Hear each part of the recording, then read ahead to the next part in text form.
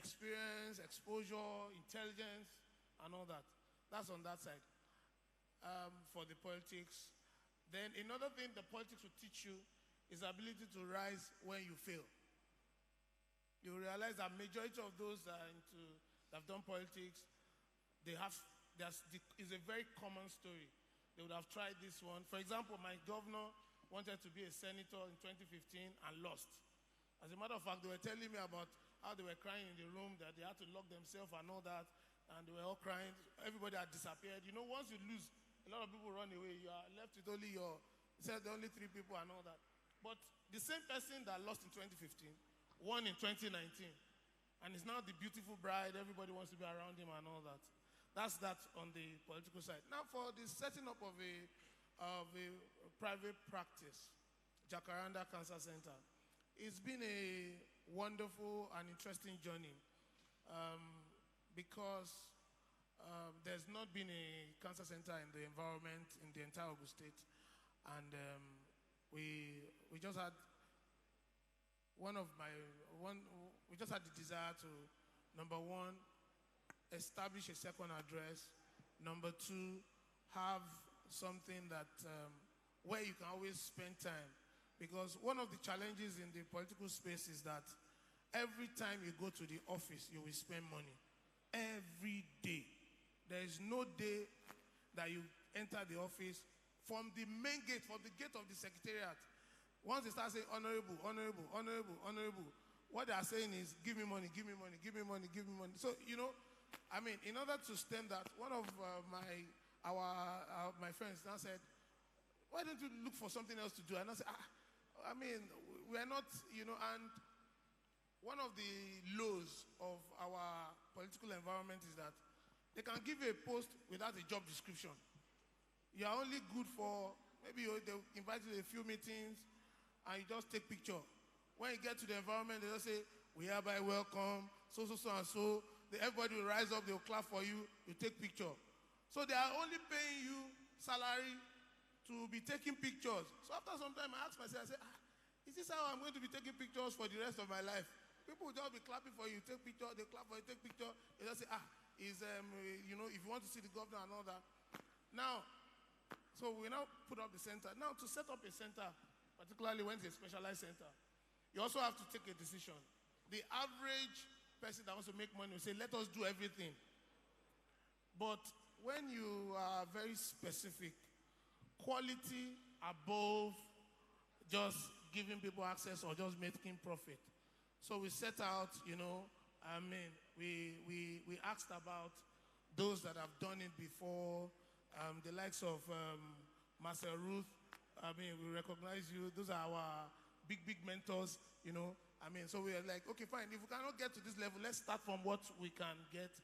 And, you know, you have to get a place. You have to get a place that matches the quality of what you want to do. Because you are going to be interacting with patients that would rather have traveled abroad or that have gone to Abuja or to Lagos and all that. And you must also be able to identify your catchment. One of the notions we have is that you are not God. You can't take care of everybody. So just choose. Do you want to minister to those that is like an NGO setting? I get a lot of calls from abroad that, why don't you convert this to NGO so that we'll be able to support you with this, support you with that? And I tell them, I said, no, it's not an NGO. It's not an NGO. If it's an NGO, that means you expect me to be like not for profit. This one is for profit. So you must have a plan, you must have a template. You must know that you are attending to a particular group of people, those that would rather not want to go far from their business, those that want to, you know, that don't want to travel. Some people want to tell them that you have to get this care, and this care has to be gotten in like 70 kilometers away. They just start weeping. So you meet those kind of people. Then also, you choose your catchment. You find a way of giving back to the society. So in order to give back to society, for example, what we do is that on Mondays, there's a Catholic hospital in Abeokuta, Sacred Heart Hospital. That hospital, we offer free service in their hospital on Mondays, every Monday, such that we can. So when we have people that are unable to afford the private oncology center, Jacaranda Cancer Center, we'll send them, either they go to FMC, Federal Medical Center, or they go to the Catholic Hospital. That's on that side. Then another thing you have to, if you want to set up a private practice, another thing you have to brace up for is there are so many regulations, there's so many things. But the first approach is to make up your mind that you are not going to go back. Because there's so many obstacles, tax, they will say you pay FIRS, after they will say the OGIRS, the state tax, after they will say that the waste management people will come, after they say you need a fire certificate, after they will say you need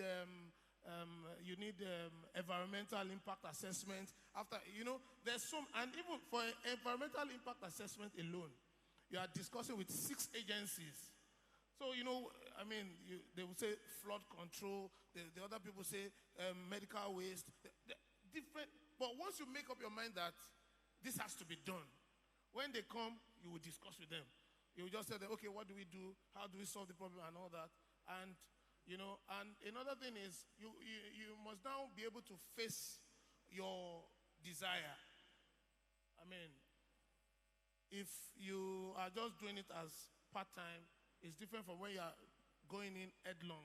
If you are doing a part-time, maybe you have a regular job, like you have a 9 to 5 in like a government facility or another facility, and you are just doing it along the line. But if you are going in headlong, I realized that in our environment, and I took a study and I found out that it was even global. Between 9 a.m. and 3:30 p.m., Monday to Friday, is when most businesses are done all over the world. That's a serious period. So if you dedicate that period alone to your business, that business is bound to grow. People will take you serious. People will live 50 kilometers. We get people come from London only to come and discuss with us how we are managing their parents. Then another thing that happens is that when you set up that kind of setting, you realize that most of your colleagues that are not probably oncologists, when they know that you are genuine and you offer them quality service, they will make reference to you. So one of the things that easily over time we've been able to achieve is that most of our colleagues, when they want to treat their father, they want to treat their mother, they will call you and say, you have to help me with this and all that. Then for expansion, one of the greatest challenges in private practice is access to finance. Access to finance. An oncology center sits on 3 legs. There's the surgery aspect, there's the chemotherapy aspect, and there's also the radiotherapy aspect. Then to make a good diagnosis, obviously you have the pathology and all that, and the imaging and all that. Now, for you to have all that in a center, you need an average of between 10 to about 15 million US dollars. So, but the fear of that amount of money limits a whole lot of our colleagues from starting at all. They're like, how do I start and all that? But one of the things we have realized is that you can face it. You can start with the clinical practice, the one you have. You can administer chemo. If you get a good facility, you can obviously you can have a surgical theater and all that. If you go beyond that, you can move to the next level. Then, as people see your trajectory, we realize that from the first year, we had a turnover of about 22 million. The second year, we had a turnover of 80 million. That's 4 times, just based on just the normal, without a radiotherapy facility. So what we do is that when we now get to the point of the radiotherapy, we either refer them to Master Route or to NSIA or to National Hospital in Abuja. So, and with that, we're able to present to any financiers that, look, we've already seen a trajectory, even in the absence of all the complements of the treatment. If you can support us, but even for you to get that support is also another challenge. There's one infrastructure bank that we approached, I think sometime last year. And when they were going to send a mail back, they sent us a list of 32 things to get, to present to them. Economic impact assessment. That economic impact assessment was about maybe like 3 million to get it sorted out. Then you have to get your audited account. That was another problem. You had to go and recruit. You had to have a structure and all that. So, so it's a very interesting journey, but the main thing is you must not be afraid and you must be able to push. Thank you. Thank you very much, Dr. Lala. Let's put our hands together. It's been a very engaging and enlightening session. And we'll soon be rounding up. I want questions for Dr. Lalade from our oncologist. Yes, the females. I want a female, young, Dr. Obi. Dr. Obi in the hall. Our female oncologist, young oncologist.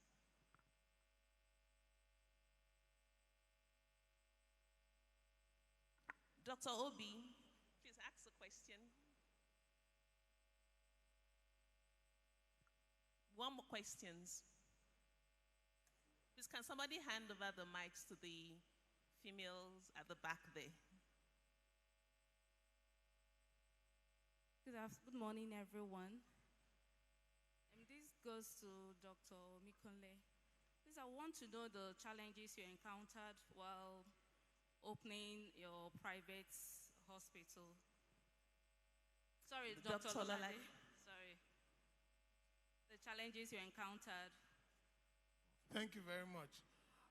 The first challenge is acceptance. When you are coming into a new environment, I mean, you must be able to be prepared to answer many questions. From the name of the facility, people start asking questions. Then they want to ask who is the funder, who is the person behind it. They want to know what have you done before. And they want you to be able to explain to them the vision behind it. So in our reception, one of the things we have done is that we have a huge image of where we see ourselves in the future, so they can actually understand the fact that this is just like a test run and we're still actually going forward. Another challenge you are going to face is finance. So what we encourage people is that if you are going to set up, you should start with bootstrapping. You must use your own money. You must get money from your relatives and friends to do the initial push. So as people don't identify with failures, people easily identify. Once you start succeeding, people will start coming into it. Another thing you must prepare for if you are starting that is that you can have disappointment. There's a finance house that charged us 2 million naira because they wanted to help us raise funds. So we paid them 1 million. After about that, okay, when they deliver, they'll get their balance of 1 million. After about a year, they've not done anything. They've collected their money. They've gone. And, we're the ones asking them, what are you doing? What of the thing you promised us? They say, well, we are still working on it. We are still working on it for a whole year. I mean, so, you must prepare. You must prepare to win some and lose some. You must prepare a situation where it's going to be like water running through a pipe. Not everything will come out on the other side. But the beautiful thing about setting up that is that it opens you up to a whole lot of forums. It opens you up to a lot of opportunities. A private practice on its own is multiple streams of income. So I get things as basic as somebody that went to the embassy, and when they got to the embassy, migration and all that, she wants to migrate to another country, and they tell her that she has to, an oncologist has to write for her that even though she has cancer, she'll be able to work independently when she gets to the country she's going. And since it's a fee, the person is paying a fee, so you get there's so many different opportunities and all that. You also have challenges, particularly when, for example, subsidy, you are running on fuel, and that can be challenging. It can be distressing sometimes. I mean, you don't want your hospital to be powered down. We have 4 sources of power. There's power holding company, there's generator, there's solar, and there's inverter. Now, one of the challenges is that it could happen that one of your sources of power is done by someone that is not competent. So our solar and our inverter went down because the person that fixed it bought something that was substandard. So we tried to fix it. The first battery went, the second battery went, the third battery went. So someone just advised that let's keep the other batteries before they go down as well. So the implication of that is that we're now left with two sources of power. So it's either power holding company or you use the generator. So the generator now, it has to do with fuel. Along the line, there was removal of fuel subsidy. Now, removal of fuel subsidy, the ripple effect is not just on the fuel. The ripple effect went as bad as it affected the drug companies. One of our drug companies, this patient was on Perjeta and Herceptin, had taken the drug 17 times. Only for the last one, the sales company said, we're sorry, we are cut off with subsidy. They added close to 200,000 naira to the fee. But fortunately, one of the good things that makes your journey effortless is if you ensure that you have integrity. Everybody that comes to your facility knows that you have to make money. Particularly if you are quality-based. If they know that what you are offering them, I mean, one of the signatures that we enjoy is that anytime any of our patients come, they easily switch their phone to video and they want to show their relatives abroad that this place looks nice and all that. So, so once you are offering people service, they themselves will tell you that, look, we know you have to mark it up. They know that if you tell them that this is the amount, you tell them that this is for us, this is, they will understand with you. And once you are able to do that, the sky is not even a limit. Thank you. Thank you okay, there's one more question, okay.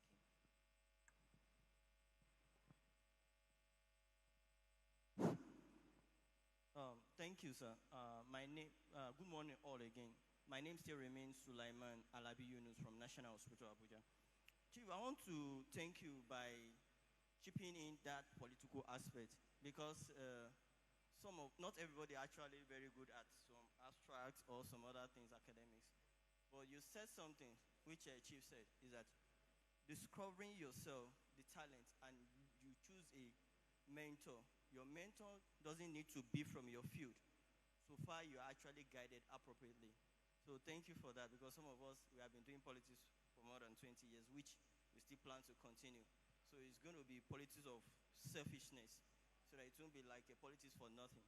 So my question is, as a clinician, like working in a government hospital, and you have your private practice, how do you balance between not being biased in most of our government hospitals are deficient of one facility or the other, and you think this patient need to get the best, and finance is not a problem. So how do you balance not being like asking patient to go to your center? Do you get it? Or telling some doctors to refer patient to your center in mind to give them some returns. How do you balance that equation? Thank you, sir. Thank you very much. One of the beautiful things about where I sit is that one of my colleagues in the hall still asked me last week when she called me and said, do you work for government? I said, I don't work for government. So, do you understand? I don't work in a government hospital. The Sacred Heart is CSR. It's part of our CSR as Jacaranda Cancer Center. That will just go there. We have a breast clinic or like a surgical oncology clinic. So I sit with the surgeon every Monday. So anyone that is unable to afford the private Jacaranda Cancer Service Center funding, it will go there and all that. So you understand? And there's something about quality. Whenever you offer quality, the product will sell itself. In medicine, there are certain things that are major magnets or major pull factors when it comes to patients. Number one, which is like one of the biggest one, is a good name. If you have a good name, most people will go where they tell them to go by somebody that has interacted with someone. So, so you have situations where even as I yesterday, I just got somebody, I think she's probably in Netherlands or something, that sent a patient to us. The patient is unable to pay. The person in Netherlands paid directly into the hospital account because they know that they're going to get quality. Now, that's one. Then, if you have infrastructure, if you have like a radiotherapy machine, if you have the latest CT scan or the latest MRI, you won't have to speak much. The doctor will explain to the patient, you can get this. They'll say, okay, you need this. They will ask them, okay, where can I get it? Say, there's Ibadan, there's Lagos, there's someone in Abeokuta. They will ask. They will be the one that will dig for you. It's just like a good car, or like maybe like Toyota, or like, nobody will tell you, go and buy Toyota. By the time you have used Honda and it has embarrassed you on the way sometime, or you have used another car and the tire has spot on the way, and you now use one that you use it 5 years, 10 years, no problem. Obviously, you will know where it is. That's that. And another thing is that, there's what we call, there are ways as professional people where you position yourself. Because another thing is that if you do not position yourself very well, if you do not volunteer, like Mommy said, you will not be seen. And if you are not seen, nobody will know you exist. So, we have a lot of good products that are badly packaged.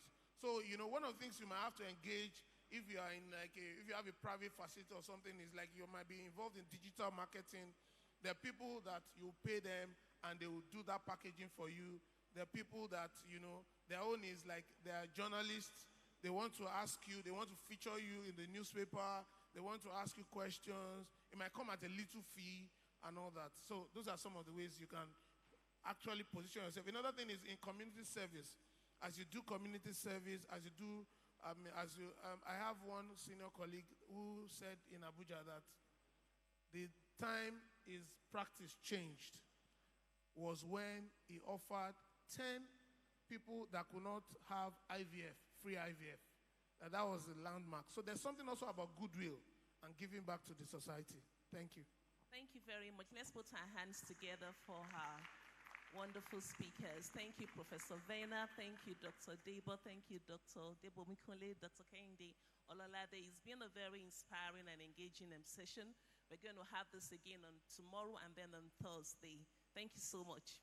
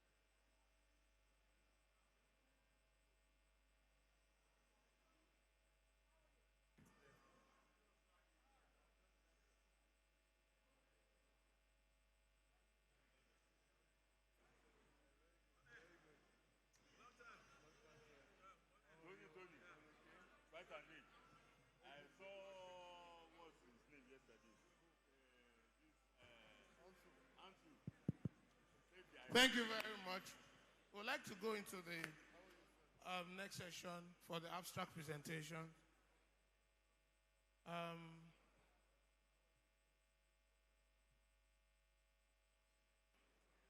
Yes, Dr. Gbinoba, sir.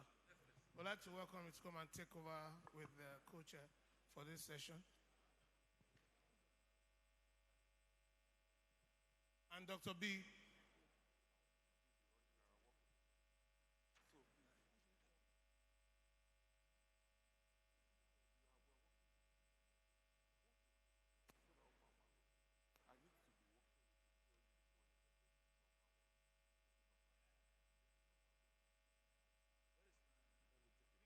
I need it.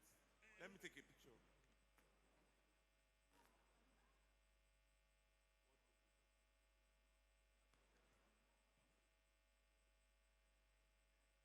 Those are involved in the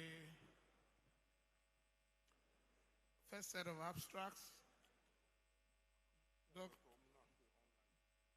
Dr. Omunakwe, I heard is online. Multimedia, please help us locate Dr. Omunakwe. Is online, is presenting the first abstract. I should be on standby. Dr. Yusuf. Dr. Yusuf from Master Ruth, are you ready? Please, you can come forward, come and sit here.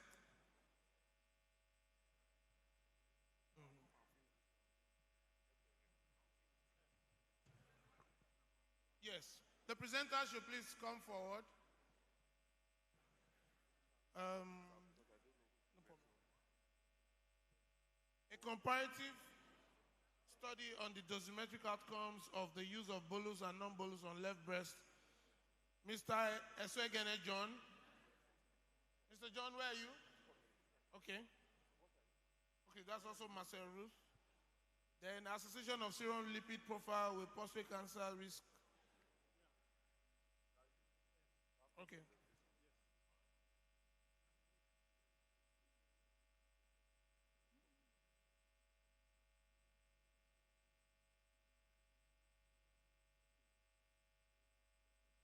Model of hospice care delivery for patients with advanced CA in a resource-limited setting. If you're here, please come forward. Come and sit here. Then multi-mobility in cancer patients in Port Harcourt. Dr. Hannah Omunakwe, online. Dr. No.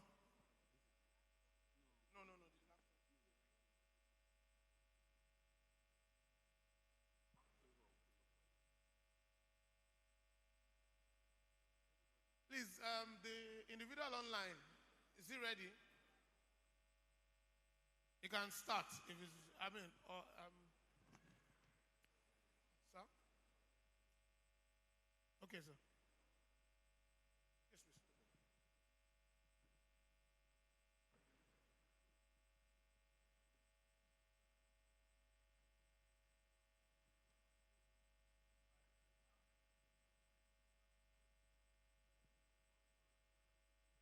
So Dr. Munakwe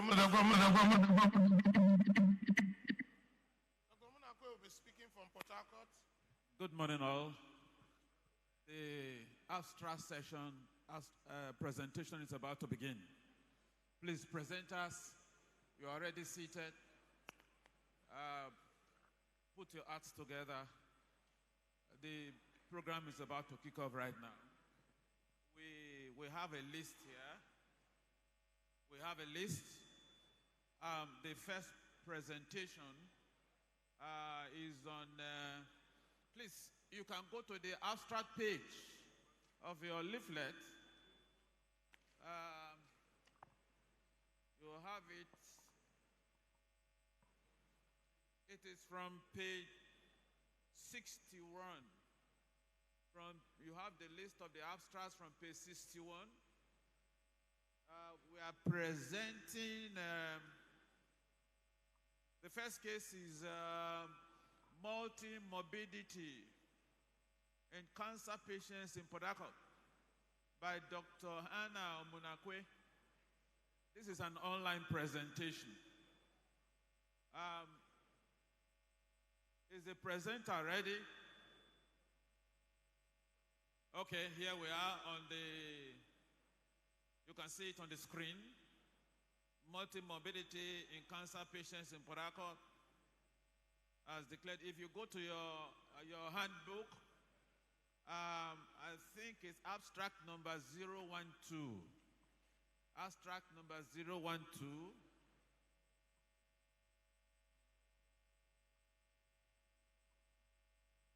Yeah, there we are. Abstract number 012. Please, how many minutes do they have for this presentation? 6 minutes. 6 minutes. 6 minutes. Please. So you are presenting in 6 minutes. We'll take 2 minutes for questions. Yes. 6 minutes presentation. Please, we need a timer. Help us time it. Or we'll time it from here. Okay, timer, please. Are we set? Can we get going? All right. Presenter, please, you can begin. Your time starts now. 6 minutes.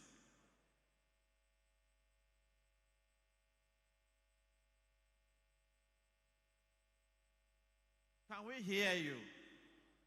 Good afternoon, everybody. I hope I'm audible and You're audible. I'm being Audible, heard from the hall.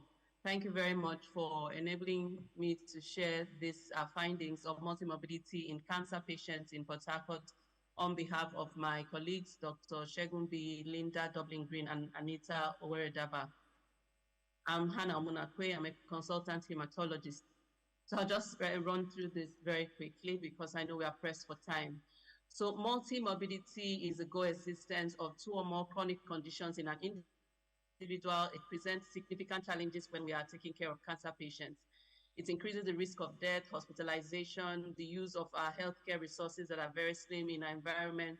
It also decreases the quality of life of such patients. It increases the rate of adverse events when we are thinking of any form of treatment or intervention. So we aimed in this study to investigate the prevalence of multimorbidity in cancer patients here in Port Harcourt and to understand the impact that this has on the treatment and to understand as well how our patients cope with multimorbidity.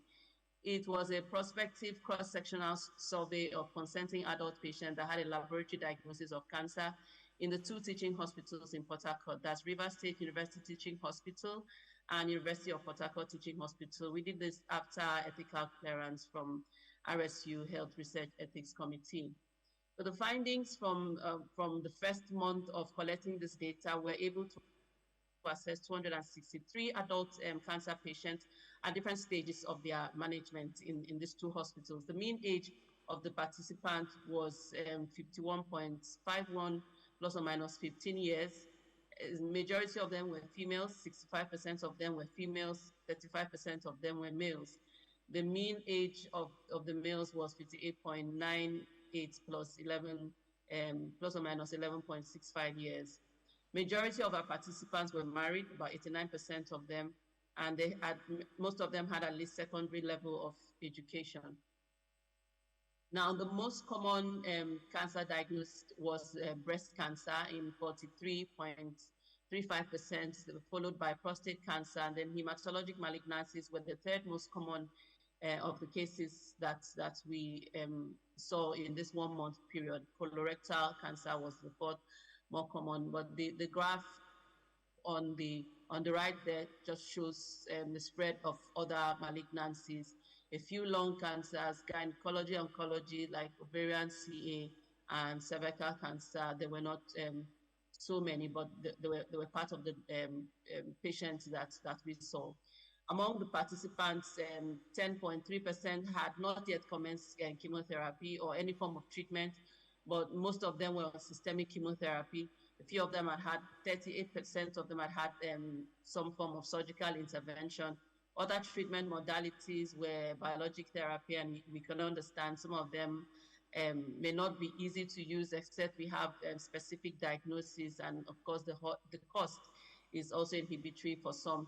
Radiotherapy was assessed, of course, outside Port Harcourt in other parts of the country, and that was available for about 11.8% of our respondents had undergone radiotherapy at the time of review. Regarding comorbidity, about 25.1 of the patients had additional chronic conditions, and just 6.3% of them had multimorbidity. That is more than 2 other chronic illnesses associated along with the cancer. Among these, 4.2 of them developed among the 263 patients that we assessed, about 11 of them, 4.2% of them, developed comorbidities during the course of the cancer treatment. Most of those comorbidities were hypertension and renal disease. The most prevalent comorbidities were hypertension. Generally, the most prevalent comorbidities were hypertension, gastritis or peptic ulcer disease, and diabetes mellitus. This, on this other side, this graph just shows that the distribution of multimorbidities, the common illnesses that patients had associated with cancer, hypertension and peptic ulcer disease, hypertension and diabetes associated together, were the most common multimorbid states that we found in our patients. Majority of the patients that we assessed in this 1 month period relied on out-of-pocket payments, and we've had a lot of discussion on how patients assess care and the difficulties around Nigeria already today. Out-of-pocket payments occurred for about 87.5% of the patients. Only 11.4% had an active health insurance that covered part of their medical services. Coping with multiple diseases was reported to be challenging for majority of the patients, 75.7 of them. About 13% stated that it was extremely difficult, issues with transportation, cost of care, and things like that. 6.5% reported finding it relatively easy to cope with multiple illnesses. And this was mainly because they had family support for their care. Please round up. So we'd like to conclude this initial findings of this study by saying that our study highlighted the significant burden of comorbidity and multimorbidity among cancer patients in Port Harcourt. Hypertension, gastritis, diabetes mellitus were the most prevalent comorbidities. And I can imagine we have different types of experience with our colleagues in other specialties that are not oncology when we have our oncology patients have other comorbid states. Hypertension associated with PUD and diabetes were the most frequent multimorbid states. Your time is over. Your time is over. Questions, please. 2 questions. Questions from the floor. Yes. Question number 1, question number 2. Yes, please, your question. So we have 2 questions, Dr. Folashire, your question, please. And okay, we can take 3. So let's take just one. 3. Okay. That's all. Okay. Yes.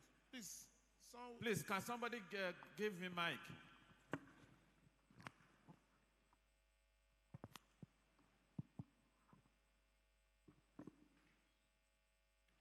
These Astra sessions, assessing them will be based on sticking to the regulations stipulated. And then, is it really, is it a complete presentation? The aims, have they been exhausted? Is it concise presentation? Is it clear?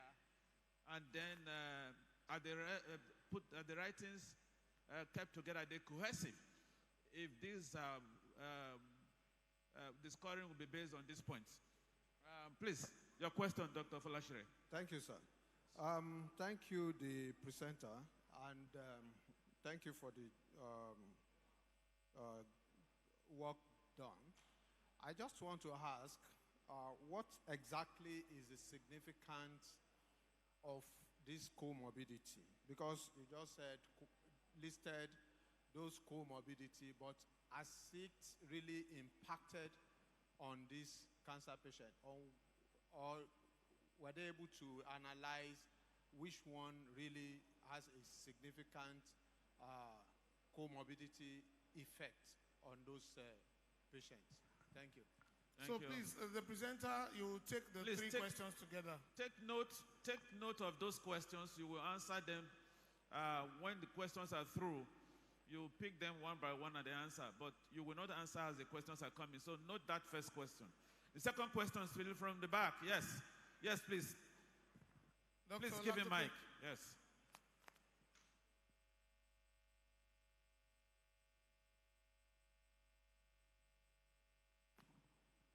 Thank you very much. My question to the presenter is more or less trying to clarify certain things. The use of terminology. Yeah. These comorbidities, are they diagnosed before the start of treatment of this patient with chemotherapy, or they were induced by the chemotherapeutic agents? If they were induced by the chemotherapeutic agent, what are the supportive care given to this patient before treatment to reduce these comorbidities? Okay. In other words, were they therapy induced or they were pre-existing before therapy commenced? And The last question. is all right. Number 3, please. Yes. Thank you very much for the presentation. From the topic, from the title of the presentation is multi-morbidity in cancer patients. So like the team is discussing about multi-morbidity. But I want to say that the team was not like, the main point were not stick to very well. What I understood is that 6% of the patients had multi-morbidity, but if the presenter can be able to highlight what is the distribution of those with multi-morbidity in terms of their age distribution, gender distribution, also the cancer types that had this multi-morbidity. Beautiful question. And yes. The last thing is, how did this multi-morbidity affect their treatment in relation to those who had single morbidity or no morbidity at all? I think that's where you drive home the main message. Thank you very much. Thank you. Thank you. So, presenter, please. Your time to answer these questions. Quickly. Much for the responses. So I will start with the first one, the impact of the comorbidity. So I'll just start off by saying this was primarily a survey of patients, asking them their diagnosis and what treatment they have undergone, and if they had any illness before the cancer, any other illness before the cancer diagnosis, or if it occurred after the cancer diagnosis. Now, so the impact of the comorbidities, this would have had to be assessed by the primary managing surgeon or physician, as the case may be. So we used research scientists to collect this data. So we're not actively assessing how diabetes, for example, affects your decision, for example, to expose to radiotherapy or to reduce or increase the dose of chemotherapy, as the case may be. But what we saw from most of the patients, like for me, my own patients that are hemato-oncology patients, those that have diabetes and renal CKD, for example, it's always a problem managing them, because you have to, for most of our hemato-oncology, especially lymphoid malignancies, we administer steroids for part of their chemotherapy. So it's usually a problem giving appropriate doses of steroids when patients have difficulties with glycemic control. So PUD, gastritis, peptic ulcer disease, is also another comorbidity that we see can easily lead to anemia, because if it's not identified and treated properly while patients are undergoing chemotherapy, we have seen from experience that patients with PUD can have gentle bleeds from the GI tract over time, and they are anemic, and it's difficult to optimize the patient sometimes to give appropriate doses of chemotherapy as you should, because you are having problems with anemia, we are losing time with transfusion and things like that. So in our view, while we're still collecting data for this study, and those are more things that we're going to do.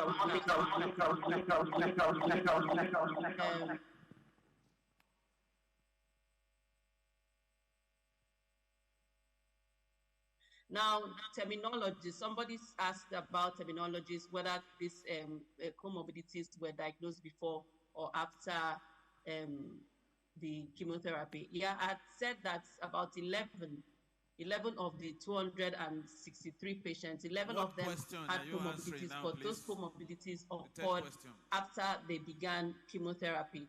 Majority of those comorbidities were renal problems and hypertension. Renal problems and hypertension, those were the comorbidities that we identified just in 11 people. Hypertension and renal problems and diabetes. Diabetes was more common in hematology oncology patients because very likely the use of steroids, the iatrogenic effect of steroids causing poor glycemic control for many patients. So the last question was asking whether we've actually assessed the impact of comorbidities. We are just collecting this data to find out whether there are patients that have comorbidities or multimorbidities. Now, one thing that is coming out, like I said, we are still collecting the data. One thing that is coming out is that patients that have this multimorbidity have been on treatment for longer. So they have been on follow-up for longer. So it appears that they have been on treatment. You are doing very well in the treatment you are providing for cancer patients, and they are living longer, and they are getting to that age where they begin to have these chronic illnesses like diabetes and hypertension. Your response time to this question, you were given 2 minutes. This is what we are finding in the preliminary data that we have gathered. Thank you very much. Thank you very much. Well, the comment I have on that is, well, your study aim, you talked about prevalence. Well, in a way, you have addressed some of the prevalence, but the impact on its treatment and coping mechanisms were poorly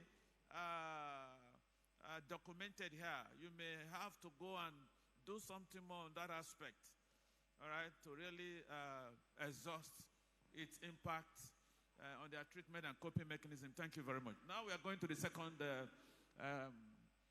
my colleague here will handle the second one. Thank you very much. The second abstract presentation is a comparative study of the dosimetric outcomes of the use of bolus and non-bolus on left breast post-mastectomy in radiotherapy, LBPMRT, at the Maser Root Cancer Center and Specialist Hospital, the experience. Mr. John Esoegene Awariado will be presenting. On the manual, please, what number is that? Kindly, that's so that page people can check. 69, abstract 008. Abstract 008, please. You have 6 minutes to make your delivery. Yes. Is the mic there?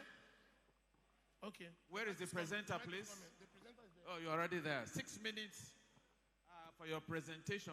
And please keep to time. And 2 minutes for your response time to your questions. Thank you very much. You can begin now. Thank you very much, sir. Please, my slide. I'm Esoegene John Awariado, a medical physicist at Maser Root Cancer Center. I'm here to present a comparative study of the dosimetry outcomes of the use of bolus and non-bolus on left breast post-mastectomy radiotherapy. This is our experience. Next slide. Now, the bolus is a material, a tissue equivalent material that's placed on patients during treatment, especially for those that have undergone mastectomy to their chest wall. So it is act as a compensator and helps to bring the dose to the skin, especially when we want to treat the surface of the skin. Now, this work was aimed to actually investigate the dosimetry outcomes, the quality of the plans that are being done, comparing the ones done with bolus and the one that was done without bolus. Next slide. Now, the materials are mentored. We used 20 patients were selected for this study.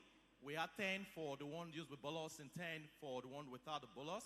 This patient, they actually underwent the treatment all through in this manner. And then for the dose prescription for this site was 50 gray in 25 fractions. And then also we looked at the maximum dose to the skin. We looked at the mean dose to the heart. We also looked at the volume of doses receiving 5 gray, 10 gray, 20 gray, and 40 gray of the skin. And then the student t-test was used for the statistical analysis. Next slide, please. Okay, these are results. Sorry, it's like slide is not too obvious from what we're saying, but from the results, we have a mean age for the mean age of patient that was treated. We also have from conformity index, the homogeneity index, which has to do with the uniformity of those around the treatment volume. Then we have the skin dose and etc. From our result discussion, next slide. From results, we discovered that there was no statistical difference between all of these parameters with comparing the one year's bolus years and without the bolus. And from what we see, even the dose to the organometrics, we consider that of the heart because it's a very critical organ in that region. And then but there was no difference. We're looking at the statistical qualities of the plan. And that helps us to conclude, next slide, that even when we treat with bolus or without bolus, looking at the dosimetry quantity, there was no difference. But although this difference might be observed if bolus of different size, because we have different materials made of bolus, we have silicone on the brows, and also we have different thickness, 0.5 centimeters, 1 centimeter. For this our study, we use the one of 0.5 for our own study. But then, like what we have here in our result, this is a deviation where the data were collected, and we can see comparison between the two, the one of bolus, the right-hand side, and the one without bolus, the left-hand side. You can see from the curve that they are all the same. So we actually came to conclusion that either we use bolus or without bolus, considering the dosimetry quality of the plan, there are no statistical difference. But the clinical outcomes of this plan will actually be investigated for further studies. Thank you. Thank you very much for keeping to time. Questions, please. Questions from the house or online? Are there questions for the speaker? I wanted to find out when you say that there are various thicknesses of the bolus. I thought maybe you were going to speak to that, particularly highlighting the fact that, because you mentioned that there are differences when you use different sizes of the bolus. So can you give him the mic? Let him respond to that. Okay, like I actually said, the different sizes, we have the one of 0.5 centimeters, we have the one of 1 centimeter, and even there are some that is of 0.1 centimeters. Now, the idea of the size has to do with the thickness, and this thickness and the use has to do with the thickness of the chest wall that has been treated. So, the thinner the chest wall, the thicker the bolus you want to use. And so, but in our own center, we have the one of 0.5 centimeters. But that of 1 centimeter is used other areas, other centers. But ours is 0.5, and the use of it has to do with how thick the chest wall is, how thin it is, and how thick it is, and also the availability of chest materials in your center. Thank you very much. That means... Thank you. Yes, please. Conclusion. I've seen 2 hands. Sorry, sir. 1, 2, 3, 4, 5. Yes. So please, do you have a pen with you? We'll take all the questions. Sirs, we'll take all the questions. Then we'll. Yes. Thank you very much for your presentation. Well done. I just wanted to ask. I know you are yet to collect a lot of the clinical effects, but do you have an idea of the skin effects that you experienced so far? Thank you.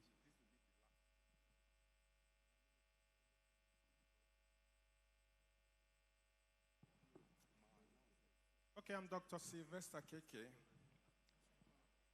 Let me start by appreciating you for your presentation.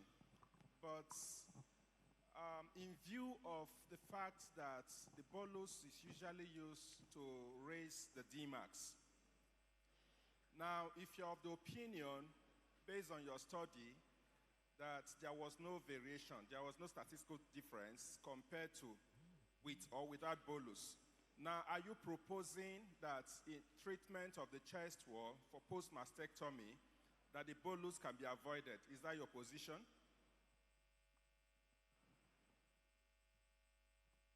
Let's take the third question. So please, let's signify again. Yes, the question.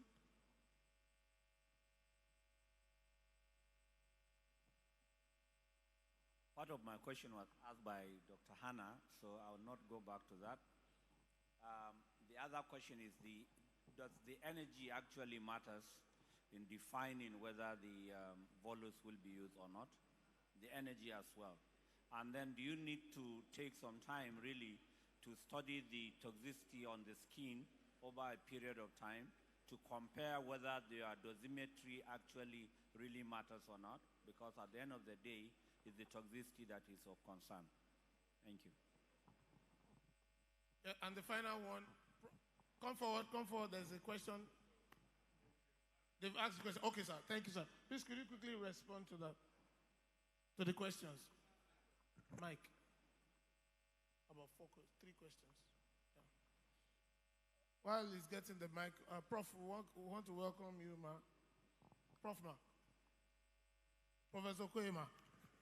We rise to welcome you, ma. Please, let's give her a round of applause. She's one of those that over the last 2 to 3 decades. And, welcome, ma. Ma, how was the inaugural lecture, ma?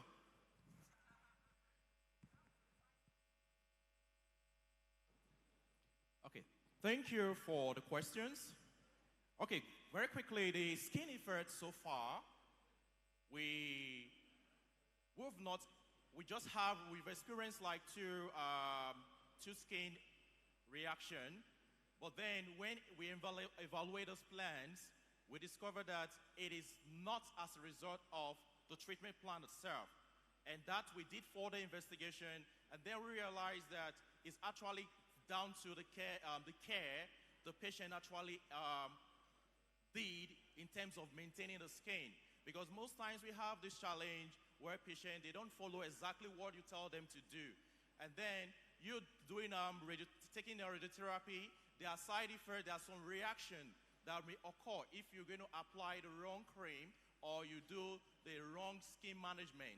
And that will lead to further reaction on the skin. So, but thus far, we have experienced some adverse reaction. But then, this actually moved us more to want to know all other cases, what are actually, the effect, because some of them, we want to be sure that, okay, yes, this method of treatment is very conducive for our people in this part of the world.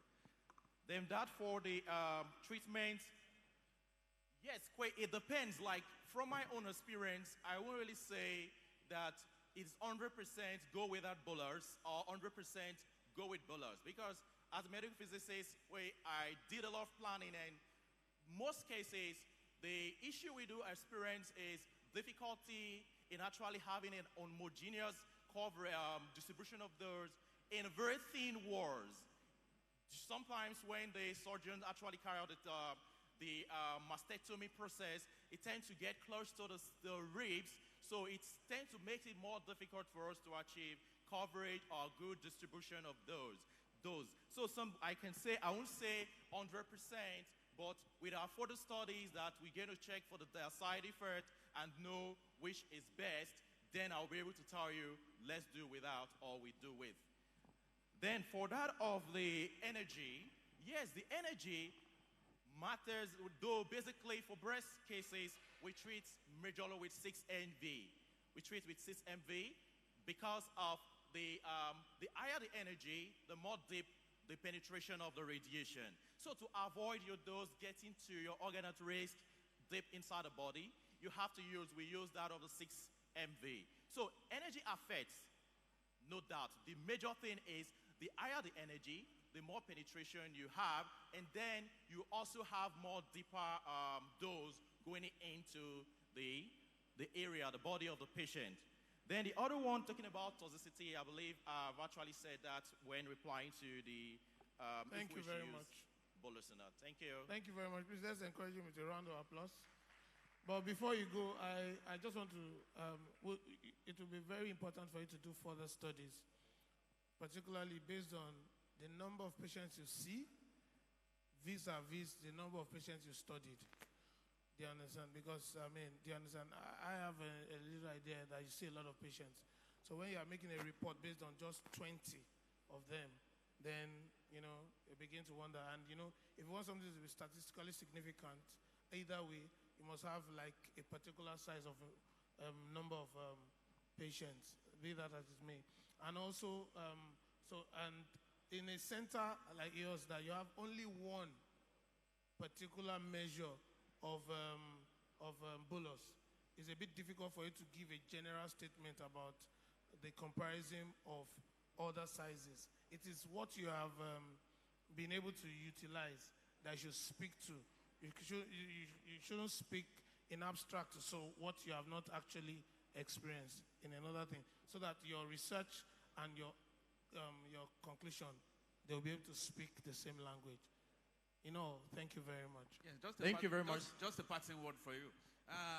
In your consideration of your patients, in the selection of your patients, was the aim purely a comparison of dosimetric values, or the clinical component influence those that had your bolus and non-bolus, like skin involvement, chest skin involvement? Was that a part? Was that a part of what necessitated your decisions in choosing bolus for some and non-bolus for the other? Yeah, for that, that was actually one of the reasons I wanted to investigate to see if we should take for this bolus or we should not use the bolus. Like I said, further investigation is going to be carried out to actually ascertain the result at the end of it all. Thank you.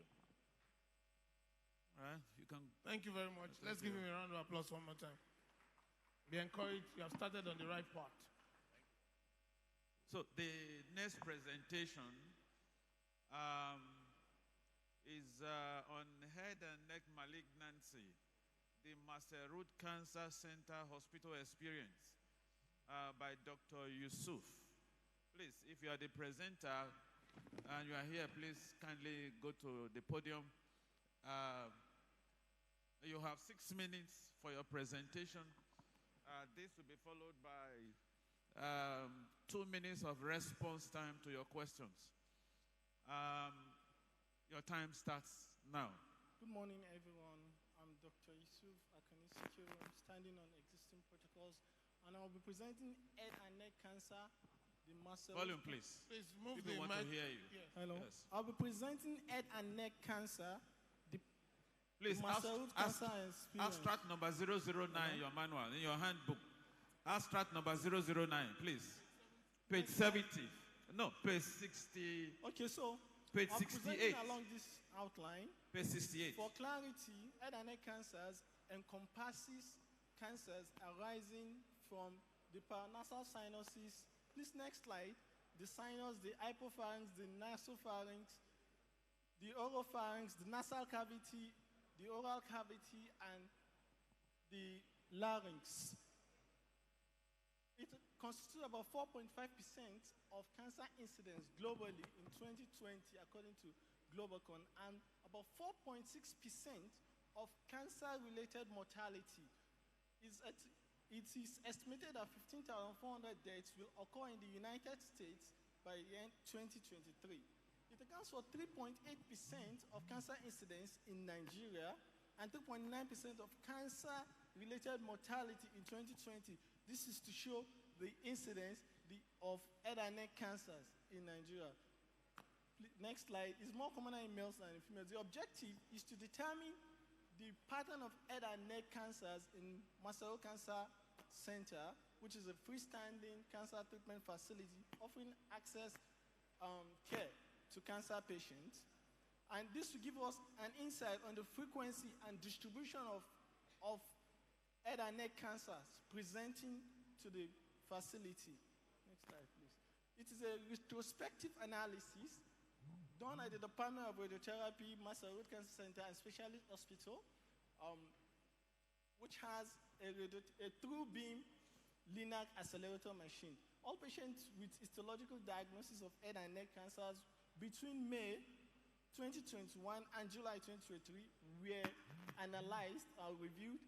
Data was collected at the department using the electronic medical record and the ARIA package by 3 trained medical record clerks, a physicist, a radiotherapist, and a radiation oncologist. And to ensure reliability of data, data was cross-examined by a senior radiation oncologist.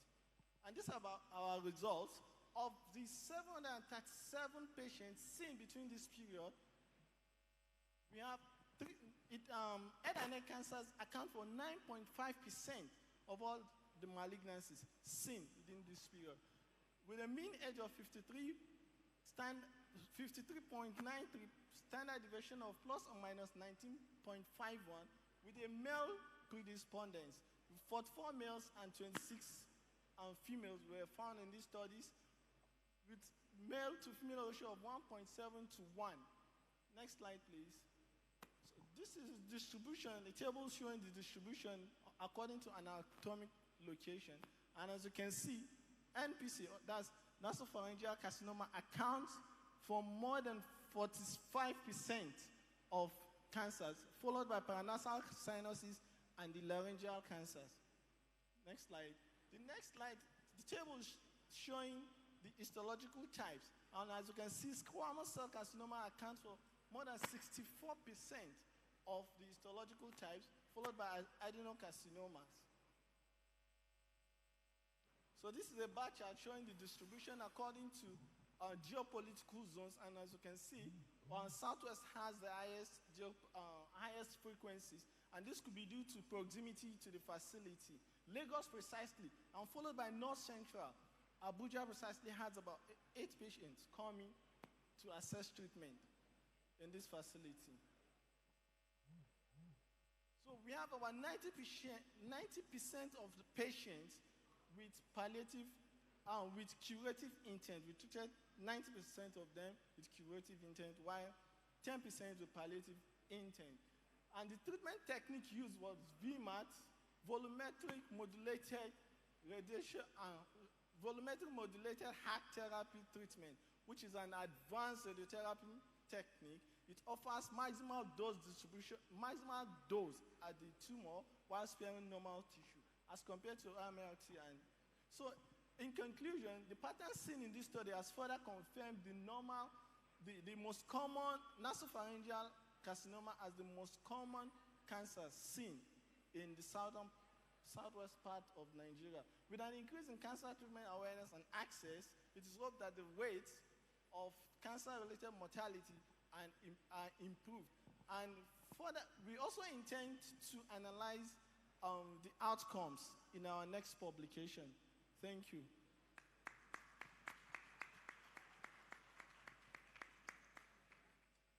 Questions, please. Questions, please. And I see the hands up. Questions for this presenter? Oh, no question? Or is that? But okay, if there's no question, that makes things easier for you. But hold on, please. I have some few. Your aim was to determine the pattern of head and neck cancers. When you say pattern, what do you mean? You just talked about pattern. Head and neck is one big box with so many subunits in there. And you're just telling us about nasopharynx alone. Where are the others? And when you talk about pattern, what of the tumor stage of presentation? We were silent on all those.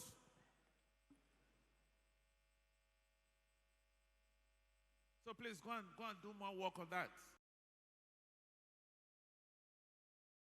But I must commend your. There's something about the way you presented. It was seamless. It's obvious that you were part of those that actually did the treatment. So so there's always that difference between somebody that is just gathering data and somebody that actually, be encouraged, and we look forward to seeing you subsequently with further details, looking into the staging, probably the grade, and probably the outcomes, like you said, and follow-up as well. You will also be telling us then about the follow-up pattern. Thank you very much. Okay, well done. Yes, sir. Thank you. Yeah, That's the part of our next. That's what I said we intend to analyze. Okay, all right. That's a good outcome. try. Thank you very much. Thank you. All Thank right. you. I'd like to welcome the third presenter, physical, that's going to be talking about. Where's Dr. Yusuf? Okay, are you coming back again to tell us about the association of serum lipid profile with prostate cancer risk and aggressiveness in Nigerian men? Thank you. Abstract 001 in our abstract list. Please let's pull up his slides.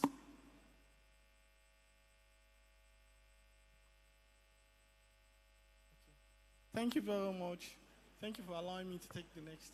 So I'll be presenting association of serum lipid profile with prostate cancer risk and aggressiveness in Nigerian men. I'm standing in for Dr. Kende Adeyinka, who is unavoidably absent.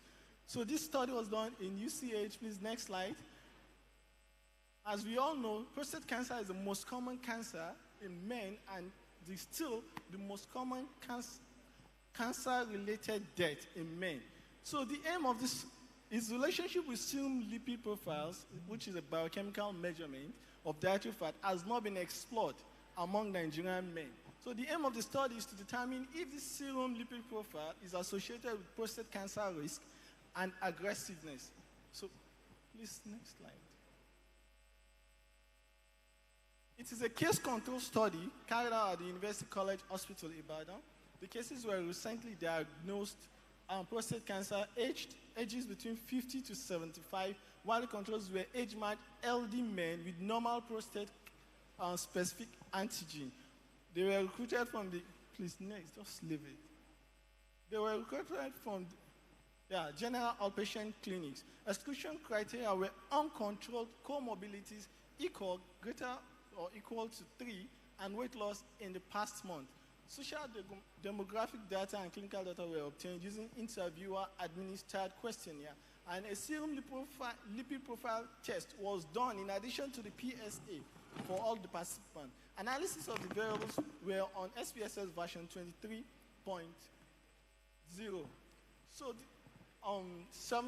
as I've said, this is a table presenting the results. Mean age of the cases was 65.0, standard deviation plus or minus 5.9 years for the cases, and 63.0, the mean age of 63.0, standard deviation plus or minus 6.5 years for the controls. And of all the social demographic data, we only found out that the highest level of education was statistically significant, showing less than 0.001. Next slide, please. So this is a bar chart and a pie chart showing that about 39.2% of the cases had high-grade prostate cancer, Gleason score greater or equal to 8, and 35.2% of them had stage 4 disease, as indicated in these figures. We also found out that the mean level of total cholesterol and high-density lipoprotein cholesterol were significantly higher in the cases, as you can see. Total cholesterol is less than 0.001. And then the high-density lipoprotein is also less than 0.001, which is statistically significant. Next slide. So we also found that as this disease stage advanced, the mean triglyceride increased, while the high-density lipoprotein cholesterol decreased, but they were not significant. Please, next. So with worsening prostate cancer grade, the mean total cholesterol significantly increased, as you can see in the table, while the mean high-density lipoprotein also significantly decreased in the table. So in conclusion, elevated total cholesterol and high-density lipoprotein cholesterol were associated with increased prostate cancer risk, while elevated total cholesterol was associated with high-grade prostate cancer, while a high level of high-density lipoprotein cholesterol was associated with low-grade disease. Thank you. Thank you very much. Maybe I'll first of all ask you, are you the one to ask the questions? Or should we, because can you also represent him by answering the questions? Yes. Thank you very much. I'm not even perturbed because I can see other names among those that wrote the article. The boss is here. Is it Professor Ntekim now? Professor Adeni Bekun is also on the list. So I know that we are covered. Any question that is beyond the presenter, it becomes the mentor's property. Yes. How many questions do we have? 1, 2, 3. Yes. 4. Any other question? Okay. Yes. Please, please, sirs, the mentors, please also take note of the questions. Yes, please. Good morning, everyone. My name is Dr. Okoye, and thank you so much for your presentation. So I just wanted to ask, because from everything you said, we've seen that there is some form of association between high total cholesterol and prostate cancer. So I was just wondering if there could be a role of early use of statins for patients with high cholesterol, or patients that have been diagnosed with prostate cancer with high cholesterol. So I was just, thinking if there is any role of use of statins in these patients. Yes. Thank you very much. Next question, please.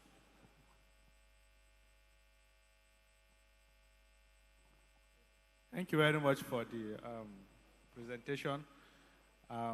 I would just like to ask a question. In the methodology, it was said that there's the experimental group and the control group, a case control study. If I understand, the control were men of similar age, but without prostate cancer. So was it just the age you control for, but did you control for other factors like obesity and other comorbidities that may have increased the level of that's the cholesterol and the rest? Thank you very much. And in your analysis, were you able to ensure that you rule out effect of covariates, that's the covariates that may obscure or potentiate these results? Because then the other thing I wanted to ask, in the conclusion, it was said that, I didn't get it clearly, but something was associated with low-grade disease. So I think the whole thing is about between prostate cancer and control. So how did you arrive at low-grade disease? Yes, thank you. The next question. The next question, go to the back.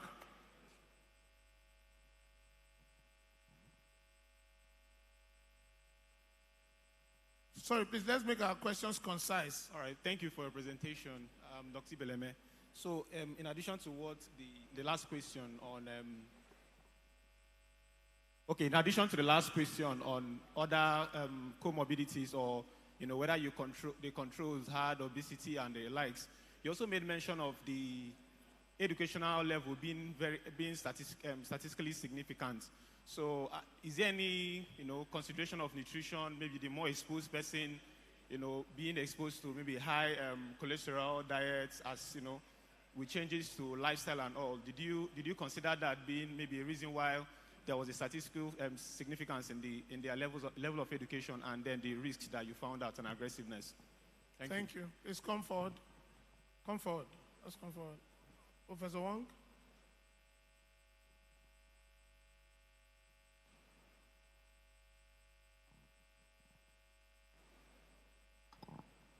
Thank you for your presentation. My question relates to what is meant by prostate cancer risk. To expand on that, if you're referring to the risk of developing cancer, the patients that you have cancer and measure their cholesterol level as at the time of diagnosis. So it is presence of cancer diagnosis and the cholesterol level, but I wonder about the inference that because of those cholesterol levels, they develop prostate cancer when you use the word risk. So is the word risk implying that those cholesterol levels cause or predispose them to prostate cancer, or were you meaning something else? Thank you very much. Thank you. Then Dr. Folashiri, just next.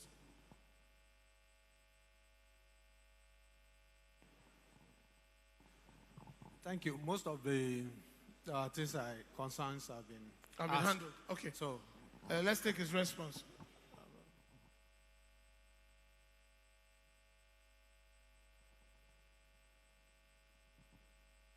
Thank you very much. I'm really grateful. I do appreciate your contributions.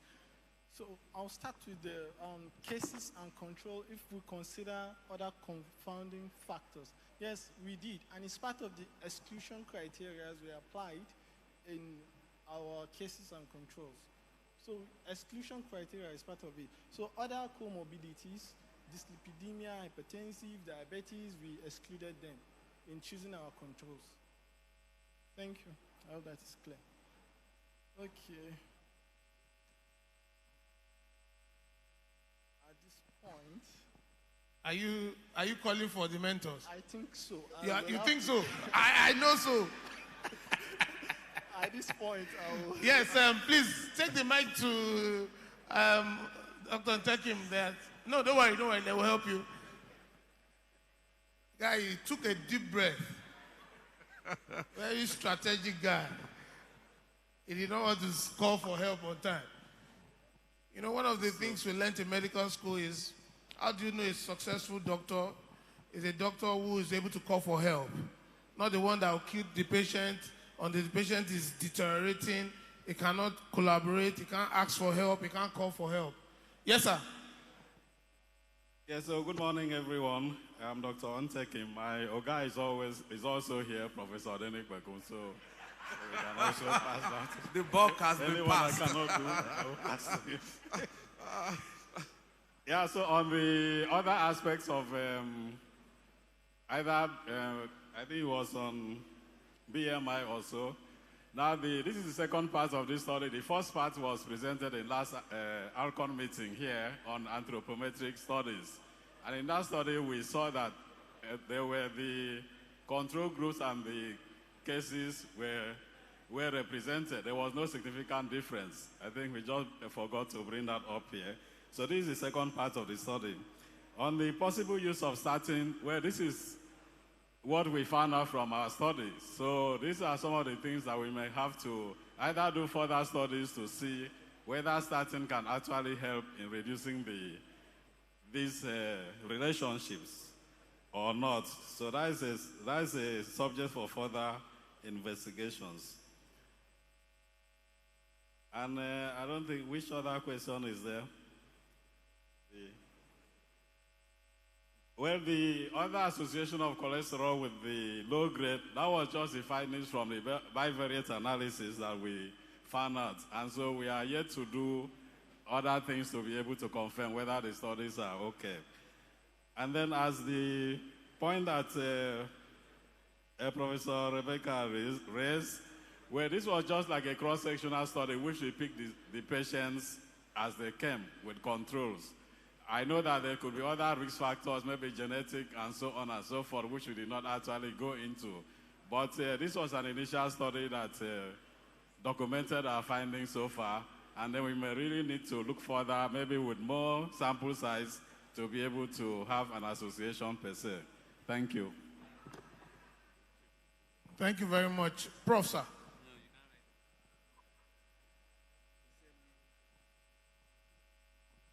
Well, thank you very much.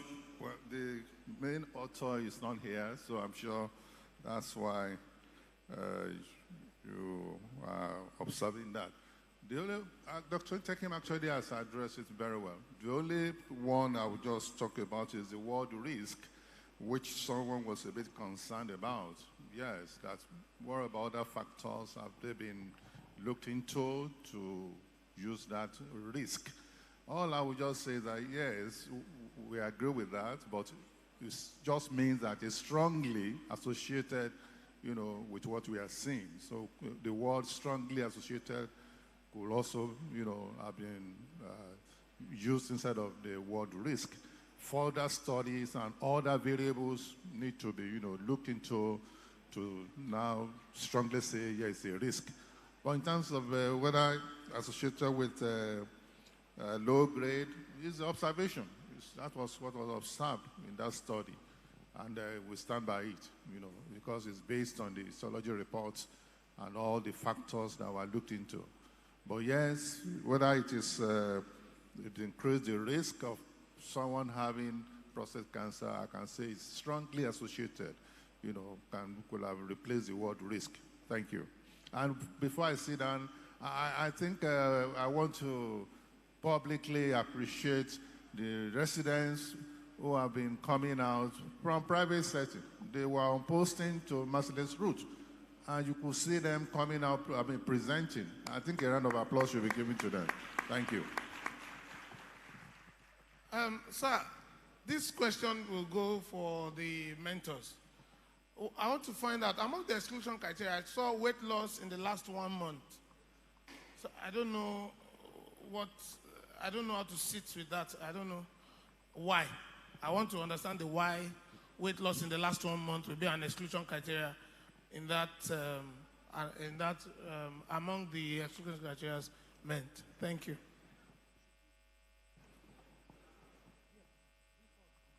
Sorry, that just shows that the weight loss is rapid.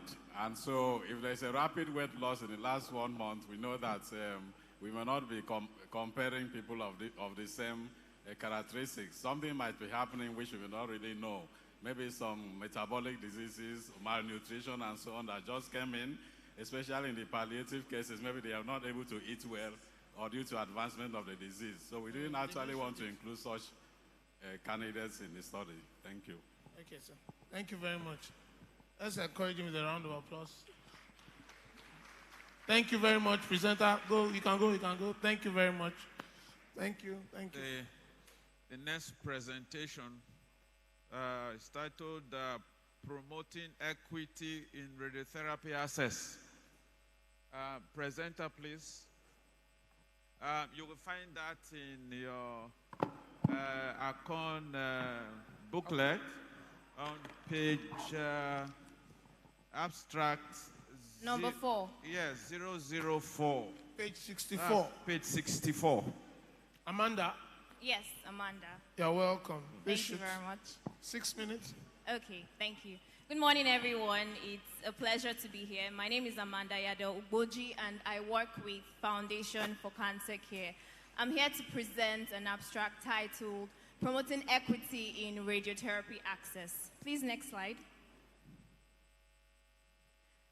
Okay, so briefly before I go into the presentation itself, I would like to give a little background about the Foundation for Cancer Care, because many of us here, we don't know about the Foundation for Cancer Care. The Foundation is a non-profit organization that commenced operations in about 2021, and our focus is basically on cancer awareness and education, screening, and treatment funding as well. And within the space of 2021 till date, we have been able to reach about 5,000 plus people through education and awareness efforts. We have funded 13 radiotherapy treatments, and we also cater for a cancer survivor group as well. Next slide, please. So I'll go straight now into the presentation itself. Okay, so before I go into it, you know, the theme of this conference today, as we all know, is equity in oncology. And I would like to emphasize the fact that this presentation is on the collaborative efforts between Foundation for Cancer Care, NSIA Luth, and Lakeshore Cancer Center. So briefly, you know, cancer is a global public health problem with about 70% of mortality occurring in low-middle income countries. And in Nigeria, one of the challenges of cancer care is the expensive costs, and which is usually out-of-pocket payments for the patient. And this issue and this challenge usually has a significant impact on the kind of care many of these patients get. Next slide, please. So the study objective basically is to look at the cancer prevention and control via a collaborative effort. And we are focusing on providing financial support to cancer patients who are in need of, radiotherapy treatment. Next slide. Okay, so I'll briefly talk about our methods. So as I mentioned earlier, this is, sort of a report on one of our focus areas at the Foundation for Cancer Care. So the methods in which we have, we get our patients to be funded. First of all, we have the patient referral system from either healthcare facilities such as NSI, Luther, I mentioned earlier, Lakeshore Cancer Center, and other NGOs such as Cancer Aware. Then the next thing we do, we have an eligibility criteria that the patient has to meet. We have a patient selection committee that sits on applications from these referred facilities. So patients who are approved by the committee move on to the next stage, which is to receive treatment from the facility where they will be getting their radiotherapy from. I would like to emphasize that treatment is not funded into the account of the patient. It's funded directly to the facility for radiotherapy. Next slide. Okay, so I'll briefly talk about the results of our program. So a total of 10 patients have been funded between 2020 and June 2023. And out of these 10 patients, we have lost only 2 out of them. So briefly, I would like to show us a breakdown of, next slide if you may. Thank you. So I would like to show us a breakdown of the results. So we have been able to, reach out to male and female patients alike with the lowest age, about 26, and we've reached out to an older patient who is about 75. And, we have various radiotherapy intents from curative, majorly curative, and we have also funded palliative treatment with cancer sites from breast cancers to throat cancers and mandibular cancer as well. And the stages have ranged from stage 1 to stage 4. Next slide. So in conclusion, basically, at the Foundation for Cancer Care, we know, and from this study, we can see that collaboration plays a vital role in the field of oncology. And the Foundation for Cancer Care, we're very open to collaborate with other facilities to promote equity in radiotherapy access. Thank you very much. Thank you so much. Thank you, Foundation for Cancer Care. Questions, please, for this presenter. Question, please. Yes. Number 1. Yes, please. Number 2 behind. Is there a third? Yes, number 3 behind number 1. That's number 3. Number 3 behind number 1. Yeah, please. Thank you for the presentation. Lovely work. I'm just curious how many patients applied as a denominator resulting in the 10 being funded? And what criteria did you use to select them? Thank you very much. A very nice presentation. And it's nice to know that collaboration and cooperation is working.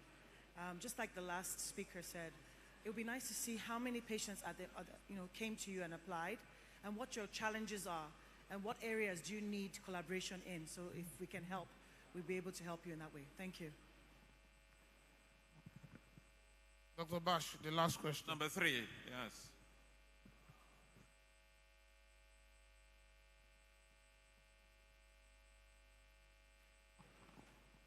Thank you so much. Good presentation. I love your eloquence, by the way. So my question is in line with Dr. Mashaya's question. What were your challenges really in coming up with the radiotherapy access, collaborating and everything, and what future challenges do you see? You may respond. You have 2 minutes, please.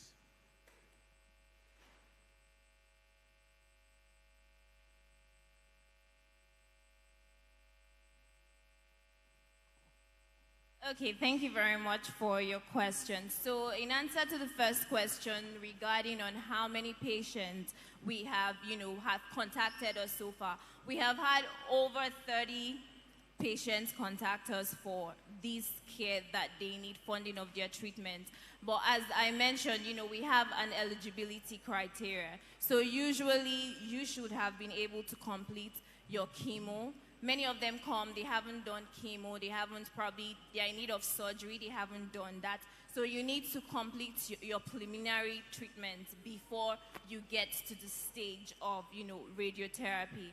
And apart from that, another criteria we have is, the type of radiotherapy needed. Usually we fund majorly curative. So it depends on, I mentioned we have about 30, but it depends on the flow of,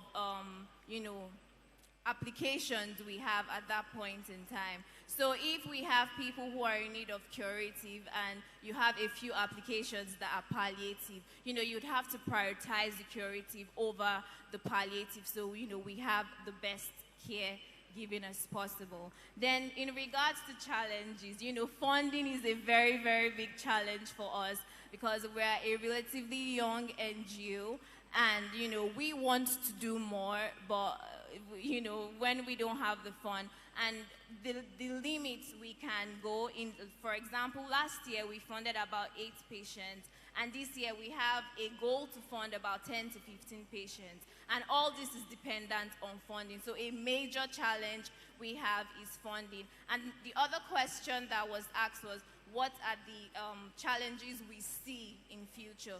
A challenge we see is, the reason we are here today is to create awareness on what we do because many health facilities and NGOs do not know they could refer patients to us to get the care that they need funded. So it's a challenge that has been ongoing and we are here to create this awareness that you could refer patients to us, you could partner with us, you could fund our program objectives, to promote this equity that we're trying to promote. Thank you very much. Thank you very much. Let's please give her a round of applause. You can be assured that sequel to this presentation, you are going to experience an avalanche of, you understand, and we want to commend you, but I have a question. When you say that the individual should have completed surgery and chemo, now,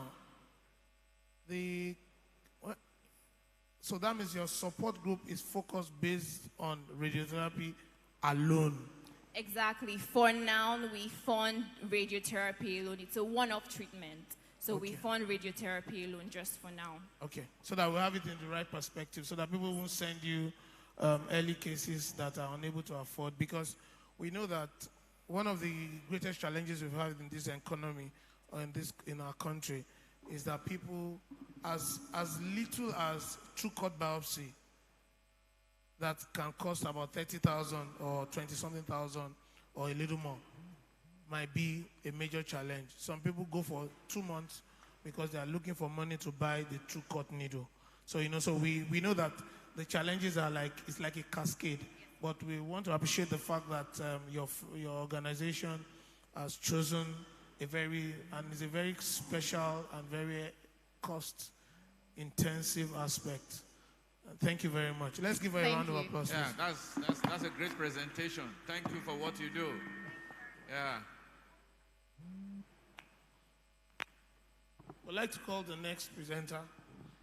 The next presenter is going to be speaking on the model of hospice care delivery for patients with advanced cancer in a resource-limited setting. Dr. Okoye. Yes, sir. Dr. Okoye, you have 6 minutes to do justice to this topic. All right, sir. Thank you. Okay. Good morning, everyone. My name is Dr. Okoye, and I'm from Lakeshore Cancer Center. So I want to thank everyone for being here today. And I'll be talking about model of hospice care service delivery for patients with advanced cancer patients with advanced cancer in a resource-limited setting. So before we go into anything, it would be best to just define some terms. So first, what is palliative care? So palliative care is it's a form of interdisciplinary care that we give patients with chronic illness and medical condition. Then hospice care is it's end of life care. In summary, it's end of life care. Now palliative care is, again, it's a form of care that we can actually start right from the beginning of diagnosis of any chronic medical condition. And like I said before, hospice care is just for end of life. So I put a diagram up there that actually just states that hospice care is like a branch of palliative care. Then the study that we actually did, the study was to show the number of patients that has been managed by Lakeshore Cancer Center, and also to show the characteristics of.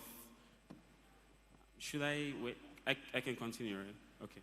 So and also to show the characteristics of each of these patients, and also like there are diagrams that showed the diagnoses that they had as well. So just next slide. You can move like 3 slides down. Yeah, thank you. The inclusion criteria for patients to receive hospice care is patients that have less than 6 months to live, and also patients that are not receiving any active care. So next slide, please. So from the study, we found that we had majority of our patients being female, and we also found that most of our patients enrolled in the hospice program, majority of the diagnosis was breast cancer, then prostate cancer, then we had liver cancer and colorectal cancer. So those were like the top 4 cancer diagnoses we got. Next slide, please. So we designed this hospice care to kind of suit our environment, right? Because again, due to the nature of our setting, most of our patients that come in with cancer diagnoses, sadly, most of them, they come in for hospice care. Again, it's either hospice or palliative care because they present very late. So this model is in such a way that it can cater for most of the patients coming in. So we have the outpatients, inpatients, and home care. So outpatients is basically patients that decide that they don't want any form of active treatment, like they don't want chemo, they don't want radiation, they just want to be symptomatically managed. So we just term them out as outpatients. So they can come into clinic. Sometimes we do virtual calls. We also do like in-person visits as well in clinic. Then we have inpatients. So inpatients is usually for those like the hospice patients. We have specific patients that they want to be on admission for like a prolonged period of time, and that way we just basically provide end-of-life care support for them. And then we have home care. So majority of our patients, again, due to the fact that cost is something that they consider, they don't want to be on admission for prolonged periods, so they want to go home. So for most of these patients with home care, next slide please. For most of these patients with home care, before we discharge them, we try to link them with like home nurses, and also we provide home services as well. So we go to the patient's home, we make sure that their home nurse is able to understand what they're supposed to do and what they should expect from patients enrolled in hospice program. And some patients might not be able to afford these home nurses. So what we do is we try to train the relatives, or like I'll just term them caregivers, because they could be relatives or like the patient's like neighbor, like extended family. Next slide, please. So here you can see from the graph for the home care patients, you can see that some of the patients are able to get nurses, while some, they just want like a relative to hang around. And then we go for home visits and teach these relatives how to care for patients in hospice care. So again, I stated like the most common symptoms that these patients face. Most of the patients actually complain of pain, so that's one of the symptoms that we deal with. So we have pain, then anemia, then constipation. Again, like these are just like the most common symptoms that we handle. Next slide. So like in conclusion, because of the kind of setting we are in, we are we see it as like it's a necessity for us to actually develop a model that can fit, if not all, but most of the patients. So for patients who are not able to be hospitalized, we give them the option to go home. But before they can go home, we let them know that, okay, because again, remember that hospice care patients are end-of-life patients. They require very technical, very sensitive touch, you know, and sometimes like their relatives might not really understand this. So we take it upon ourselves to train them. So we do home visits, you know, we go to their homes, we try to train the relatives or even caregivers, because not all caregivers are trained in providing care for, you know, end-of-life patients. So I feel like this topic is very important in our society because of, again, the time that patients present to the hospital. Because sadly, most of our patients, they would end up needing hospice care at some point. So yeah, that's all I have for now. Thank you so much. Thank you very much. I don't know if there are questions for him. Questions concerning this palliative care in a resource-limited setting. 1, 2. Any other question? 3. Any other one? So, yes, Professor. Thank you very much. I'm happy that at least palliative care is getting some focus also, since over 70% of our patients come in advanced stage, so palliative care is, so I appreciate your efforts. I just quickly, how do you manage pain? I mean, what do you use? So your technique of managing pain among these patients, I want to know quickly, both pharmacological and the non-pharmacological. And then secondly, do you go as far as giving bereavement support, you know, for this group of patients? Thank you. The next, Professor Wong. Hi, thank you for the presentation. I just want to hear a little bit more details about home hospice, like at the very end of life.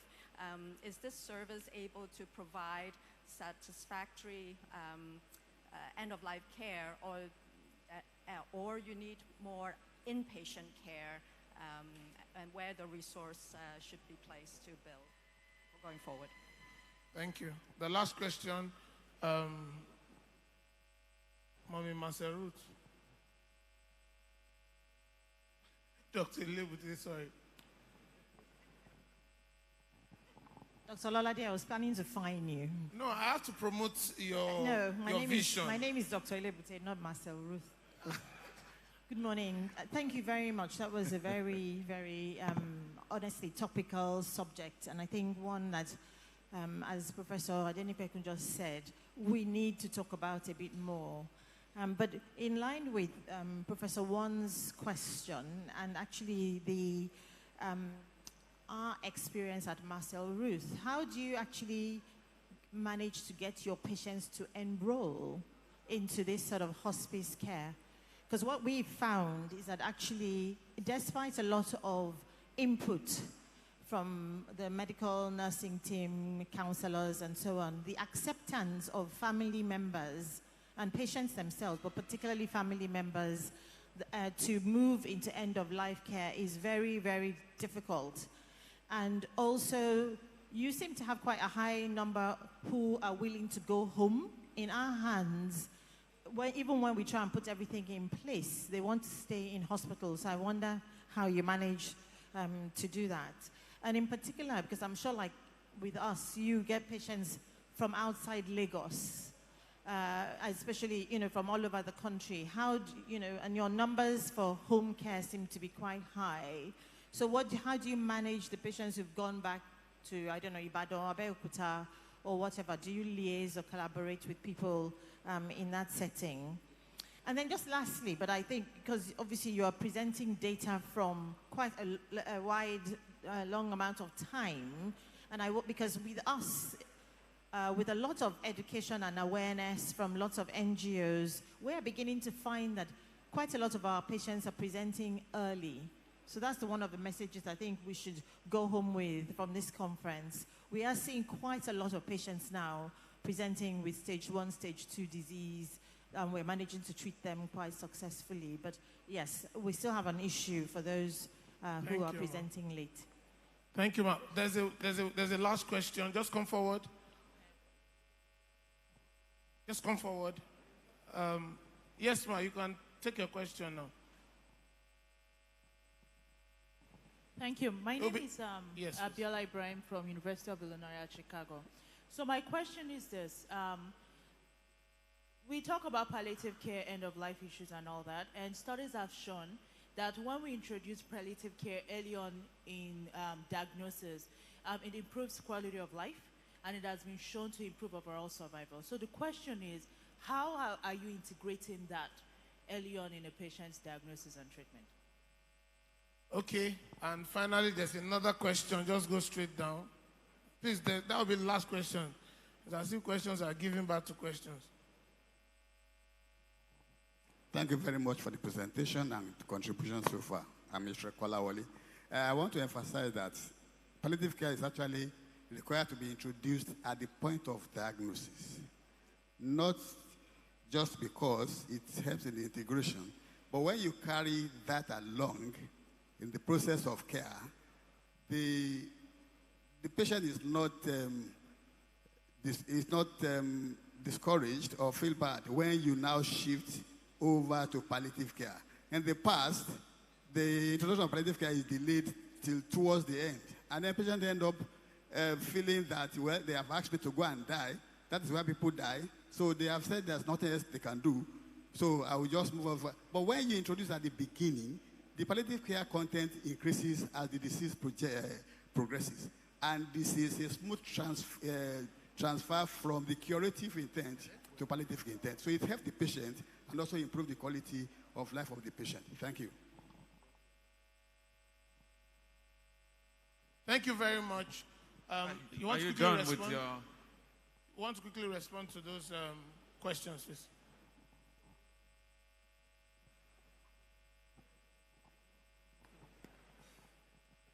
Okay, thank you so much for the questions. I'm going to start with the first question about how we manage pain at our center. So we have various medications for pain, ranging from NSAIDs to opioids, right? So for some patients, once they're on, because most times what we do is we try to use like a step-up approach, right? So we start with NSAIDs, for example. That's again for patients who don't have any form of risk of bleeding and all that. So we start with that. So we have NSAIDs. We have other medications like pregabalin, gabapentin. You know, depending on the location of the pain, the cause of the pain, the type of cancer, all of that matters. Because if it's a neuropathic pain, and like a patient having neuropathic pain, another pain having abdominal pain, the approach, you know, to it is quite different, right? So, and also depending on what's causing it. For example, if it's, you know, pain due to like liver enlargement, right? So most of those patients, like we place them on steroids, which actually helps with the pain as well.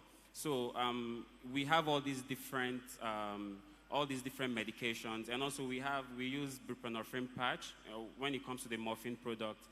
We also use fentanyl patch as well. But usually we find out like towards the end, like towards let me just say towards like end of life, like within like 4 weeks or within the last 4 weeks or within the last 2 weeks before we lose some of our patients, we actually notice that their pain threshold like really reduces. So most of the time we end up having to use the buprenorphine patch for them.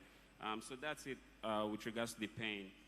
Then in terms of, the next question was about bereavement support and if we provide. Yes, we do provide bereavement support for our patients. We also have like a platform as well, whereby like a WhatsApp platform, whereby, you know, we check on our patients. I personally check on my patient because again, the setting we have at Lakeshore is in such a way that when a patient comes in, the patient has an assigned medical officer. So I have my, you know, patient load, right? And every patient that becomes palliative, you know, or we enroll in the hospice care, they become my patient. So from the beginning, you know, we have that rapport. So when there is a situation whereby this patient passed or something like that, I actually keep in touch with the remaining spouse, because we've also found that it takes a big toll on, the spouse that stays alive. So what we do is, we check up on them after death, like a week, 2 weeks after, like a month after. So we do provide some of this support. And sometimes if we do have someone available when they are ready for, like when they invite us for like burial arrangement and all that, if we do have someone, we do send a team, to go there as well. So I think all of this actually plays a role in how they deal with their loss. Then also, there was a question about, Professor Wong asked about if the patient receiving home hospice care, if they found it satisfactory. I think that's actually a very tricky question in the sense that we've had situations whereby patients go home. So again, before they go home, what we do is we provide a medical report that we give this patient. So I'm going to kind of combine the question with, I'll combine the response I'm giving now with the question on how we manage patients with long distance. So patients in Abeokuta and all that. So what I do is I provide a medical report for them, and I let them know that any nearest medical center they need to go to. They also have my direct WhatsApp line. So when they go home, if they need to take the patient for an emergency visit to the hospital or something, they have that medical report. And also I'm available to speak to whoever is on ground on the other end to make sure that everything is being managed accordingly. Because what happens is for the long distance patients, when they go home, and let's say the caregivers, towards that, couple of weeks towards the end of life, let's say the patient is vomiting or is in severe pain, and there is just something going on that they don't fully understand. Most of the home care nurses or relatives, they freak out. Even though it's hospice care, but they freak out and they rush them to the hospital. And when that happens, if it's just a peripheral facility that doesn't really know what's going on, they might actually start active management. So that's Please round up. Your 2 minutes is well spent. Okay. So that's why we provide the medical report for them, and also the availability to speak to someone from the team to let the doctors know what's going on. And also there was a question on how we get the patients to accept to be enrolled in the palliative and hospice program. So again, we start from the beginning. From the moment the patient walks into clinic, all of our medical officers are trained in such a way that we talk to the patient and we let them know that palliative care is actually part of cancer care. It's not just about chemotherapy, radiotherapy, immunotherapy and all that. Palliative care is a form of care because it does provide better quality of life, and it does help with how they deal with their diagnosis as well. And we let them know that we're here to support them all through. They have our contacts. We have 24/7 line. They can call anytime. And if they are worried and they cannot come to the hospital, we do home visits as well. So thank you so much. Thank you. The session for abstract presentation is concluded now. I want to thank all the presenters. And I also want to thank the centers from where they came. Please, more of this to educate everyone and also put people on the scientific path. Thank you. The SecGen has information for you. Thank you very much, all the presenters. I think one of the things Arcon has been able to do successfully in the last few years is that we have a national map where we'll identify every area where oncology care can be assessed, such that if somebody's in Port Harcourt, for example, the person will not be going from Port Harcourt to Asaba, whereas they can easily go to Calabar. And also, where they can enjoy there's always this collaboration and this handshake between centers, the big centers, the small centers, the centers, so that, one of the most painful things is when you refer a patient from a big center, from one center to another center, only for the patient to get there before they find out that the service they actually went for is unavailable. So we have collaborations. For example, I remember very well, there was a patient that that's been managed in Marcel Ruth that needed support in Jacaranda, and she called us that we should handle this in the interim when the big things that they had to go back. Then there are some patients also that were managed in UCH that have a handshake with them. Even I remember very well that even Dr. Van der Poel, she sent some patients to us from Ghana. They needed to come for PET, and we were able to manage it. So this room is one of the benefits of our networking, is the fact that we must know where services can be rendered, so that when we are sending our patients home, we'll send them home. And also, as an oncologist, we are not afraid to tell the patients that they're not making it.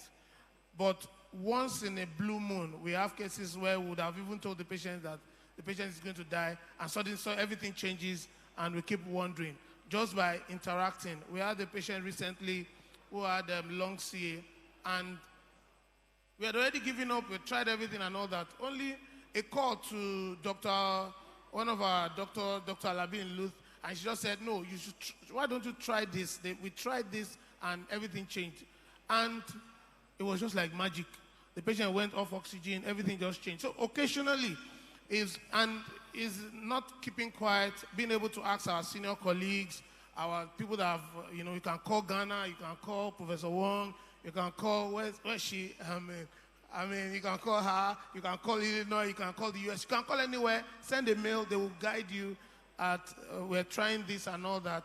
And I'm sure that as we do that, we'll offer better equity to our patients. Thank you very much, and let's give a big round of applause to all the abstract presenters. We are indeed grateful. Thank you. It's time for the D event.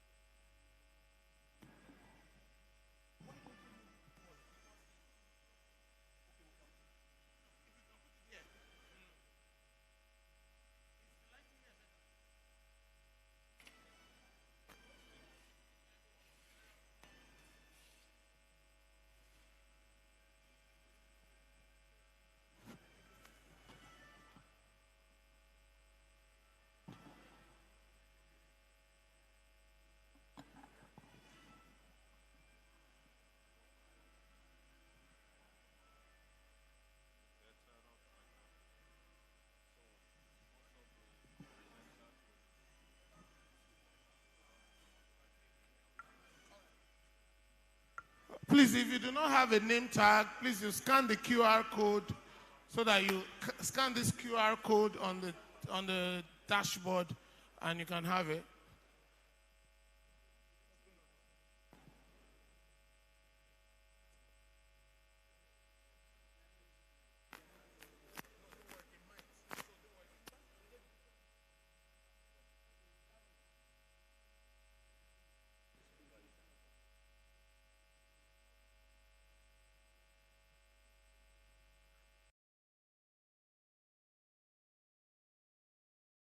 Have in our midst Professor Okoye. Professor Okoye, we greet you one more time. Thank you for all the good work you have done with BWS. Professor Adenukweku, good morning, sir. We are indeed very grateful. Dr. Isha, good morning, sir. Dr. Latoke, we greet you specially. All the way from Elu Lorin. Welcome, sir. Please, I need the protocol list. Protocol officer, I need the protocol list.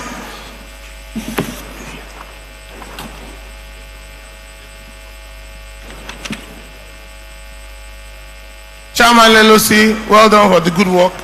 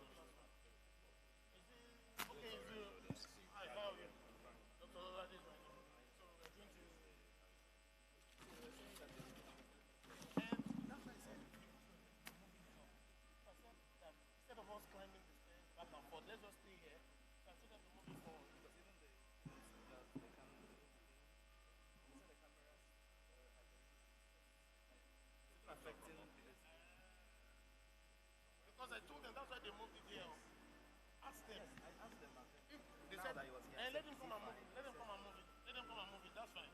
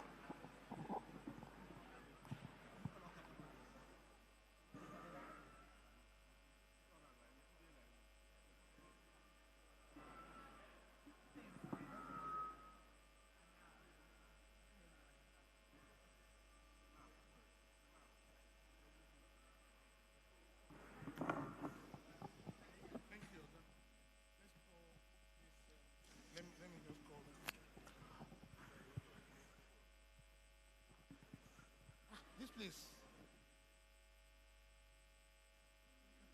Thank you very much. We would like to welcome Professor Adenipekun.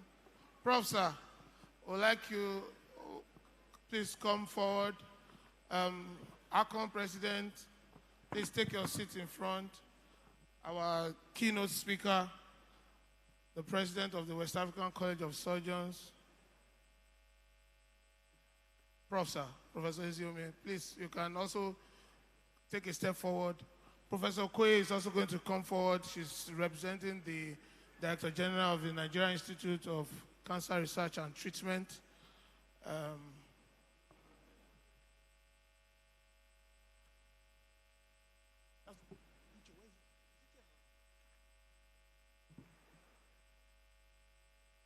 The representative of NICRA DG should please come forward.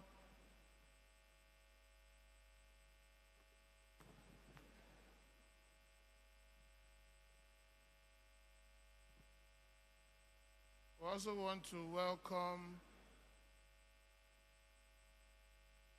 Professor. Professor, you may please come forward, sir. Yes, sir. Professor Adenupekun will also be coming forward. Of course now.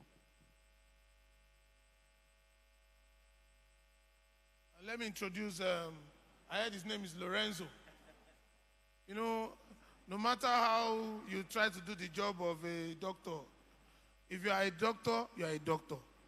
If you are not a doctor, you cannot be a doctor. But no matter how you want to do the job of an MC, if you are not an MC, you can only be like a quack MC.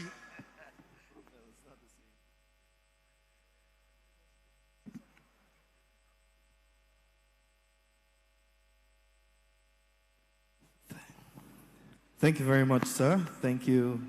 I enjoy the abstract presentation session. Thank you for that session. And also, I'd like to say welcome to Enugu. This is not the official welcoming I'm going to do. I'm going to do that much later when the protocol is observed. But I would like to say to all of you that are visiting Enugu, especially those coming for the first time, welcome to the coal city. Welcome to the coal city. This is a land of milk, honey, and coal. So we have light. We have what it takes to make you excited. I'm sure that since we've been here since the 10th of the month of September, you've been having some fun, at least beyond the conference. In case you haven't looked around, just make sure you look around, because Enugu is known for something, and that is the hills. And we have 1,000 hills. We might not be Kigali, but we have 1,000 hills that you can look around and enjoy. So thank you for coming, and I hope that we're going to have a great session. This opening ceremony, as much as academic as it will be, I'll try to ensure also that we smile and laugh in between conversations, so that we can all, of course, ease up a little bit in all of our seriousness. Thank you. Professor Adenugwakusa, please come forward next to Professor Okoye.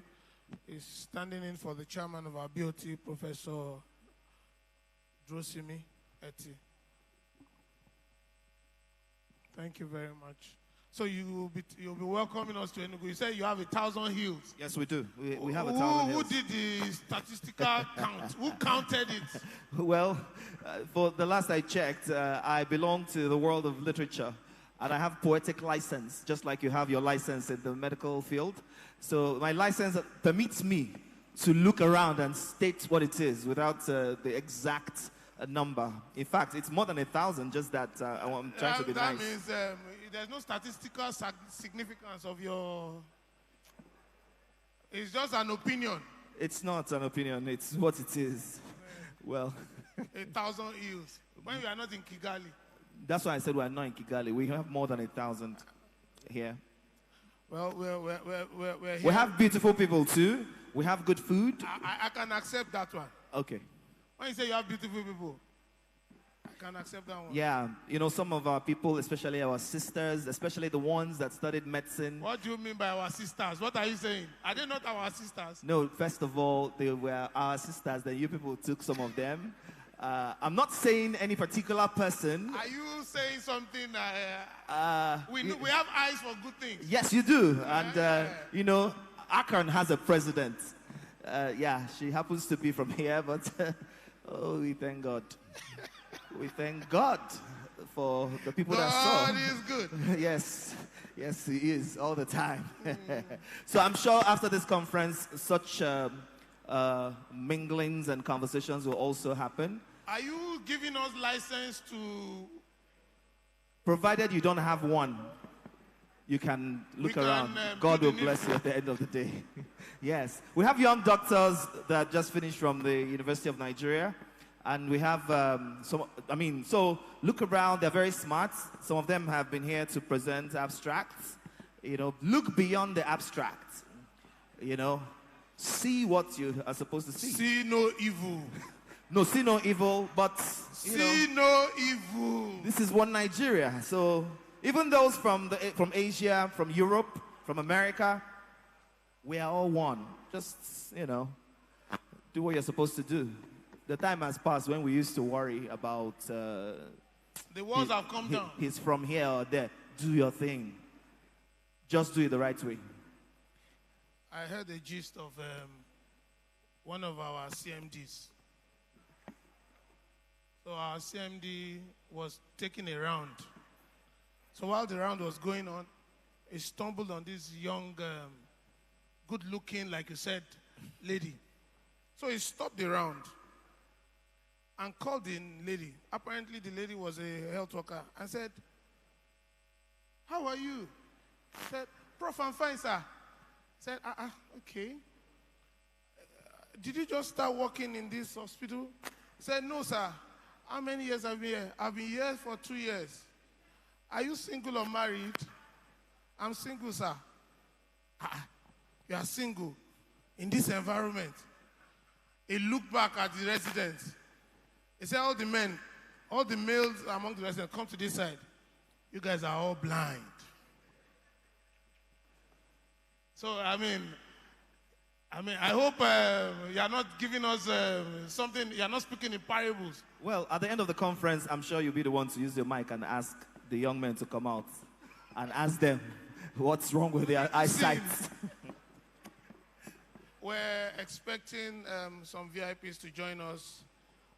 We want to follow the protocol. You know that there's some VIPs that Wednesday we'll welcome them, we'll take the national anthem, and we kickstart. While that might take a few minutes, so that we are grateful to the Almighty that Arcon has grown to a significant level where whenever we're in any environment. I remember when we were in Lagos. How many of us can remember Lagos? We saw 2 layers of VIP. First layer, second layer. I think we had, how many first ladies? I think we had, is it 4? We had all the, so we're trying, we're waiting. I'm sure one of them, they're very close by. I've seen the advanced team, they're already here, and they're trying to reach out to them that we're ready to start. We want honor to be given to whom it is due. Professor Adewi, good morning, sir. Dr. Bello, sir. We recognize you specially for all your wonderful works. Our welfare secretary, good morning. We're grateful. Yes, please. Sitting very closely to our Dr. Nwanchukwu. Good morning. How are you, ma? So the media, please give us a little music, just a little, for the next few minutes. We have lovely companies in the house like JNCI who have been supporting us from way back. So, and this year has not been an exception. Professor Lasende, good morning, sir.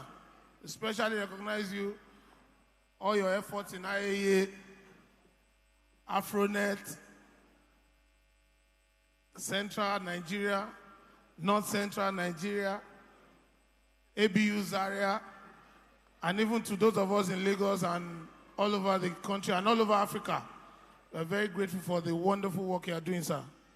We especially recognize you. When I saw Dr. Ntekim at this AGM, the first thing that came to my mind was a study. They did a special study that really captivated me. If you have not seen that study, you should go and look at it. It talks about the prevalence of breast cancer in Nigerians under the age of 40. And it was a very well-cited, well-researched, well-documented paper. So we appreciate you and we recognize you for your inspiration. You know, when we were in residency, Oga went for one study abroad. And the moment Oga came back, the exams changed. I failed that exam. I won't forget in a hurry. First time, second time, third time. The fourth time, me too, I went abroad to go and prepare for the exam. So I came from South Africa and now passed the exam. So, sometimes when the exam is cooked abroad, the solution also must be cooked where? Abroad. Thank you very much for the wonderful work you have been doing, sir. We appreciate you. Our sister from Illinois, I didn't get your name, that's why. What's the name, ma?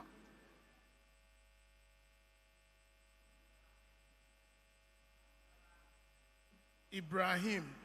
Oh, thank you very much for coming. Especially appreciate you. So as you go around, make yourself comfortable. There are conveniences out, and I think to the left and to the right. And also, if you need anything, we have a help desk outside for one reason or the other. Make sure that you do not leave Enugu without having a taste of abacha. Is it abacha now? Someone should help me. Is it abacha? Abacha. And there's one that looks like meme. What's it called? The one that looks like bean cake. What's it called, please? Someone should help me with the name. Okpa. Okpa. Then make sure that you go with kola nut and uba. Make sure that you don't just come to Enugu and just go like that. I was privileged to take the two of them yesterday night, and they were, I didn't take beyond my limit, but I just took a little, and they were very fine. So you're welcome to Enugu. We especially welcome you.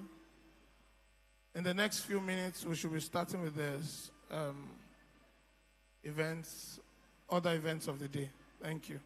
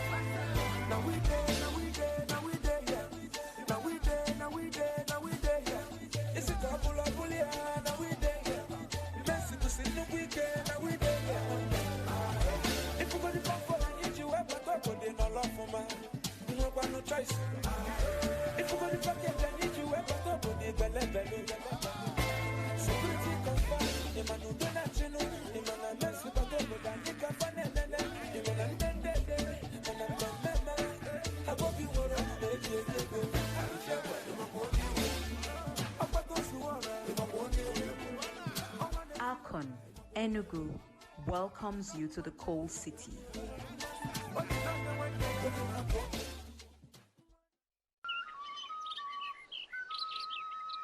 Welcome to Enugu, obodo ife na-eme. Nnọọ.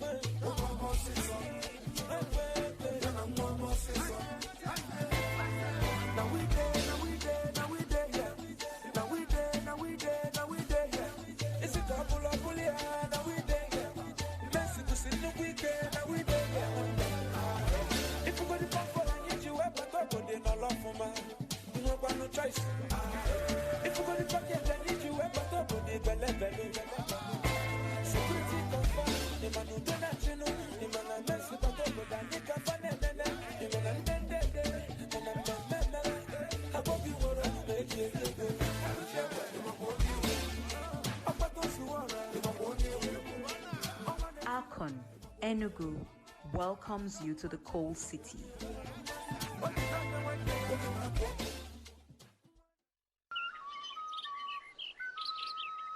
Welcome to Enugu.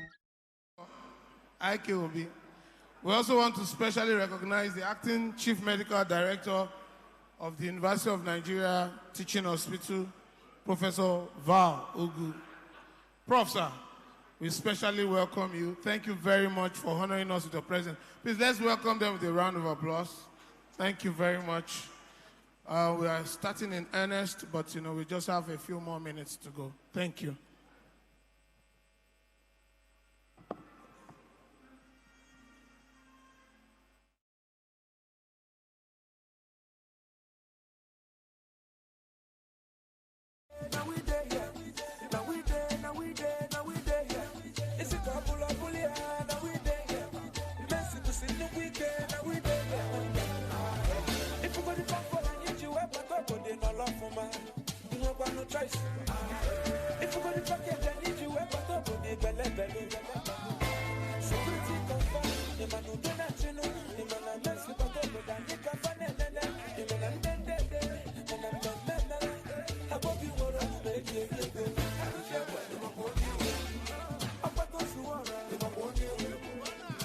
Arcon, Enugu welcomes you. Again.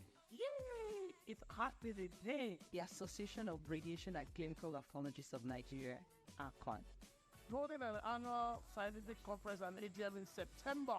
This epoch-making event is happening in Enugu this year. Let me let you into one uncommon knowledge. This conference is the foremost gathering in oncology in subcontinent. It offers a fantastic opportunity for networking of eminent players in the field of oncology. And a great place to showcase your hard work by presenting your posters and abstracts. This year, the beautiful and ancient city of Enugu is hosting the conference. The date is 12 to 14 September 2023. So we can't wait to have you join us. So make it a day and join the moving train to Enugu to be a part of this conference. Enugu Amaka!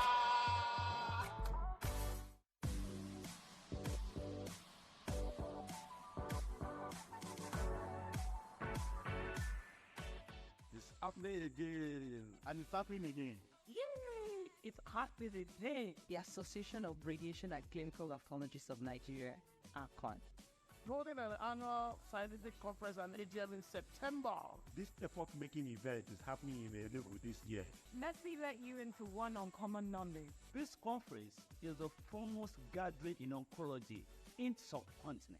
It offers a fantastic opportunity for networking of eminent players in the field of oncology. And a great place to showcase your hard work by presenting your posters and abstracts. This year, the beautiful and ancient city of Enugu is hosting the conference. The date is 12 to 14th September 2023. So we can't wait to have you join us. So make it a day and join the moving train to Enugu to be a part of the conference. Enugu Amaka!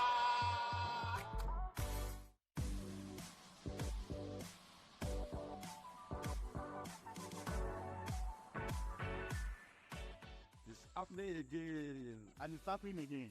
Yay! It's happening today. The Association of Radiation and Clinical Oncologists of Nigeria, Arcon, holding an annual scientific conference and AGM in September. This epoch-making event is happening in Enugu this year. Let me let you into one uncommon knowledge. This conference is the foremost gathering in oncology in subcontinent. It offers a fantastic opportunity for networking of eminent players in the field of oncology. and a great place to showcase your hard work by presenting your posters and abstracts. This year, the beautiful and ancient city of Enugu is hosting the conference. The date is 12 to 14th September 2023. So we can't wait to have you join us. So make it a day and join the moving train to Enugu to be a part of the conference. Enugu Amaka!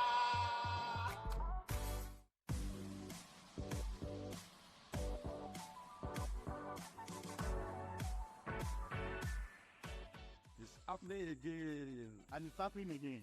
Yay! It's happening today. The Association of Radiation and Clinical Oncologists of Nigeria, Arcon, holding an annual scientific conference and AGM in September.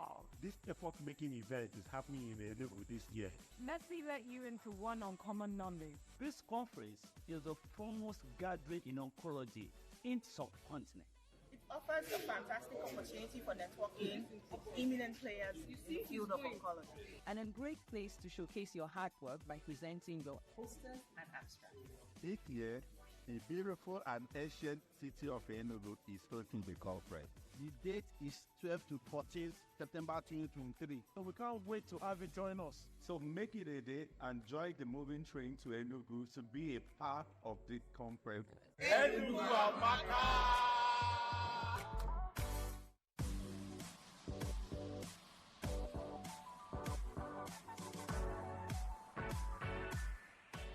It's happening again, and it's happening again. Yay! It's happening today. The Association of Radiation and Clinical Oncologists of Nigeria, Arcon, holding an annual scientific conference and AGM in September.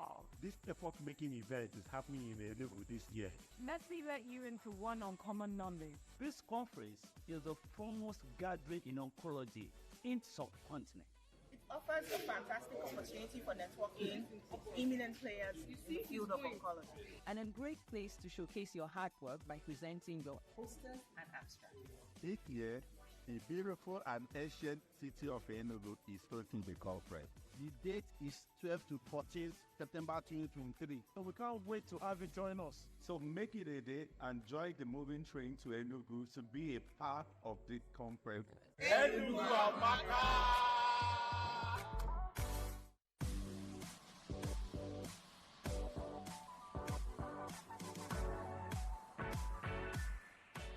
It's happening again, and it's happening again. Yay! It's happening today. The Association of Radiation and Clinical Oncologists of Nigeria, Arcon, holding an annual scientific conference and AGM in September. This epoch-making event is happening in Enugu this year. Let me let you into one uncommon knowledge. This conference is the foremost gathering in oncology in subcontinent. It offers a fantastic opportunity for networking of eminent players in the field of oncology. and a great place to showcase your hard work by presenting your posters and abstracts. This year, the beautiful and ancient city of Enugu is hosting the conference. The date is 12 to 14th September 2023. So we can't wait to have you join us. So make it a day and join the moving train to Enugu to be a part of the conference. Enugu Amaka!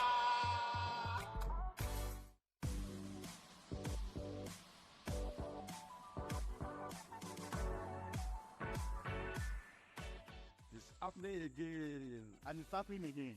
Yay! It's happening today. The Association of Radiation and Clinical Oncologists of Nigeria, Arcon, holding an annual scientific conference and AGM in September. This epoch-making event is happening in Enugu this year. Let me let you into one uncommon knowledge. This conference is the foremost gathering in oncology.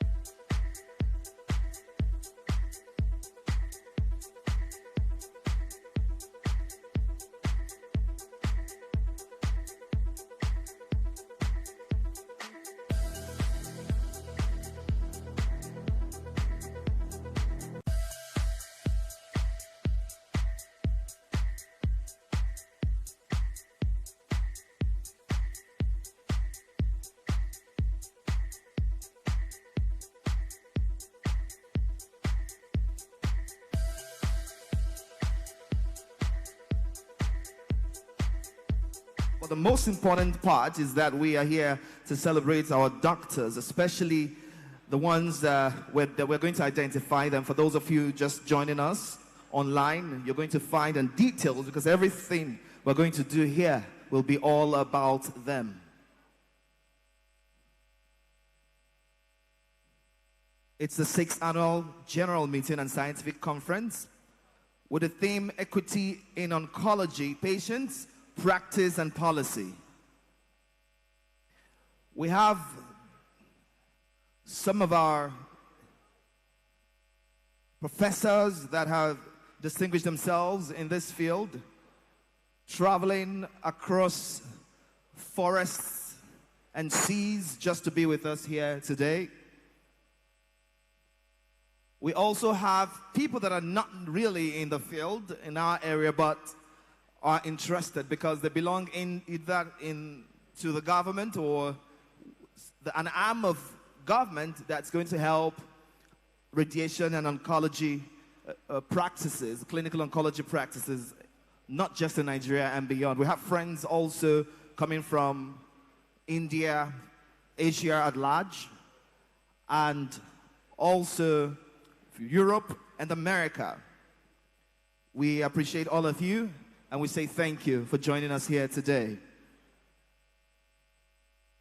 For a minute, we've waited for some of our distinguished guests, but it's my honor to let you know that His Excellency, the Governor of Enugu State, is right here in the buildings. Please just rise up to receive the Governor, please. Please, let's rise to receive the Governor. He's aptly represented by his deputy, but in due course, I'm going to do that introduction. We'd like to say welcome, Your Excellency.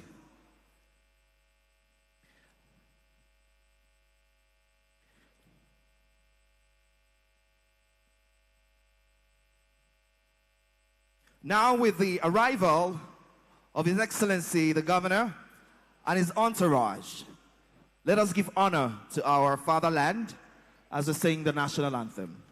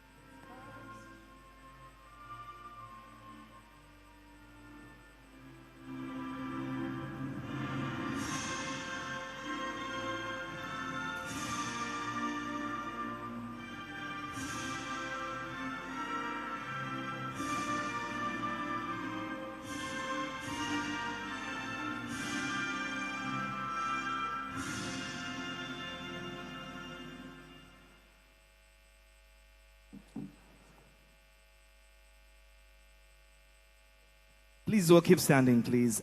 This time, we're going to say an opening prayer. This is our national prayer, and it's a second stanza of the national anthem. So we're going to all sing it ourselves. We're not going to just listen to it. Please.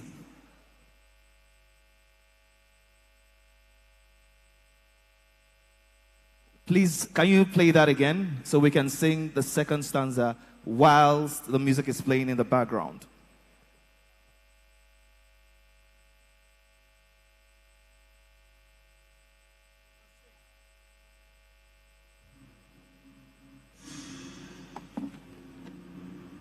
O God of creation,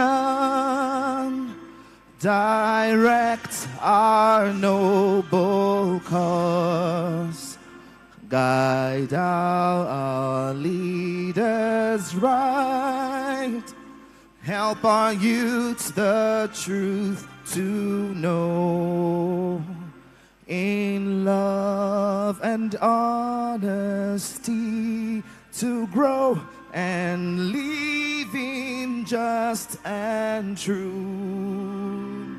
Great lofty heights attained to build a nation where peace and justice reign. Thank you. Please put your hands together for Nigeria. Thank you. You may be seated.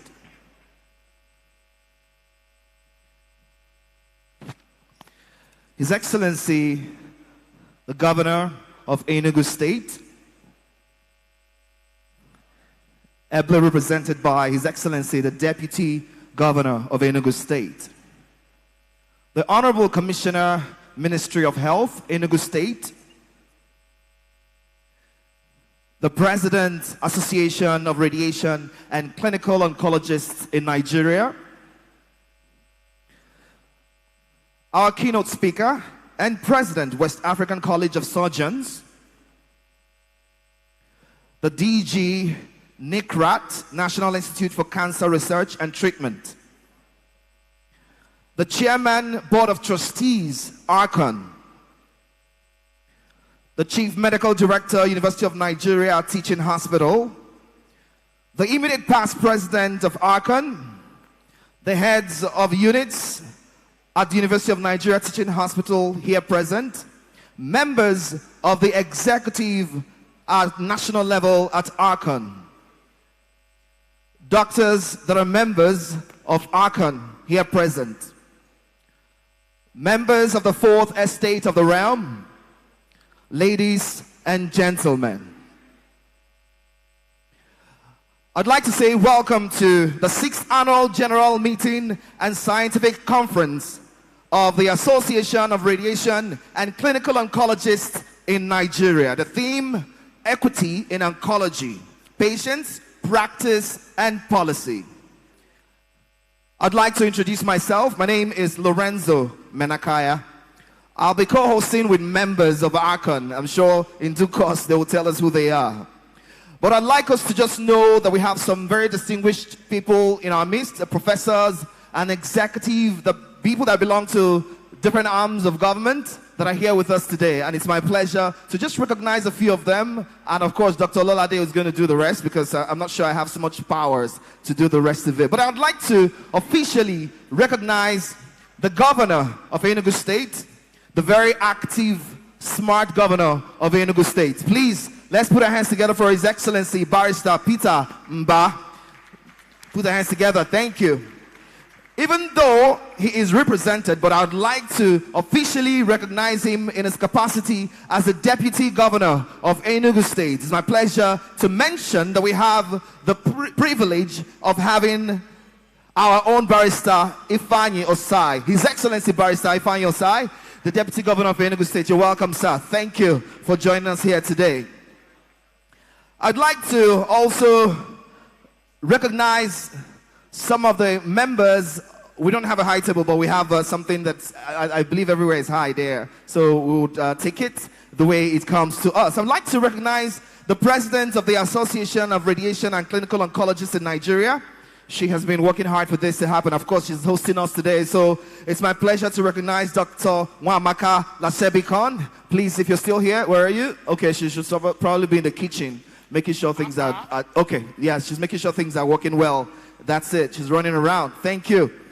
I'd like to also recognize our keynote speaker. This is a man of many parts. He's not just a keynote speaker or president of, okay, I've already said some of the things that he is. So, Dr. Ololade, you might want to help me from here because yes, I feel thank you very much. I want to especially recognize Your Excellency, the Deputy Governor of Enugu State.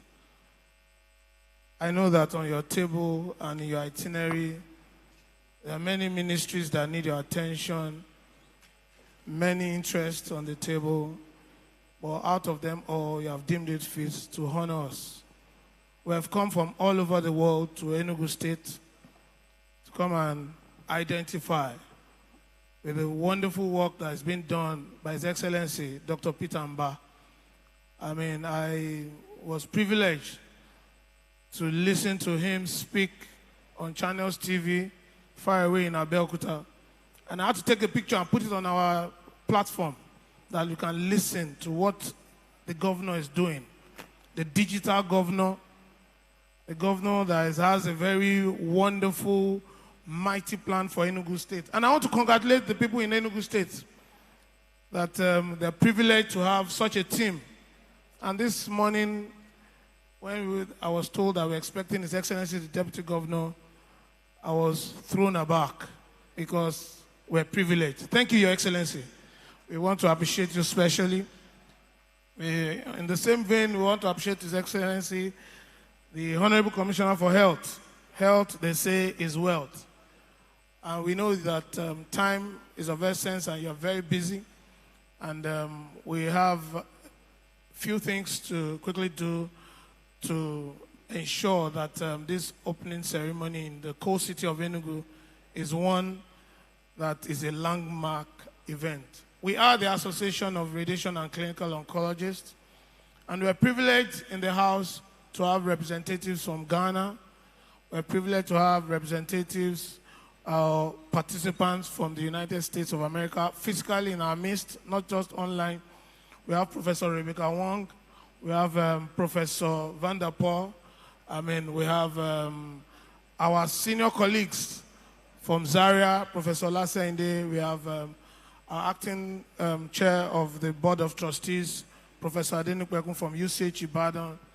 We also have Dr. Eshegun from the National Hospital. Even from Enugu here, we have the caliber of people like Dr. Nwankwo. We're privileged to have Professor Okoye, our delectable mama of special regard. So on this note, we will want to take just one or two goodwill messages. Then an aortic. The LOC chairman will come forward. The chairman of LOC, Dr. Nwankwo, would like to welcome you as you'll be taking your speech. Yes, please. Please put your hands together for Dr. Kenneth Nwankwo as a step Let's forward welcome him for his welcome address. That's the chairman, local organizing committee. Thank you.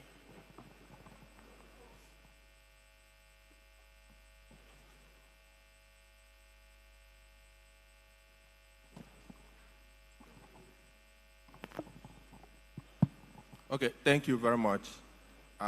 Let me once more welcome His Excellency, the Governor of Enugu State, Dr. Peter Mba, ably represented by His Excellency, the Deputy Governor of Enugu State, Barrister Ifeanyi Osai.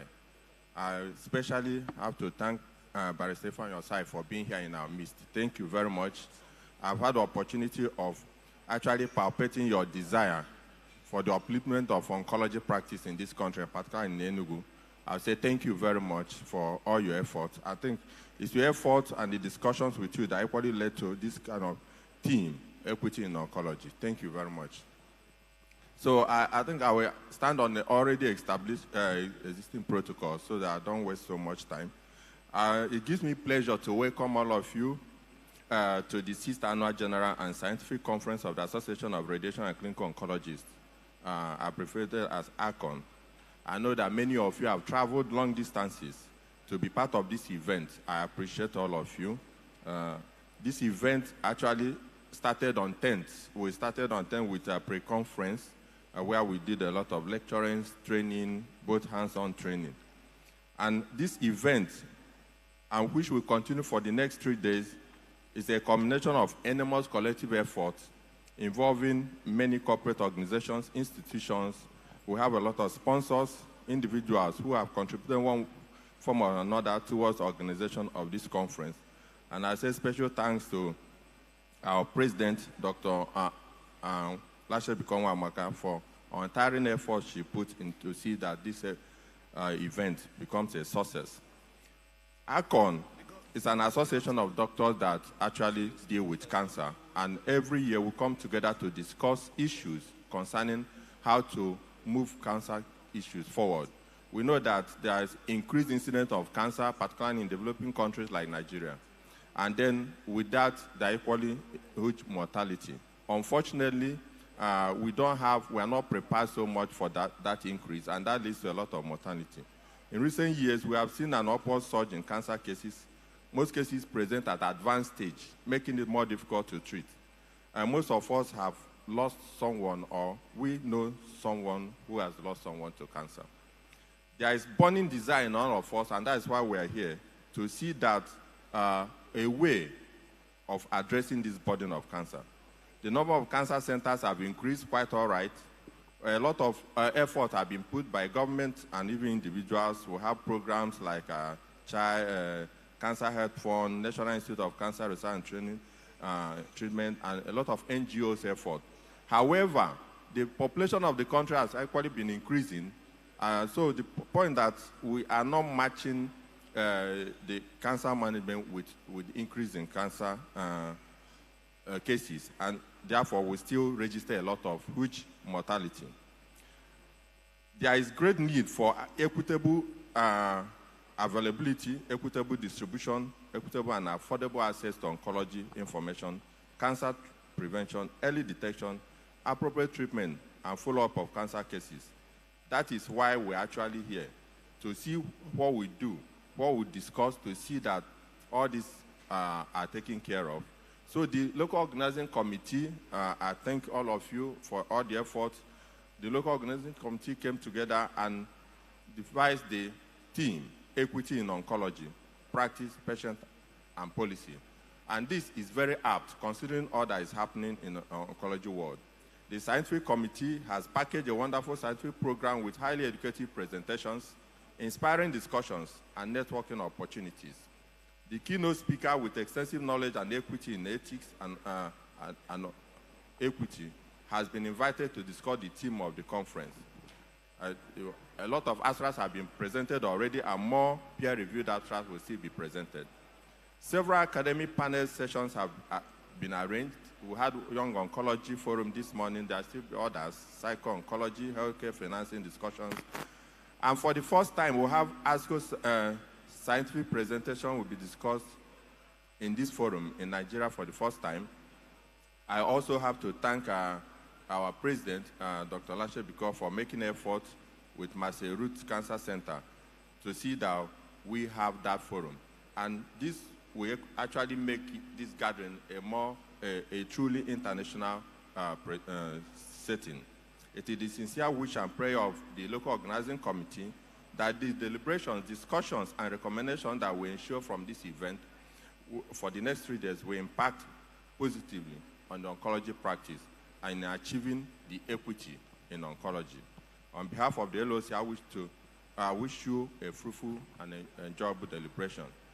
However, do not forget to savour the beautiful and fascinating city of this Enugu. Enugu is a very serene environment. So I welcome you not only to discuss academically, but go out and enjoy the city. Enugu, Amaka. Thank you very much.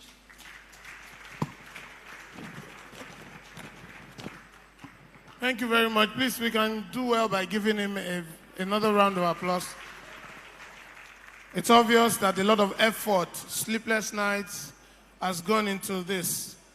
We'd like to specially welcome our president, regarded as Port Arcon, the president of the Association of Radiation and Clinical Oncologists, the director of oncology, at the same time, UNTH Enugu, Dr. Amaka Lashebekon, for our welcome address.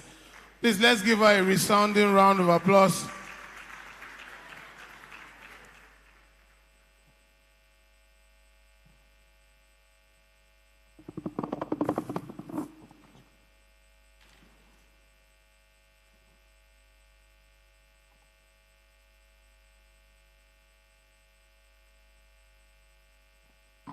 Your Excellency, the Governor of Enugu State, Barrister Peter Mba, ably represented by His Excellency, the Deputy Governor of Enugu State, Barrister Ifeanyi Osai, Honorable Commissioner of Health, Professor I.K. Obi, President, West Africa College of Surgeons, Professor E.R.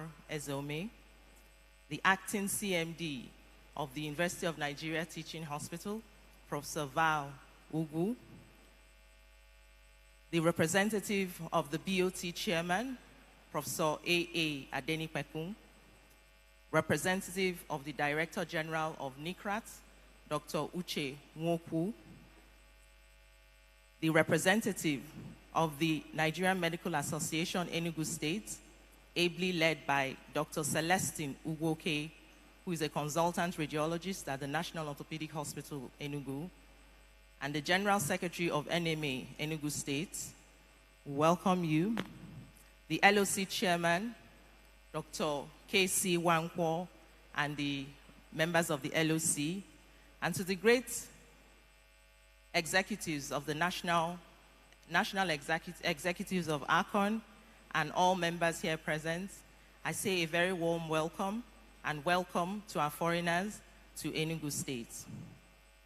It gives me great pleasure to stand up here to welcome you to our 6th annual conference and scientific conference. Indeed, it is a journey that began over a year ago, and I'm so pleased to be able to be witnessing this live here today.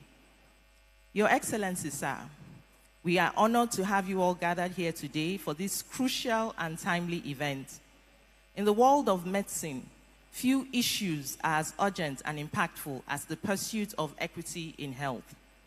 Following the launch of the Lancet Oncology Commission report in Sub-Saharan Africa, which was done during our 5th conference in Abuja last year, there were 6 key recommendations, and one of them was targeted at promoting equity in oncology. So that was the bedrock for the decision to have this year's theme tagged Equity in Oncology. In fact, during the opening remarks by the WHO Director General at the 73rd session of the Regional Committee for Africa, he also emphasized the need to prioritize health equity by radically reorienting health systems towards decentralization as the foundation for universal health coverage, noting that millions of people are pushed into poverty by catastrophic out-of-pocket spending. And this truly is the picture that we see here in Nigeria.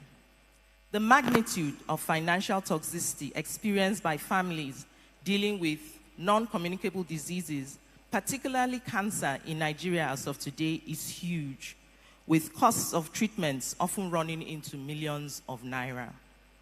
Our current statistics in Nigeria are alarming, with an estimated 125,000 cases yearly with over 78,000 deaths. And the honest truth is as this is a gross underrepresentation of the figures. We also know that we currently hold the worst mortality rates for breast cancer worldwide. Our current reality is that there is limited access to quality oncology care across the entire cancer care continuum, resulting in stark disparities across multiple strata in the society, affecting treatment outcomes and patient experiences. To change this gloomy narrative requires a disruptive approach that focuses on strengthening the entire health systems and promoting equitable access to services, prioritizing low-cost solutions with the most potential for impact. This conference is a testament to our collective commitment to addressing these disparities head-on. Over the next few days, we will engage in meaningful discussions, share innovative research, and exchange experiences that will help us advance the cause of equitable oncology care.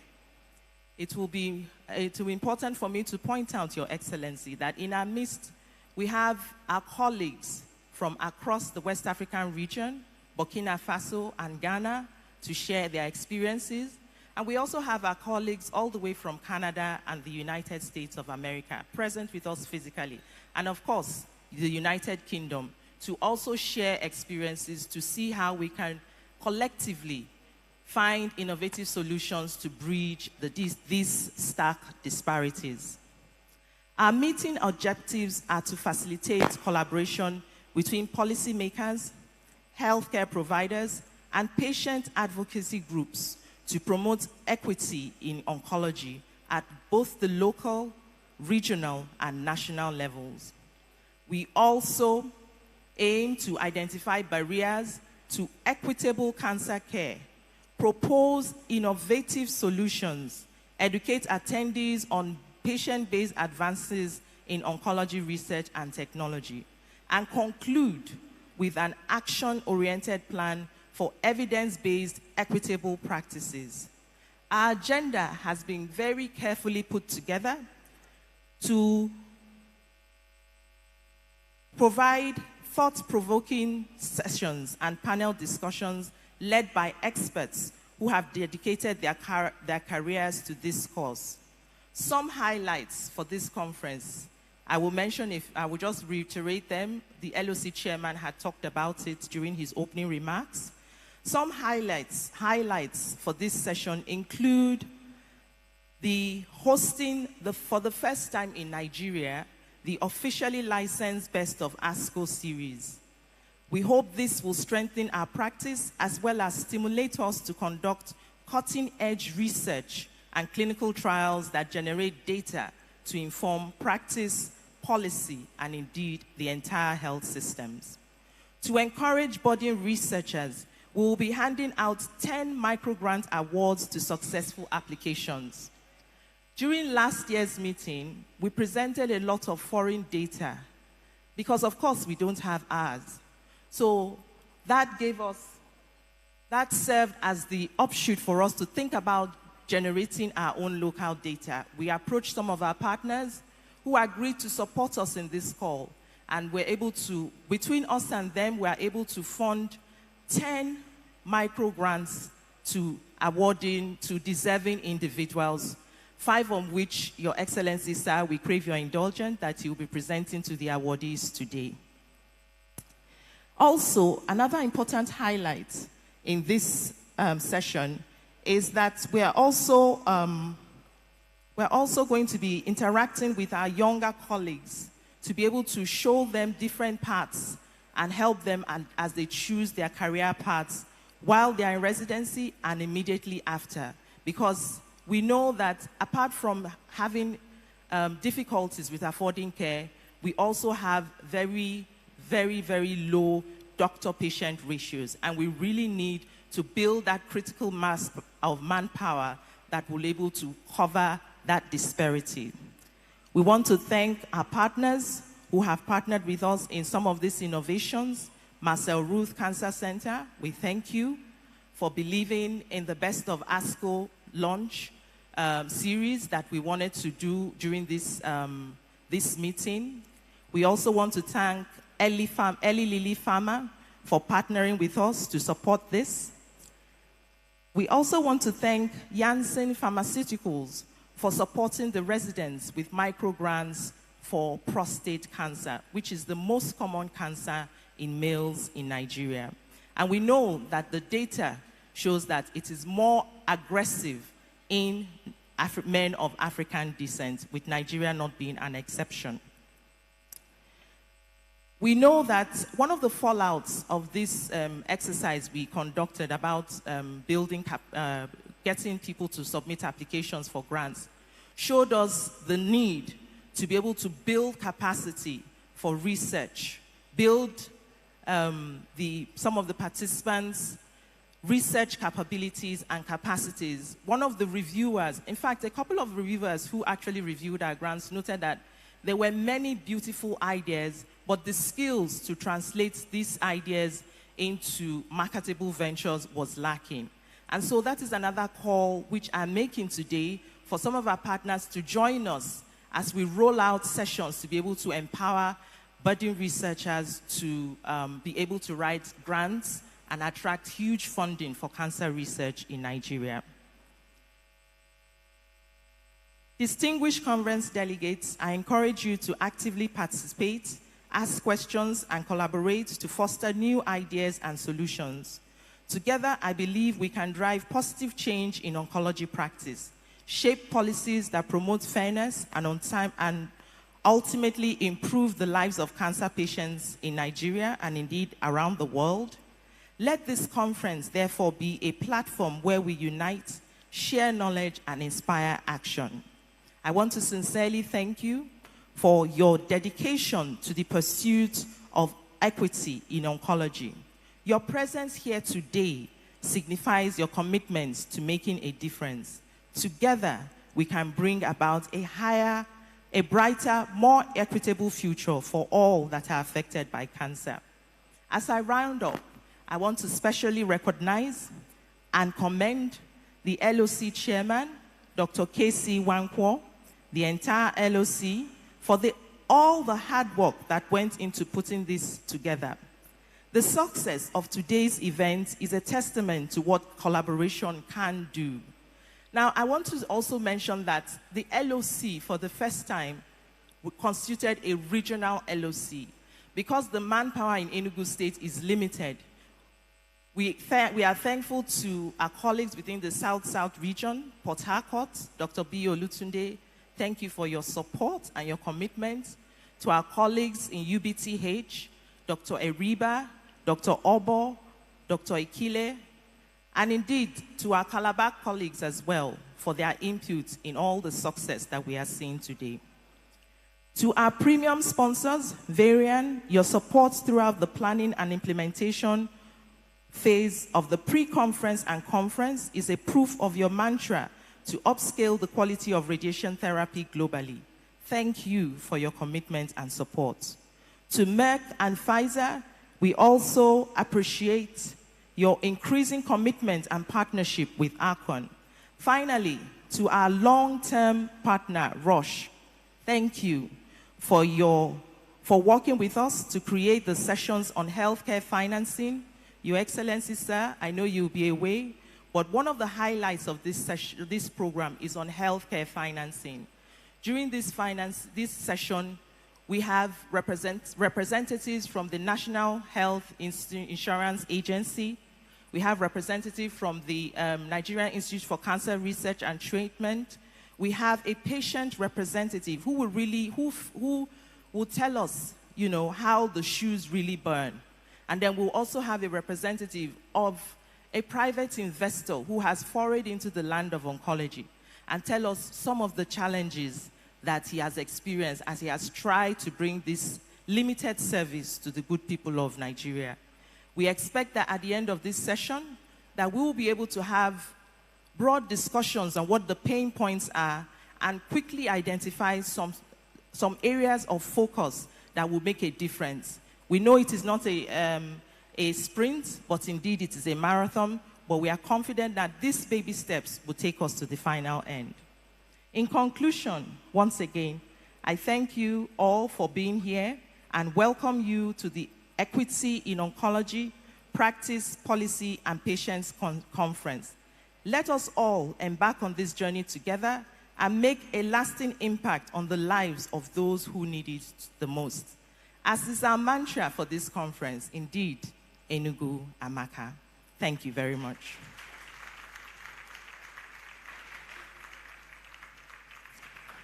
At this point, I'd like to, with a sense of humility, welcome His Excellency, the Deputy Governor, Barrister Ifeanyi Osai, as he comes to quickly make his address. His Excellency, we thank you for making time out from your very busy schedule to come and join us today. We understand you have very limited time, but Your Excellency, sir, before you make your address, we'd like to crave your indulgence as we recognize the first set of the Pilot Seed Grant Award and have a group picture, but a handshake also for all the hard work and dedication that they put into this. Thank you, sir. So, in no particular order, we had over 30 grant applications that were received, which we sent out to over 8 reviewers, both local and international, and they were scored. So today, we'd like to call on 5 of the topmost scoring participants to please receive a handshake from our deputy governor and take a group picture. Again, like I said, in no particular order, I'd like to bring up Dr. Maurice Nando for his work titled Molecular Detection and Characterization of Oncogenetic Viruses Associated with Head and Neck Malignancies Diagnosed in Jews. Congratulations. The second is the diagnostic utility of sonomammography and elastography in differentiating benign from malignant masses in women with breast lumps. Dr. Adobe Ilo.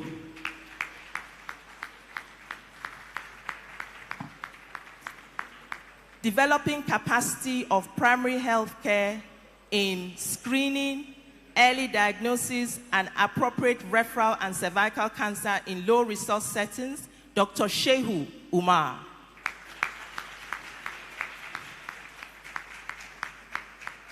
Association between obesity biomarkers and breast cancer risk in Nigeria, Dr. Ifeinwa Nakei. And the last but certainly not the least, I think there were some flight issues, plasma D-dimer level as a morbidity predictor for venous thrombus embolism in gynecological cancer patients, Dr. Adeomi Alabi. If she's not here, we can have somebody come and represent her. Yes. Dr. Bash, I believe that most of these grants were written in collaboration with a team, so if the PI is not around, can we have the lead? Okay. Your Excellency, sir, I present to you the recipients of the first ever Arcon Microgrant Seed Awards.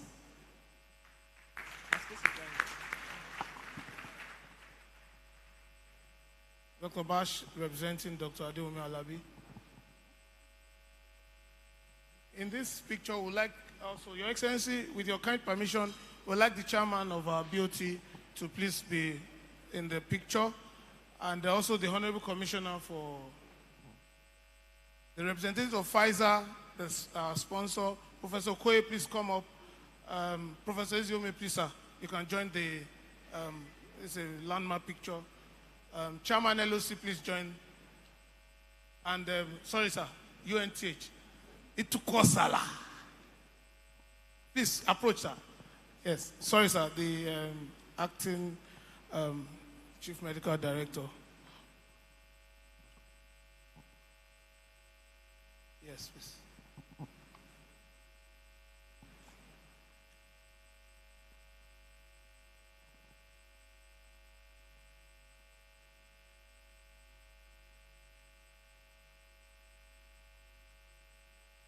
As they're taking the picture, please let's appreciate this wonderful.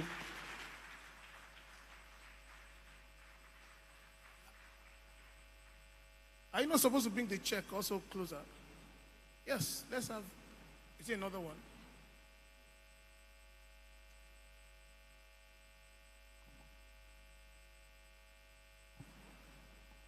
Professor Zome, please stay behind.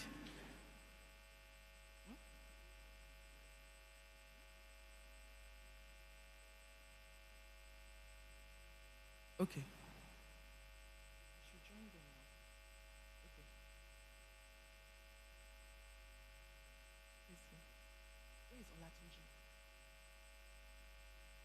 Dr. Latunji, please.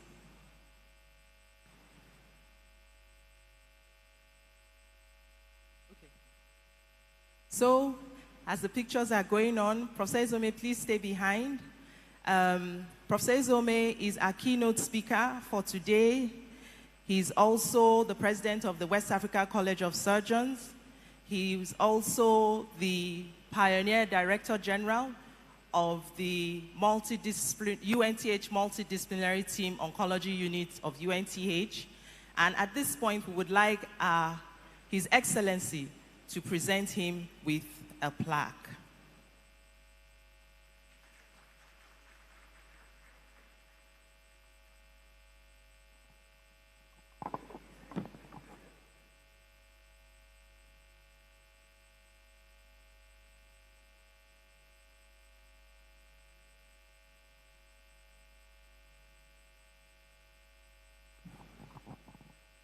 Thank you very much, Your Excellency.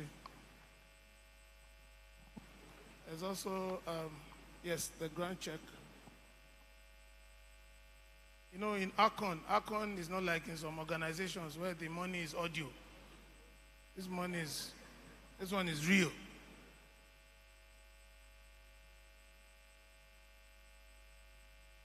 Yes.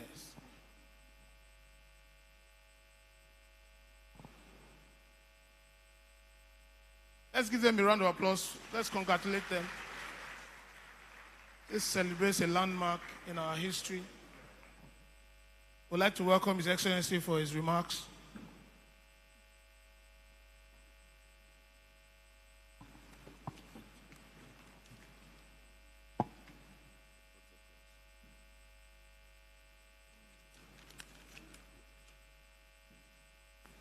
Thank you.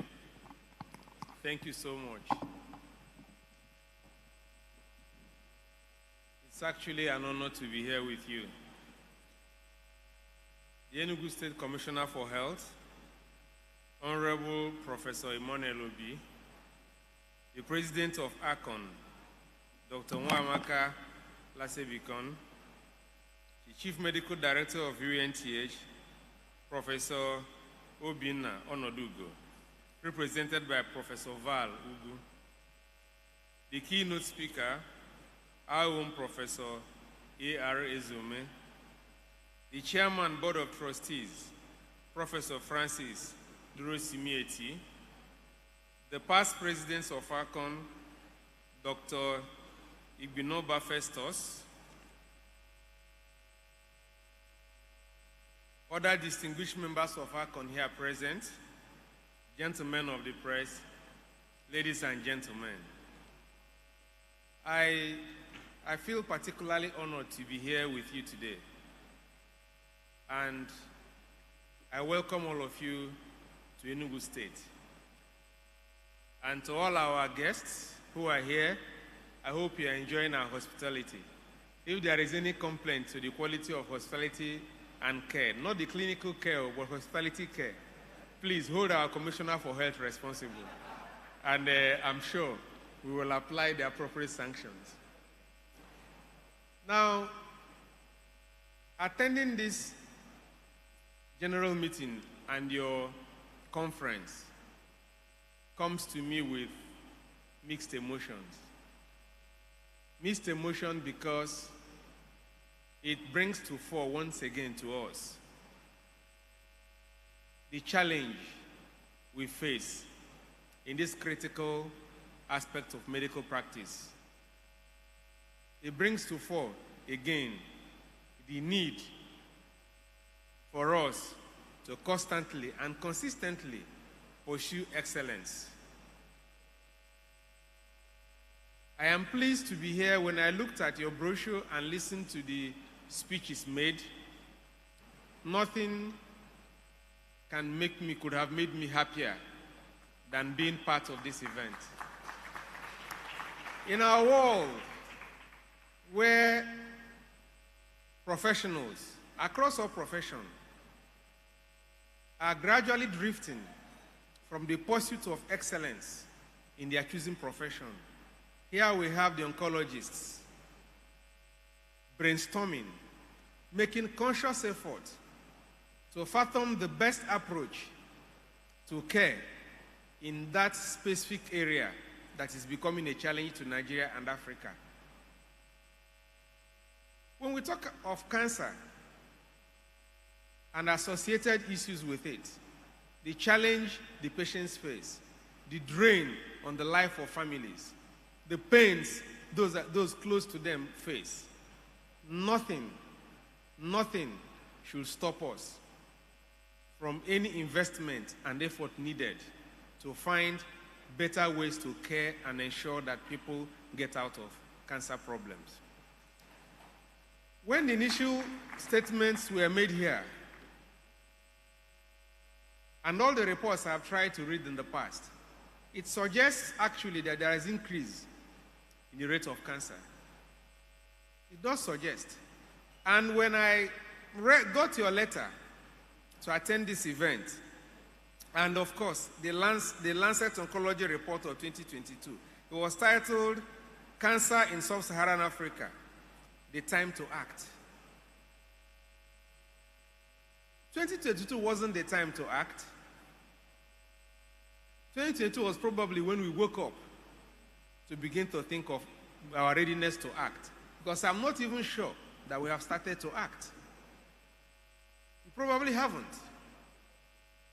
And if you read through that report, it suggests associated problems like malnutrition, infectious diseases, poor maternal and child care. And while listening to the president of Arcon, she talked about primary care, made reference to it. We have challenges in those areas because by the time most of the patients present to you, their cases are already challenged. And you people find it much more difficult to deal with it. So now, part as government, and I'm happy that our Commissioner for Health is here, we are trying to redefine our approach to primary health care. We are trying to encourage our people to make regular checks with or without symptoms, a fundamental aspect of living. So that if there are problems, we believe that if these problems are discovered on time, it will make your jobs a lot easier. And I'm happy that one of the major sessions today is about financing. And I'm also pleased that in your speech, you made reference to our friends and brothers from United Kingdom and other jurisdictions. Because you talked about national health insurance. You talked about cost of care for cancer patients. Of course, in the UK, they have national health insurance. But if the reports I read now is true, it also suggests that the NHS is being challenged, that the patient's waiting time is increasing, that the turnaround time for pre-doctor's meeting is beginning to expand. So we must, in an effort to create our own mode of care and financing and actually payment by way of national health insurance, look at the things that may have contributed to the current challenge they face in Europe and nip it in the bud so that we don't get back to the same cycle. But I must also commend you. I must commend you because instead of bugging yourself with the politics of who leads and who doesn't lead your medical institutions, you're here spending your energy trying to find solutions to our problems. So we want to say a big thank you on behalf of all our citizens, because the jobs you doctors do are essentially a thankless job. We don't thank you enough. We don't appreciate you enough. The moment the treatment you give our relations or friends don't go the way we want, we drag your lab coats, we drag the collar of your shirt, we try to stretch your tie to strangulate you. We blame you for everything. So we also, as part of government, must now begin to educate our citizens that you do your best, but you leave the rest to God. It's also important for us to plead with you to be patient with us. Most of the demands members of your profession make, they are not out of order. You don't even make enough demands because we appreciate the challenges you face and the hazards you face in your job. We appreciate the exposure we give you to challenges you shouldn't face in the course of your assignment. We know the hazards. We know the unfit environment. We know the lack of investments we've not made in those places of work. We appreciate those. We are trying as much as we're able to address them. But in doing that, we will constantly depend on you for guidance. We constantly depend on you for your input on how to run our healthcare system, on practical experiences you've had in the course of your work that you need us to make inputs in. You need us to adopt in healthcare administration. Because recently, we found out that in some of our primary healthcare facilities, that you have community healthcare officials running them instead of qualified medical practitioners. Today, while you're here brainstorming to find solutions to the next generation of cancer care. Some of us are doctors on social media, providing treatment for everything, including cancer, teaching our people how all concoctions can solve all problems, from cancer to everything. And we are lacking the will to impose sanctions. So that's actually criminal. You cannot, in 2023, market what doesn't solve problems to our people, and we fold our hands and watch it. So we need your help to craft legislations. We need your help to develop administrative procedure that we will implement in ensuring that those instances that make your job difficult, because these are some of the things that patients rely on, and by the time they become helpless and present to you, it becomes almost difficult for you to do what you're supposed to have done for them. We appreciate this.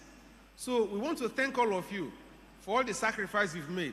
We want to thank you for all the patients you've cared for. We want to thank you for just accepting to be doctors when we don't appreciate you enough.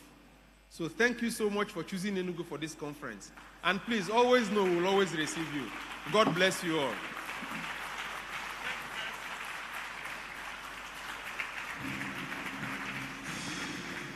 Thank you very much, Your Excellency. We would like to, sorry, just hold on. We would like to respectfully call the acting chair of our Board of Trustees, Professor Adenike, could come and express our appreciation to His Excellency. You may please be seated.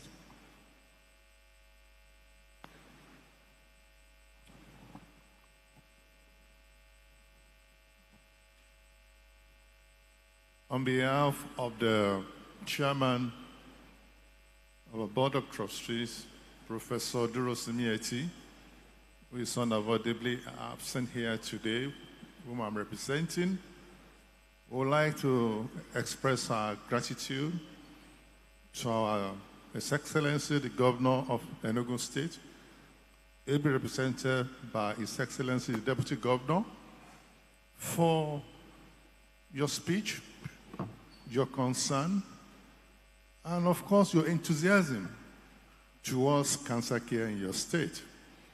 We feel delighted and happy to be part of us. We know you run a busy schedule, you still find time to be here. I will just ask for one more thing, which you can call, well, it's still appropriate. I'm happy you know that truly we're talking about equity, but we still have limited facilities. I actually recommend one machine to 250 human beings. Nigeria has less than 15 functioning centers. If you look at that, it means we are providing facilities for possibly 3 to 4 million Nigerians, and we are still talking about equity. So our desire is that Enugu State, we want you to have your own center. And take a lead among all the states in Nigeria, because we know Enugu is a special place. And I want to believe that you will take it up and that this state will have a center of its own so that we can ensure that we have enough throughout this country. By the time Enugu takes the lead, other states also will want to do something like that. And when you are in your meetings of governors forum, then you can tell them what you are doing. By that, this message can go around, and we can actually talk of having enough centers in Nigeria. Once again, sir, we say thank you very much for coming, and God bless you. Thank you very much, Your Excellency. We would like to quickly go to the keynote speech. Oh, the protocol. Yes. Shall we, the national anthem to signify the departure of His Excellency, the Deputy Governor of Enugu State. Your Excellency, we are indeed very grateful. Thank you very much. Yes, please.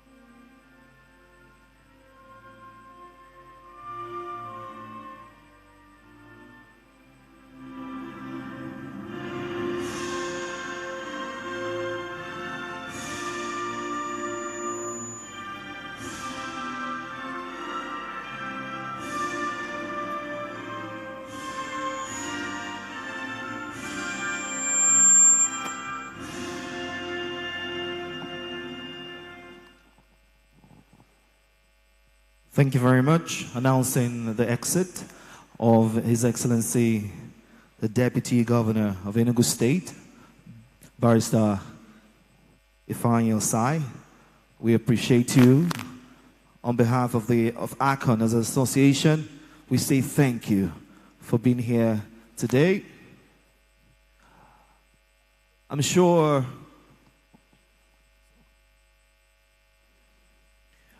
there is also, of course, there's a walk in the park right at the stand where we have some exhibition, some spots. The governor has gone to take a look at what is being shown at this left-hand side of the conference. So we're going to take just 5 minutes of an intermission, after which we'll be back to continue with the other remarks. So sit down, relax, and can we have some breast cancer patients? So it's really useful for some groups of breast cancer patients that are HER2 positive. Now, I think somebody mentioned something around personalized health care. It's like you are really going for what is responsible for that particular cancer, what is driving it. All right, so that is exactly what First Go is used for. Now it's given subcutaneously. In less than 8 minutes, it is delivered to the patient, saving the hospital cost around the IV lines and all those other things, saving them time. Now they can attend to many patients. What they could have spent on just one patient, they have, the liberty of doing so many other things. It's indeed a great pleasure to have you at our stand, sir.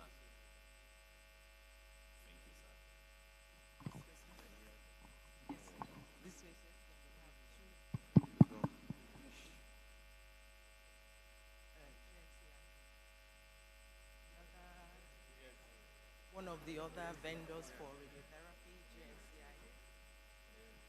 Madam President, good afternoon.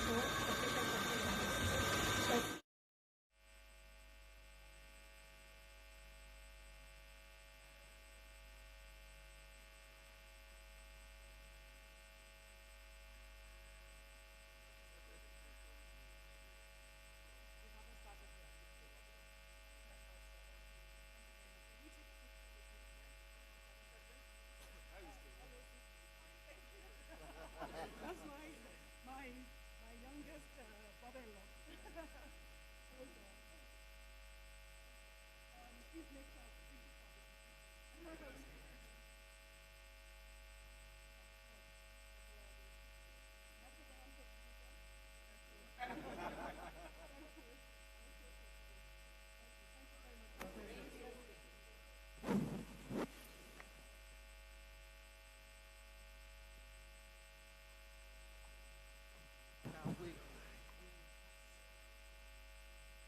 one of our sponsors for the pre-conference.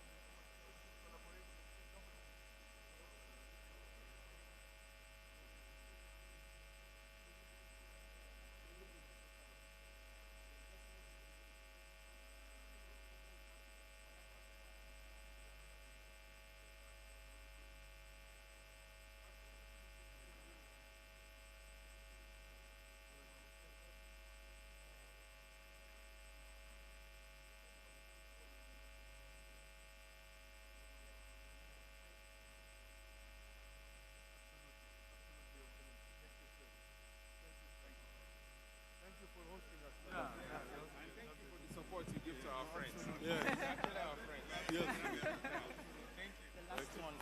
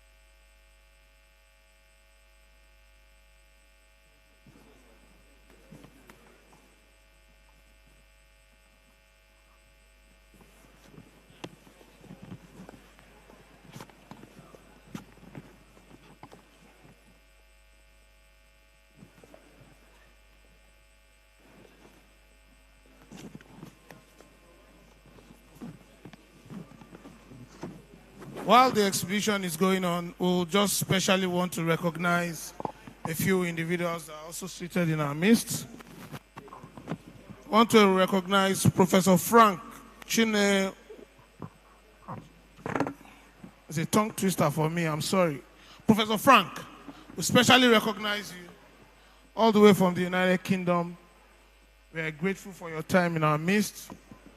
We want to especially recognize our keynote speaker, the team, the directors here from Nigeria Institute of Cancer Research and Treatment, our very own delectable Dr. Uche Nwoku. Dr. Nwoku, where are you? And also Dr. Waziri Usman, the TA, now the Director of Prevention, NICRAT. Dr. Waziri, please let's stand up for recognition. Please, everyone, let's look at him. That's the man in charge of prevention in the Nigerian Institute of Cancer Research and Treatment. So if you need any information in that regard, this is an opportunity. Any information you need about NICRAT, you can see him and Dr. Nwoku. I'll also be calling to the podium Dr. Sam Quiz. Dr. Sam Quiz is the Public Relations Officer of the Association of Radiation and Clinical Oncologists. And his assignment here is going to be reading the profile of the keynote speaker. So while we're still appreciating His Excellency, the Deputy Governor, for taking time to visit our exhibition stand, we would like to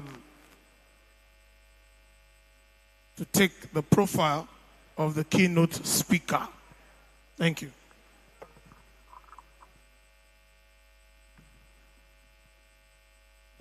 Good afternoon, all. I wish to observe the already established protocol.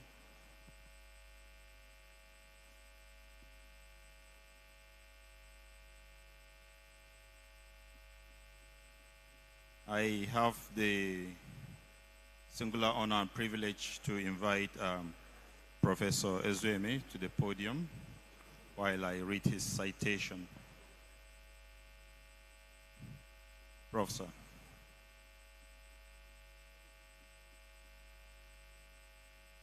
Ladies and gentlemen, this afternoon I have the rare privilege to present to you a perfect gentleman, a very skillful surgeon who has made a lot of impact in the cancer space in Nigeria and beyond. Dr. Emmanuel R. Ezueme, MBBS, MA Bioethics, Fellow West African College of Surgeons, FACS, FICS, is the Director of Bioethics Unit Institute of the Public Health University of Nigeria, Nsukka, and Head of Division of the General Surgery, University of Nigeria Teaching Hospital, Enugu, a Professor of Surgery at the College of Medicine, University of Nigeria, Enugu, and a Consultant Surgical Oncologist with the University of Nigeria Teaching Hospital, Enugu. Dr. Ezueme has been the past Director of the Oncology Center of the University of Nigeria, Nsukka. His medical education was at the prestigious Medical School of the University of Nigeria. While he had the surgery residency training, he had his surgery residency training and education with the Medical School, again, of the University of Nigeria. He holds a master's degree in bioethics from Case Western Reserve University, Cleveland, Ohio. He was an international guest scholar of the American College of Surgeons, and then also an ICRITA grant recipient and a Fogarty Fellow in Bioethics. Dr. Ezueme is a member and fellow of many national and international professional groups, including the West African College of Surgeons, American Society of Clinical Oncology, ASCO, International College of Surgeons, American College of Surgeons, Association of UICC Fellows, as well as the Society of Oncology and Cancer Research of Nigeria, SOCRON. He was the chairman and chief examiner in surgery, West African College of Surgeons, from 2015 to 2019. And he is currently the president of the West African College of Surgeons. Your Excellency, please, Mr. President, sir. In his role as the Director of Oncology Center of the University of Nigeria Teaching Hospital, he has pioneered the development of the first multidisciplinary comprehensive cancer treatment center in Nigeria and the development of the Enugu population-based cancer registry. I would like to just pause here to add that Prof, in a way, demonstrated in simple terms and very critically, silently, during our courtesy visit yesterday, a multidisciplinary team. Unknowing to us, we went as radiation oncologists, represented by the BOT members and the ESCO. On reaching there, it was a multidisciplinary team that welcomed us, because therein there was a radiologist, there was a pathologist in his house, there was a gynae oncologist, there were general surgeons, all to welcome us. He just demonstrated what multidisciplinary team was. Without saying it, it was a casual meeting, but we saw it in display, and we appreciate that, Prof. He is a member of the Nigerian National System of Cancer Registry and a member of the steering committee of the second Nigerian National Cancer Control Plan, as well as a member of the Technical Working Group on Cancer of the Federal Ministry of Health of Nigeria, and later the Nigerian Institute of Cancer and Research Treatment, now NICRAT. The unit currently collaborates, under his leadership as Director of Bioethics Unit, Institute of Public Health, College of Medicine, University of Nigeria, Prof. Ezueme led the development of the first postgraduate training program in bioethics in Eastern Nigeria. The unit currently collaborates with the Center for Bioethics Research, Ibadan, Nigeria, to run the bioethics blended Masters in Public Health program of the University of Nigeria. His areas of research interest are bioethics, breast cancer, cancer epidemiology, and cancer control in resource-limited environment. He holds some active research grants, including the principal investigator of the Eastern Nigeria Research Ethic and Reach training program, and NIH/FIC research grants, including the PI of the Eastern Nigerian Research Site. He is also PI for the International Cancer for Study of Breast Cancer Subtypes, a group that is currently conducting studies in triple-negative breast cancer in people of African ancestry and endometrial/breast cancer genomic studies. His previous research collaboration includes a site principal investigator in the African female breast cancer epidemiology, study on NIH-funded study under the H3 Africa project to study the molecular epidemiology of breast cancer in African women. He recently completed work as a site PI on the Nigerian Integrative Breast Cancer Study, a trapping-supported NCD grant on different aspects of the molecular biology of breast in Nigeria, and as well a study on improving population level, stage at diagnosis, cancer survival estimation in Nigeria, study funded by the African Cancer Registry Network, an international agency for research in cancer. Professor Ezueme is married with 5 children, and he enjoys traveling and watching football. I'm sure Prof is a Chelsea fan. Ladies and gentlemen, I present to you this afternoon Professor Ezueme, who has made a lot of impact on the cancer space in Nigeria. Thank you very much.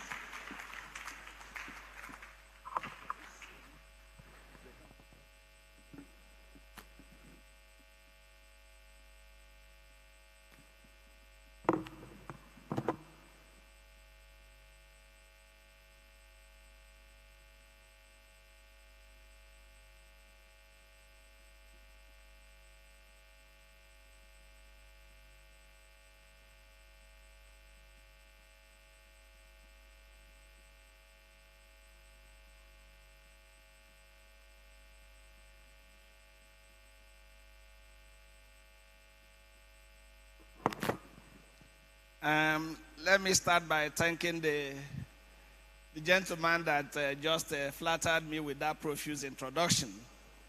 It's my pleasure to welcome all of us and to give this keynote speech for this 6th Arcon conference.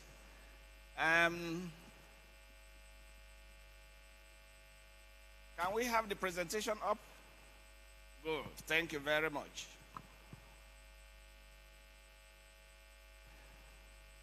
So let me start by recognizing that Arcon has grown in leaps and bounds. The society, I watched it start. I mean, it started as something very small, but it has grown over the years. And each time I think of this your society, it reminds me of big societies, multidisciplinary societies like the ASCO, the Arctic, which started in small ways like this, but has grown so big. And I believe your society has a lot to learn from these big societies. One of my recommendations, the key thing is that this comes out of a lot of effort that nurture this society to be this big under this short period of time. You need to continue at it so that it will grow and embrace and then include more people. You need a structure, and I'm sure that when you have a structure, both physical and office and where you run your things, Arcon will grow even bigger than it is. So I commend the executive and the pioneers of this society for starting. And please try so that it doesn't go the same way some other oncology societies in Nigeria have gone. I'm sure many of us here who are senior will remember that there are other societies, one of which I participated in forming, which is the Socron, which many of them are now stuttering. But yours have blossomed and let it grow bigger and bigger. Your team for this conference is well chosen. Equity in oncology, patients, practice, and policy. When you consider this team in the background of the team for Cancer Day, World Cancer Day, which is Close the Gap, you know it's been well chosen. And both teams actually highlight the long-term overarching goal of the Millennium Development Goal and the Sustainable Development Goal, whose overall arching goal is to fight inequality and inefficiency in wherever they exist in the society, be it at the social level, environmental level, wherever inequity exists. The overarching goal of this team, the Sustainable Development Goal, is to fight it. And having chosen your conference team to be in tune with that, I commend you. And finally, as a local person here, I welcome you, join the LOC chairman and the president in welcoming you to Enugu. Enugu is one of the best cities you can hold conference in Nigeria. The environment is serene. The hotel prices are not beyond reach of the ordinary clinician or members of your society. And you have a comfortable atmosphere to hold your committee meetings. Enugu was once the citadel, the highest concentration of top-level professionals in health in Nigeria. A lot has gone under the bridge, but certainly in the area of oncology, we are sure you've not chosen a better place than come and have your conference. So you're most welcome, and I commend you for choosing that wonderful team. Now, my presentation, we start from the theme of your conference. And for us to be on the same page, that we all understand the concept of what you've chosen and the meaning of what you're aspiring to do, let's look at the concept of equity and the inequity.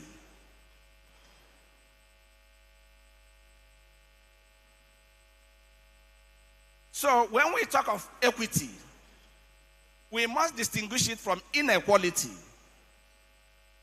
Inequality means there are differences in outcome, in access, or things like that. Differences in healthcare. And this doesn't matter. Whatever is the cause of the difference doesn't matter. We just describe what is happening.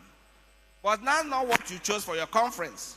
What you chose for your conference is health inequity or health equity. And according to Margaret Whitehead, she said, health inequity are differences in health care that are not only unnecessary and avoidable, but in addition are considered unfair, unjust. So in choosing your theme about equity, you've taken refuge to justice. You're asking us to look at cancer care and outcomes with justice in our mind. You've called on morality, that we should look at differences in access and outcome of cancer with morality in our mind. Are they morally right?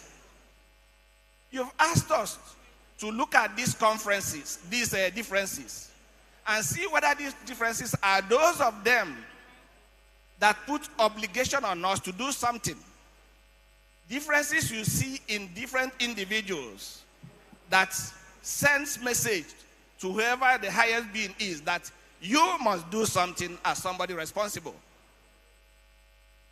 Those are the things that are captured under equity. It's not just description, but the morality of it. So how do we know those differences are crying for help? According to Braverman, he said, health disparities, differences in healthcare, are inequitable if it is systematically associated with social disadvantage in a way that puts those already disadvantaged in further disadvantage. Somebody is down, and then the system you've set up is pushing them down more and more. Those are the ones that cry for help. Somebody is down, he can't even access health. But the system you've introduced to help him is actually pushing him down. That's the way you know the ones that are morally unjust, and therefore you need to do something. And the Center for Disease Control, in order to put it clear for us, says that health equity is achieved when every person has the opportunity to attain his or her full health potential, and no one is disadvantaged from achieving those potential because of social position or other socially determined circumstances. So for us to achieve health equity, we must distribute resources according to the needs of the people. And if you look at the cartoon in that my slide, you will appreciate what it means to say health equity. The other concept I want us to remind us about, which I'm sure most of us are conversant with it, is the concept of equity gaps, which all boils down to what the theme of the World Cancer Day is.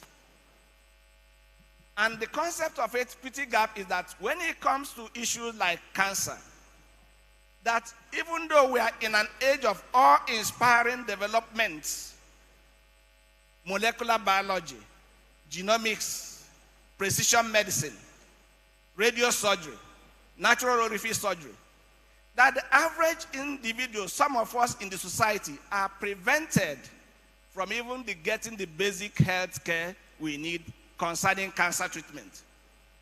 That the basics of cancer management is not even available, while others are enjoying the best of care, the topmost care, the cutting-edge facilities in the world. Those are the things that call to you that something is wrong with the way we are doing things. It means that who you are and where you are, have lived, will make a difference to the fact that will you contract cancer, and if you contract it, will you survive? It is also the notion that people who seek cancer care are hindered by barriers to access at every point. And this is a worldwide phenomenon. It's not just in Nigeria. And we look at a few examples to tell us this is what's happening. And that's the whole concept of what we are addressing in equity.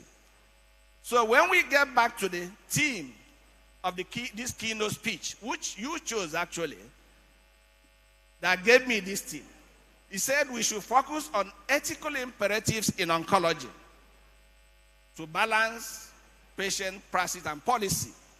What have you asked me to do? You've asked me to look at the injustices in healthcare access and outcomes. You've asked me to help us shine light on what we ought to do as moral agents to address these morally unacceptable differences. You've asked me to help you to look at how do we balance the interest of the patient, our practice, and that of policymakers to ensure that we achieve a morally justifiable differences in healthcare access and outcome. And that's what I would attempt to do in the next 20 or 30 minutes, to highlight those differences and shine the light on what we should do, which ones are terrible, and we need to do something about them. I mentioned that global inequity is not something local, it's global. And I'll just give us a few examples to tell us that this is stark and very important, and we need to look at it. Low and middle income countries, especially those of Africa, accounts for a disproportionate burden of cancer relative to their population in the world. If you look at the cancer incidence rates, the high income countries have overall higher cancer incidence rates compared to the low income countries. But when you look at the mortality, both the mortality rate and the total mortality, you will see that the mortality is significantly higher in these low and middle income countries and continues to rise, whereas the mortality rate is actually dropping or stable in most of the high income countries. If you look at childhood cancer survival, for example, a child that develops cancer in the high income countries has 80% chance of survival. But if that child develops cancer in any low and middle income country, it has only 20%. There are so many examples, statistics to give you, but this just highlights the stark difference between living in the first world and living in the third world. But the problem, if we're only comparing ourselves with high-income countries, you can say, oh, they live in a different world. But that disparity is happening even in our own region. Let's take countries in Africa, for example. We know that Africa contributes 13% of world population, but only 6% of new onset cancer. But when we look at mortality, we see that the mortality from Africa is very high, and not just there. When you compare it to the resources available and facilities, it becomes astronomically high. Now, what you've seen in that table in front of you are the 3 countries in Africa with the highest burden of cancer according to GlobalCon 2020. Egypt, Nigeria, and South Africa. And you can see the new cases and mortality rates in those countries.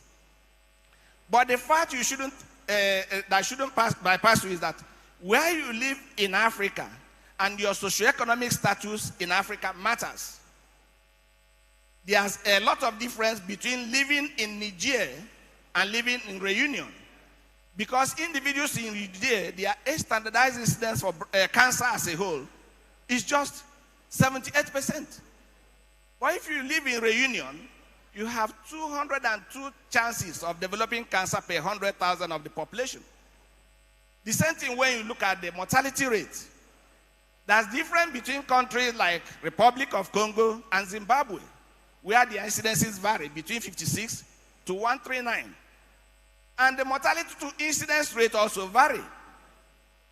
But the arching thing from empirical studies, the overall arching event is that Human Development Index had a significant negative correlation with mortality to incidence rate of all cancers. And Human Development Index accounts for 75% of the variations in cancer survival within Africa. And what does Human Development Index measure? Socioeconomic status. And the recent empirical studies now are saying that this is not just Africa, it's across everywhere in the world. That the most important factor is your level of income, your social status. That determines whether you survive or not if you contract cancer. And this is a very important point because it's obvious now to us that the differences depends on what the individual countries are doing to look at the health and improve the health of their people, how they are developing the human resources to improve their economy and improve their social status in the society. But this conversation is not about Africa. So Arcon is a Nigerian society. So let's come down to Nigeria and look at what's happening in Nigeria. These are the top 10 causes of death in Nigeria. If you look at the Global Can report, including the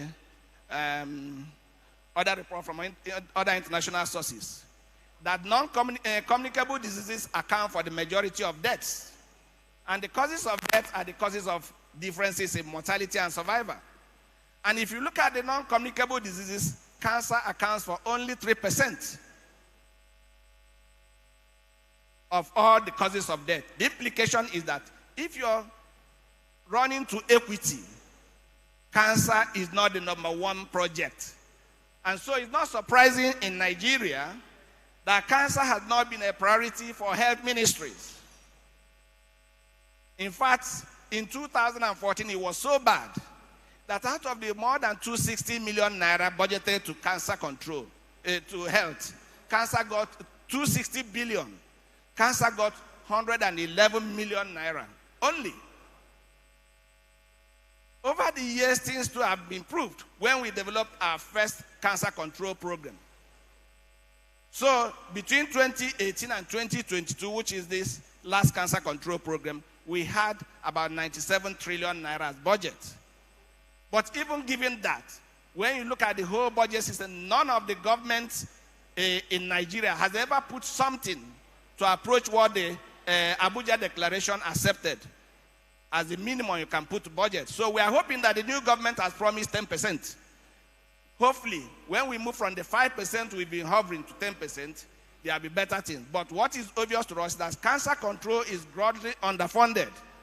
And the reason for that is the political will to push more funds into health and then also into cancer control. But we see some of the changes that gives us hope that these things might change. So, what are examples of the socioeconomic inequality in cancer care in Nigeria? So that you see what are the empirical studies are telling us. I'll just cite a few examples. Sharma and Aletisa and their colleagues describe the potential barriers to accessing cancer care within a rural community in Western Nigeria. And some of their key findings are interesting. One is that cancer screening activities were very low and infrequent among eligible participants.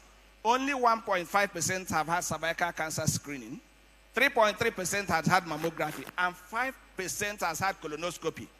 And I bet you that 5% because they did their work in an area that is known all over Nigeria for screening and mounting programs on colorectal colonoscopy. But the key finding in that report is that higher personal income, insurance status, and education were associated with more cancer screening activity. So the higher your personal income, those that had insurance and those that are highly educated are more likely to be screened. And also noted that individuals in the lowest bracket of income accounted for most of the major hospital costs in the last 2 years of their study. And they had more visits to hospitals because of disease, and they had higher comorbid situations. So you can see this one example of the stark reality of socioeconomic influence on access to cancer and the ability to have access and utilize cancer management control services. Now let's look at other studies that have looked at the inequity that arises due to inability to pay. Twahi and his colleagues, looking at the whole of Africa, compare different countries in Africa, in particular Nigeria, Ghana, and Kenya. And they noted the national health insurance coverage in Nigeria covers only about 6% of her population. Compare that to Ghana, which covers 40%. The earlier study I've cited by Sharma and Alatise noted that in Western Nigeria, only 4% of their cohort had medical insurance.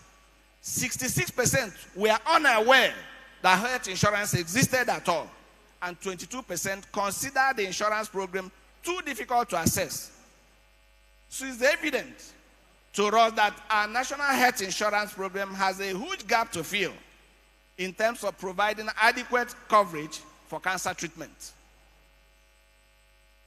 The same study by Twahi and colleagues noted cancer's disease burden in Nigeria is complicated by significant out-of-pocket expenditure.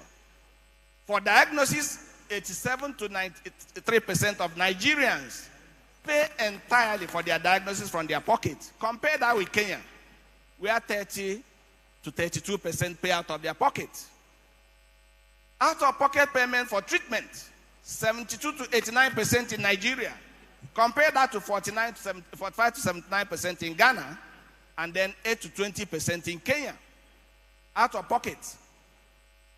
And for those who pay out of pocket, the average number of cycles they can afford for those of them that need HER2 is just 5 cycles. Compare that to those who insurance are paying, would take up to 14 cycles on the average. In another study by Knapp et al., looking at barriers to breast cancer management, they showed that 90% of their cohorts have experienced catastrophic health care expenditure. And how did they solve that problem? 72% of them had to borrow money, and then 9% had to stop their children from schooling in order to pay for the care of somebody in their family that had cancer. So this shows you the stark disparity between those who need it and then the ability to pay. And those are the things that call for urgent action on the side of government. Gender disparity is also very evident in Nigeria. In Nigeria, survival favors the ladies. Okay? More ladies are surviving into old age compared to males. But when you come to cancer management, it's not the same.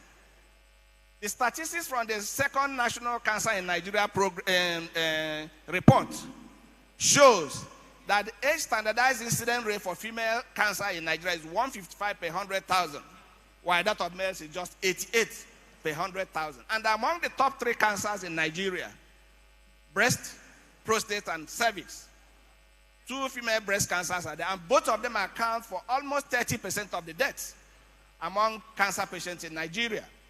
So that when we look at the society and think that females are surviving, in the actual, those that survive from cancer, the females are doing worse. And we shouldn't bear that in mind when we are doing a cancer control program. There's also inequity that arises due to distribution, disparity in cancer treatment centers within Nigeria, in cancer workforce professionals within Nigeria. Today, among your members, we have about 93 clinical and radiation oncologists. This is from you, this information from you. You can imagine a country of more than 200 million, how that number will serve. And not just that you have that 93. Where are they located? They're all bunched up in the major centers. So you can imagine yourself, if your relation is living 250 miles away, 500 miles away, how you hope that they will come to the center where the radiation and clinical oncologists are for them to access service that you can provide. There are only 3 medical oncologists in Nigeria. In fact, I think they say 1 has even left. There are numerous surgeons, but very few of them are trained in comprehensive cancer management. So we have a lot of problems. So these are disparities that are stacking us in the face in the Nigerian environment. And notwithstanding these shortfalls, the pull and push effects are redistributing this workforce. Many of them are migrating out of our environment to better centers. The highly developed countries are actually poaching. Our college trains out and brings out fellows in all the fields every year. But half of them now stay in the environment. And the worst thing is that the ingredients to do the training are lacking. And that's creating a big gap in cancer control and worsening the gap between low and high income countries. So, if you look at that slide, it shows all the geographic disparity in cancer treatment centers in Nigeria.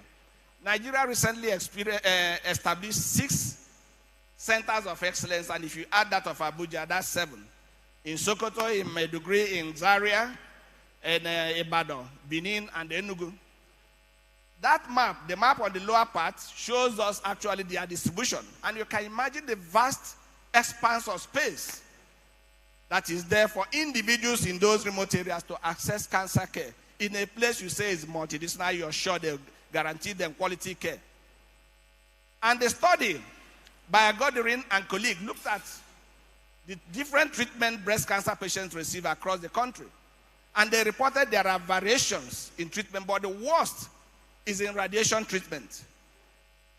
And they noted that individuals who had their treatment in centers that have radiation facility have 64% chance of getting radiation. But if they are coming from areas outside radiotherapy facilities, only 12% chance that will get radiotherapy as part of their breast cancer treatment. And all of us know the consequences of that. But let's look at the radiation facility distribution in the country. The topmost graph on the right is the teletherapy machines in the country. The 3 red ones there are not functional, or they are yet to come on board in Sokoto, in Kano, and in Benin. So what you have actually bunched up in the south, and that's even deceptive. The stars are the government facilities, that one in Enugu, and that one is the government private-public partnership in Lut, the one in Lagos. The rounded buttons you're seeing there are the private enterprises. Again, bunched up in Lagos. One in Owerri, which is the Cobalt 60 machine, and then one in Calabar. That's the distribution of the facilities that will serve 250 individuals. And you're expecting them, the individuals in the remote areas, to have the best treatment. And look at the lower graph are the brachytherapy facilities in Nigeria. The 2 red ones, they are not functioning in Sokoto and in Kano. They are yet to come on board. The other blue ones are functioning. Okay? But again, that shows you the disparity in spread. And imagine yourself in one, if you're, for example, today in a lorry. How would you get your treatment? Or in Sokoto today that their machine is not working. Those are the realities of geography. Having to live in a big country and yet not being able to provide to cover your whole population. Let's not pretend as if the government of Nigeria hasn't done anything to address cancer inequality. The Honorable Deputy Governor mentioned that we are just waking up. That's not entirely true. In fact, the biggest work that any country can do to manage inequality in cancer care is to set up a system. And Nigeria has done that. Nigeria now has a system of cancer control. And there are 3 important systems they've set up. So that we need to know, because individuals in this meeting participated in that momentous work, which is likely going to change the face of cancer management in Nigeria from now onwards. First is that they launched their National Cancer Control Plan. They've gone volume 1, they've done volume 2, they're about to do volume 3. And that, for the first time, shapes what the country is going to do to tackle this problem. That's a huge system. The second one is that they created the National Institute for Cancer Research and Treatment, which has just recently taken off officially. We may not appreciate the enormity of this work, but this is a huge development that the country has taken step on. So that we now have a body whose job is to focus on cancer control alone and be able to chart the roadmap ahead. And I commend many of us in this gathering that participated in doing that work. The third system that we now have is the Nigerian National System of Cancer Registries. Again, this is a huge step that now we can now have a system that to map the different cancer incidences across the country, track their mortality. So these 3 activities have actually put Nigeria on the right map. And we need to commend those who worked on them and the government of the day for carrying them out. we also need to appreciate the efforts of the government in what they are doing to address the inequality and inequity in our system. And some of the efforts come solely from government policy. For example, the creation of the Cancer Centers of Excellence. For the first time now, the country has acknowledged that multidisciplinary comprehensive cancer treatment centers are the way to go. And they are committing themselves to developing that. For a long time in our environment, we'll be campaigning that instead of single individuals and single departments setting up what they call cancer treatment, it won't work. We must create a system where everybody comes together to participate. And the national federal government has taken that as a policy and is worth commending. Then they've sustained cancer treatment support budget line for the past 4 years. That's an outcome of the cancer control program that they set up. So we now have a budget line. That wasn't there in 2012. That wasn't there in 2014. So in the last 4 years, now there's budget for cancer management, cancer treatment. That's very commendable. Then the National Health Insurance System has now been expanded to include cancer. Today, breast cancer and cervical cancer are among the cancers covered by the NHIS. It also covers diagnosis and treatment of complication of some other cancers, but excludes any other cancer outside these two. We are hoping that this system will be expanded to cover all cancer. Then they've introduced the Cancer Health Fund, which is targeted to the indigent, the very group that seeing their plight cause you to do something. This Cancer Fund has now been targeted to this group, but I must observe that it's been abused. Because in recent times, you're seeing people who are not supposed to benefit from that, benefiting from that. But the effort of the government needs to be commended. That at least for now, they recognize there's a low level which you fall under, that they should do something to help in cancer management. And then they've also started attempts at the childhood cancer comprehensive coverage, and very importantly, introduce HPV vaccination as national program of immunization. These are very landmark developments that the government are doing, and when we look at the effect on what the fundamental causes of inequity, you will see that these are important developments by the government of the day. And there are some they've done through partnership. Some of the progress have come through partnership with industry. Okay, key partnerships through private-public partnership in chemotherapy access, in patient-assisted program, to address the supply chain issue and reduce the markup that are put on drugs. And some of them are reduced up to 50%. I must commend companies like Roche, Clinton Health Access Initiative, American Cancer Society. These are some of the partners that the federal government has worked with to introduce this program, and that has helped a number of patients. And then through that partnership, they are now increasing the coverage to some other tests that are not basic, immunohistochemistry, okay, that are now included as part of this partnership. That's very important. And then one landmark development, which has led to the institution of some radiation facilities, the National Sovereign Investment Fund created an investment company through which they are now funding different aspects of healthcare, including cancer care. That's the origin of the Lagos LUT program, and that's helped a lot of people. And they've invested even in laboratory services in Umahia, and then one, I think, in Kano or something. And there's one that's coming in Enugu. And these are efforts of the government that has made a difference in survival. But let's look at our approach again and see whether we are getting it right. You see, we are talking of equity here. Is what we are doing, is it equitable? We must realize that equity is not equality. Okay? So equity doesn't mean giving everybody the same thing, providing the same resources for everybody. Equity gives everybody what they need to offer them the best chance of enjoying similar outcomes. So when we are talking of equity, we must think of vertical equity and horizontal equity. Vertical equity is that you're providing resources to those that need it according to their needs. The poor people are giving extra. The big men are giving the basic.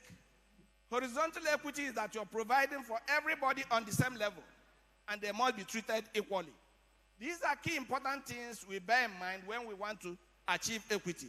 And it is important that you're reducing the overall incidence of cancer in your country. Doesn't necessarily mean you're achieving equity. You'll be reducing it, maybe the effect is coming from the high up end. Meanwhile, those that are downtrodden are still suffering. And we need to keep that in mind when we are designing our programs. We also need to bear in mind that different factors influence disparity, and addressing them is a complex thing. Okay? So policy changes are needed to address the systemic social and institutional inequality. We need to look at the up-level causes. A lot of times we are looking at the immediate causes, the downstream causes. We need to look at the midstream and upstream causes, and some of the measures we need to introduce are beyond health. They're more like the general things that the government should be doing in the population to target those who are disadvantaged, for them to benefit more and for it to share in their health care and their cancer care. So the ideal focus of the government policy should not, to address inequity, is to focus on the upstream causes, the social and the environmental determinants of health. The social environment, the environmental determinant, we are talking about water supply, their level of income, their environment they live in. These are important so that we don't isolate the immediate causes of cancer, breast cancer, and say we are treating them. We will never achieve equity because things will be different. So let's critique a little bit of our National Cancer Control Program so that we see where the gaps are, and then look at the morality of it and what are our duties. First is that most of the new drives for these changes I've mentioned to you are coming from international agencies and partner institutions. Many of them are not things we generate ourselves. Partner institutions will come. So it means that absence of international funders may lead to collapse of the program. And I have two examples. The Cancer Desk Office. When we started, we are looking about the Cancer Desk Office in this Enugu in 2012, 2014. We went to Enugu Ministry of Health. They had none. And we are asking why. Why can't we create one? They say there's no funding. They cited malaria, tuberculosis, as those that have desk offices because there's partner funding for them. So that's a problem, that we are not able to generate and say this is important. And then the outsiders are helping us. But the outsiders are bringing the ideas which are implemented. Look at the cancer registry.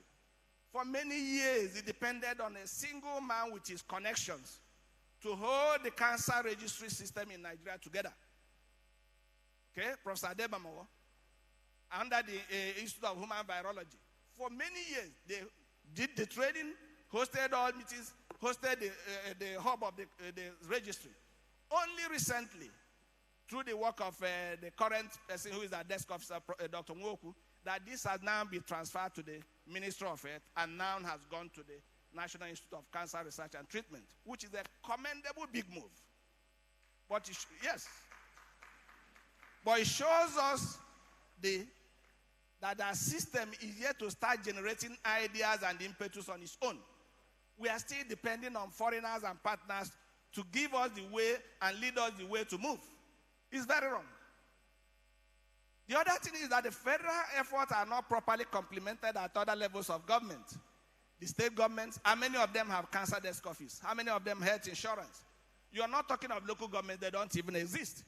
How can you achieve equity when the people that are affected will only deal with the government nearest to them if they have nothing in the program? Then more investment opportunities are coming from the private sector. But the problem is that most of them are placed in highly concentrated areas, Lagos and Abuja. You don't blame them because many of them are for profit. They want where their profit will be. But we should, as a government, ask ourselves, are there policies we can do, we can make to force them to move beyond these big cities and move to regional areas to help to spread their influence? Then the initiatives from the academia has not been impactful. Where are your demonstration projects? Where are your research projects that are happening in the communities? We domicile ourselves in the whole setup of the university setup or the hospital and impact our surrounding least. The ideas you've generated, you need to test, implement in your local environment. Where are they? It's not there. So how are you going to go to government and say, I know this works, bring money, let's just use it to reduce equity? That's from the academia. And then, of course, I mentioned earlier, the need for us to look upstream to identify the primary causes of inequity in the society. Because until we address them, the inequity in cancer management will not change. The inequity in cancer access will not change. We must address them. Things that hold people down from getting education. Things that hold them down from getting good water supply, good sanitation. These are important for us to make impact on the inequity in cancer. We must also accept there are... Can we have... Okay, good.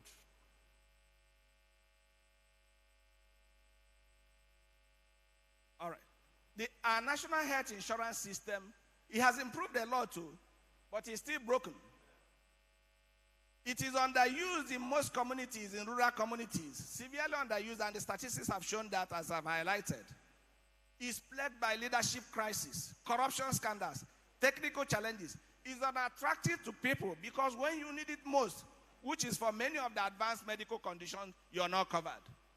So the basic things, most people will sort it out for themselves. But the very thing you need it, the health insurance fund won't cover you. And so the interest is not there. And then the states are not coming up. Many of them don't have their own health insurance scheme. And these things are important if we are to address inequity. So let's look at the National Cancer Control, some of the gaps. Again, treatment services, we've scaled up, we've named centers, 7 centers of excellence. We're investing more, for example, in radiation facilities, improving them. My hospital benefited. But the question, these facilities we place there, are they affordable to these individuals, the patients? What's the current cost of radiotherapy? The new machines, not the old ones, the new machines. You will see the average patient can't even afford it. In fact, somebody has said that what you have managed to do is to stop those who go abroad to receive their treatment. They now do it. The bulk of the masses, we've not made impact. And this is very important because when we scale up these services and put them there, we must find a way that those who are downtrodden should benefit. We've looked at the personnel, the push and the pull effect. And we ask ourselves as professional bodies, what are we doing to address the gaps in personnel? The different personnel, are they well distributed? Are we producing enough? I know your association, for example, cannot train. But you need to liaise and collaborate with other associations that train so that you can scale up the people who train the professionals and be able to produce more. And then the government should do things to reduce the pool. They are being pulled away. Then things in your system is pushing them to join. These are important for us to address inequity. Finally, our cancer control effort, we will not win it. If all domiciled in the ivory towers, we cannot win that fight. We must get away from the ivory towers and affect the community around us. Your centers, where are their outreach programs? Where are demonstration programs in the district that they are serving? You must have one. If you don't move out of your environment, you will continue treating until you get tired because they'll continue to come. So we need to move. So, how do we address the inequity? What should we be doing? It's multifactorial approach. We need new partnerships, new ways of partnering, to do screening, to deliver services to the community and the neighborhood. We need to mount public education, training of healthcare professionals, strengthening the primary healthcare system. These are all important, okay? And then we need to look at the policies. Now we shall look at the ethical imperatives. What are the ethical imperatives on the government policies they need to do to close the gap? Every government has a general duty to improve the health and well-being of its citizens. Every government that doesn't know that, any person shouldn't be in government. But beyond that, there's a morally binding duty to use policy to remove the imbalance due to social and environmental determinants of health. Every government is morally bound. You are there to improve everybody. But those that are downtrodden, you are morally bound to use your policy to change their situation and improve them. We should target people who have low income, low literacy, long travel distances to screening and treatment sites or medical facilities. People who have no health insurance, poor diet, physical inactivity, obesity. These are where the targets to reduce inequity in our cancer care should be. That's where our government policy should be. While every government tries to improve the society, they must have special programs to target this group of people. That's the only way to go. The funds are needed for the health insurance. We must find ways to fund them. The National Institute for Cancer Research and Treatment must be funded and the funding proved. And we need to look for, let the polluter pay. We shouldn't be looking far for who should pay. Those who are contributing to the cancer risk factor should pay. Those who pollute the environment, those in cigarette industry, in petroleum industry, in alcohol, those who are the drivers of obesity in our public, in our society, fast food industries, those who manufacture waterproof material that's scattered everywhere. We need to tax them. And that tax by morality should be housed into the health fund. That's what we need to use to fund health. And if we do that, the National Institute of Cancer Research, we have enough fund to run cancer treatment and reduce the inequity in the system. This is very important as policy issue.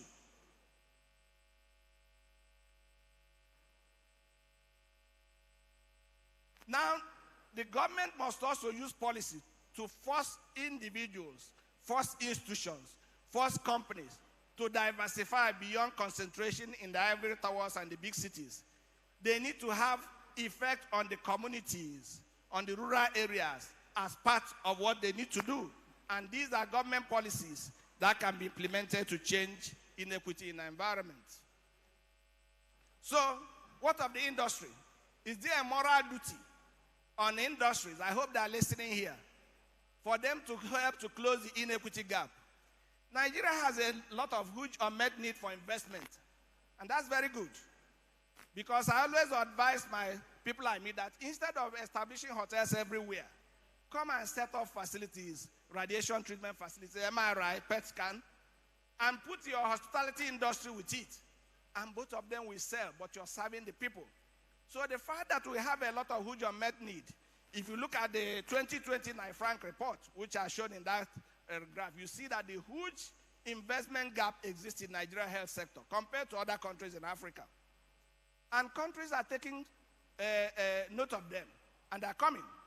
But when these countries are working in the environment, they should know that there is a duty on them. First, there's a duty of rescue.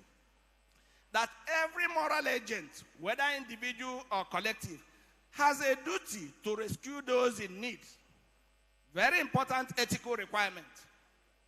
That you as a company, there's no way you set up a facility, radiation facility, and somebody will be emergency or indigent. You have no provision at all to rescue the person. Not even 1 in 10th, 1 in 20th, or 1 in 100 of the series you've done. It is unethical. You must have provision that no matter how small it is, that for that person who has no other help, you need to rescue them. And that's an obligation. Beyond that general duty, there's also a specific moral duty to help to solve the problem you've created. And that's why we say to task those who pollute the environment is morally correct. And that duty is the duty you owe them for reparation, compassion, engagement, and gratitude that you're working in the environment. So you're a very first-class company or working in this environment. We welcome that because it helps us. Your investment should grow, but you have a duty to the environment. And the CEOs should know and factor that in their plan so that somebody is not indigent and not one of them will get help from your system. So, what of us practitioners? Are there moral duties on us to address inequity in cancer space? First, is that there's a general duty as an individual to rescue when there's no better one to do the rescue. But as professionals and practitioners, there's also obligation due to the special skill we possess. You have a duty and obligation to educate and support your patients on their lifestyle modification. Don't tell me you're charging for it.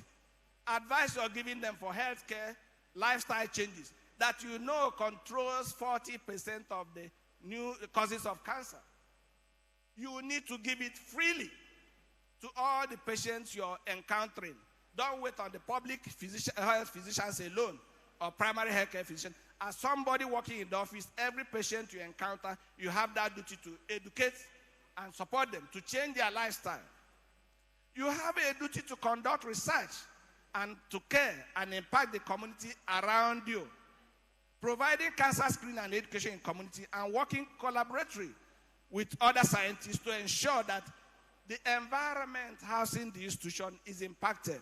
You can't tell me you're working in an ivory tower and in your system there's nothing you're doing to impact the society. It's not correct. You owe that duty and you need to do it as a professional. And then for the cancer centers they've established, is there a duty on you? There's a duty to design cost-effective evidence implementation program strategies and demonstrate them in the public space around your catchment area. You have a duty that the catchment area you serve should be different from the area that are not in catchment area of a comprehensive cancer treatment center. There must be a difference. Otherwise, why are you cited there? Okay? You must have community engagement and outreach programs. Cancer centers today, you cannot operate and say you're functioning as a full comprehensive cancer treatment center without an outreach unit. A unit that goes into the community. That's why you should bring in public health physicians into what you do, so that an arm of you is able to do sentinel programs and touch the community around you. That's the obligation that you as a cancer center or somebody directing it should know is a duty on you. So, what are professional bodies like you? Professional bodies, training of cancer health professionals, nurses, radiation oncologists, clinical oncologists, surgical oncologists, palliative care physicians, pathologists, radiologists. You have a duty to contribute in their education and training, and perhaps one of which you're doing in this conference. There's a need to focus your training to address those disparities in professional distribution. There's a need to address geographic disparities in professional workplace placement. Might not be directly in front of you, but you as a society should influence your member. There are gaps. Show them where the gaps are, where they need to redistribute themselves. Instead of 20 radiation oncologists in one center and none in 250, 300 miles beyond them. And as a college, you have a duty to repopulate. No matter how they drain or the push event, you must repopulate the population. Stop crying. Nobody will bail you out. Your duty is to train. It's on that basis that my college, the West African College of Surgeons, decided to step out. We engaged in the National Institute of Cancer Research. We are hoping that this September, October, we'll be able to sign an MOU to scale up training of cancer health professionals. Yes. And one of the ways we pointed out to them is the radiation area, radiation and clinical oncology, that we need to energize them so that they will be able to, they won't say somebody is holding them back, and the association has a role to play. Okay?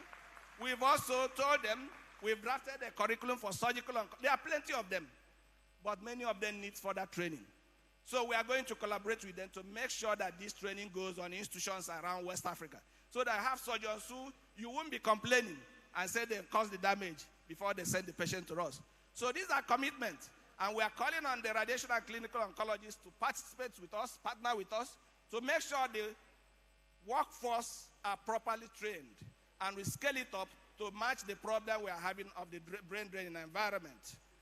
So in conclusion, let me tell you that advancing cancer health equity is one of the top global health challenges of our generation. Meeting the challenges require that we identify and address fundamental causes of cancer disparities and promote equitable access to cancer prevention. It demands political will from the policymakers But it demands dedication from us professionals to ensure that we achieve success.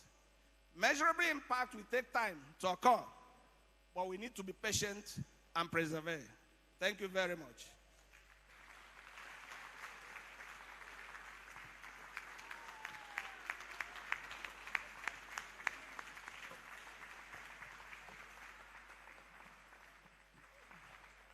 Another round of applause.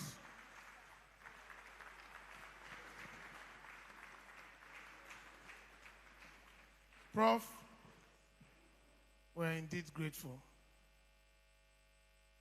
Please, before we sit, just before we sit, you know, there are many ways people speak. Some will do the research on the internet and speak. Some will speak because what their professors taught them. But some people speak from the head, but some people speak from the heart. I am very sure, sir, that you saw that we didn't have to say people rise up. It was spontaneous. Let's give Prof another round of applause. Thank you very much. We are indeed very grateful. Thank you very much, sir. Thank you very much.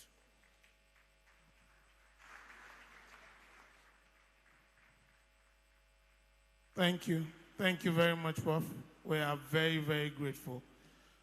I'd like to welcome Professor Frank Chinwegundu, MBE. He has a recognition from the Queen of England. Special recognition. Sir, you can approach the...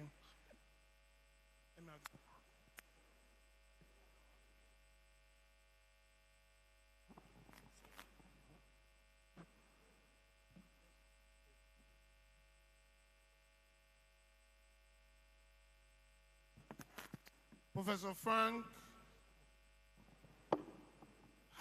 is specialized in cancer care and raising awareness about prostate cancer symptoms throughout his career as an urologist. He's made great strides in raising the awareness of cancer-related disease, and since 1998, he has been chairman of the Cancer Black Care, a charity set up within the Black and minority ethnic community, which aims, in addition to his new job, he has run a drop-in clinic in Newham, persuading men to be tested for prostate cancer, the result of which has led over 300 men being tested and 50 referred for secondary care. The work led him to be awarded of Equality in Care and Excellence Oncology Award for helping people live longer category. Sitting on a government advisory, so many government advisory committees, he volunteers with numerous other charities, including Rich Society, and he has served as a mentor and career advisor at a school in Hackney in his spare period. When asked about his time at St. George's, Professor Chinwegundu said, "George is a friendly and inclusive institution. It was a perfect melting pot, and we had our own tooting community. The friends he made then are still his great friends now." So we welcome, with an applause, Professor Frank Chinwegundu.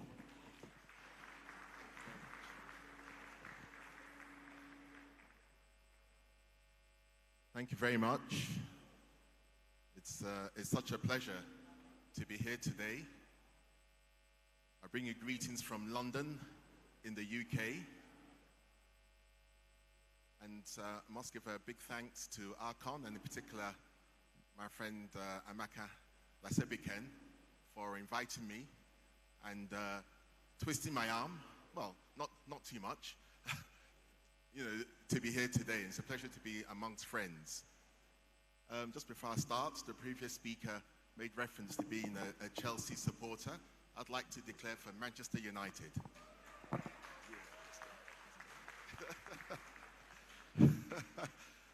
So I've just been asked to speak for not very long, maybe 15, 20 minutes, on one of the treatments for early prostate cancer, which is low dose rate brachytherapy.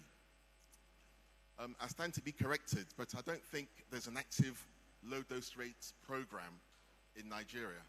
No, there isn't. Okay. I know there's many high dose rate therapy centers, but what I'm particularly keen on, what I've been doing for 15 years now, is low dose rate prostate brachytherapy.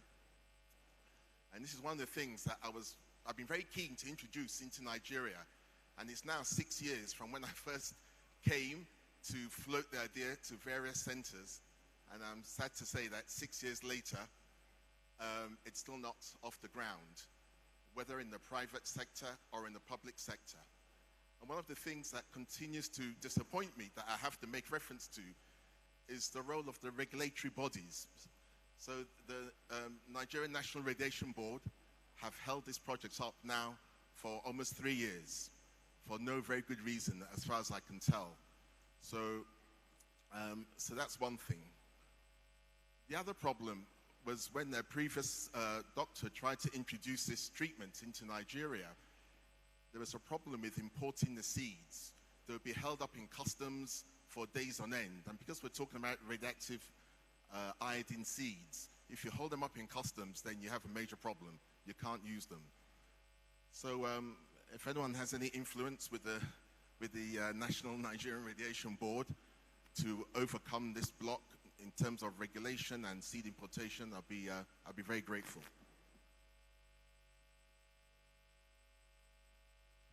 So in 2008, NICE, which is the National Institute of, thank you, NICE, okay, thank you. So 2008 in the UK, NICE, which is our National Institute for Health and Care Excellence, produced this document looking at the various options for treating early prostate cancer. And I emphasize early prostate cancer.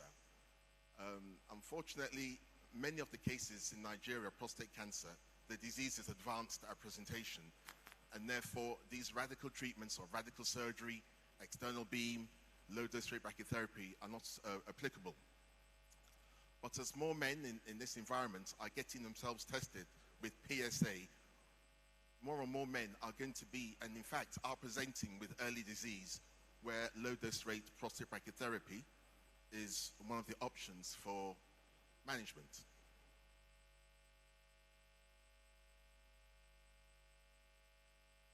So what we're talking about is brachytherapy, low dose rate brachytherapy, which involves the permanent implant of radioactive iodine seeds under direct vision into the prostate. The half-life of iodine 125 is about 59 days. And what we are doing is delivering high dose of radiation directly into the prostate. A much higher dose than you can do with external beam. And how do we do this? We employ a transrectal ultrasound, which we put into the rectum. We visualize the prostate on a screen.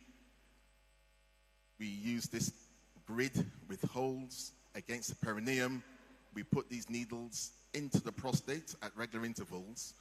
We use variant software to tell us through these needles how many seeds of radioactive iodine do we have to insert to give the dosimetry that we are after.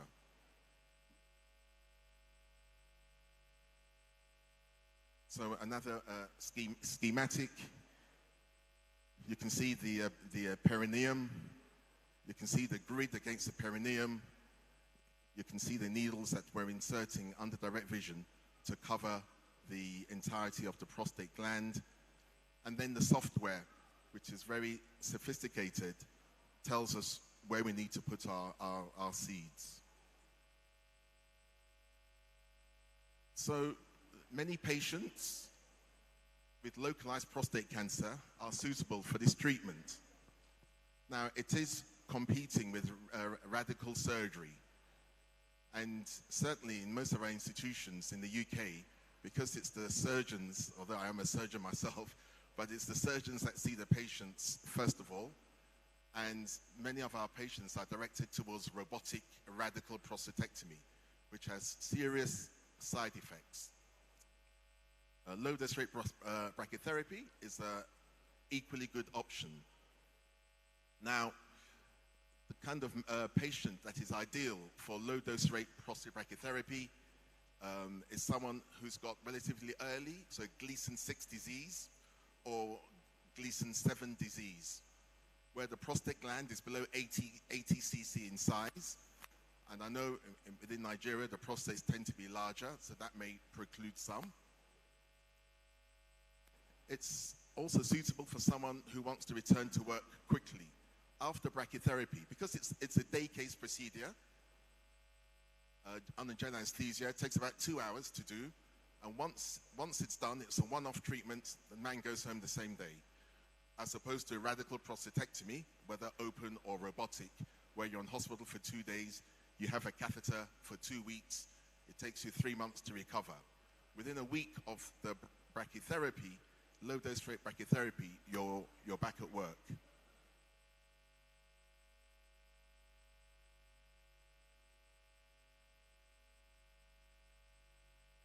The great benefit of brachytherapy is the low side effects. The problem with radical prostatectomy, for those who have it, is a very high rate of incontinence of urine, because you've removed the prostate gland and you've removed the mechanisms that keep you continent, and a very high rate of erectile dysfunction, which sends many men running. Sure, every treatment has its side effects, but with brachytherapy, you don't get incontinence because you've not removed anything, and because you've not disturbed the nerves that control the erections, the rate of erectile dysfunction is much lower.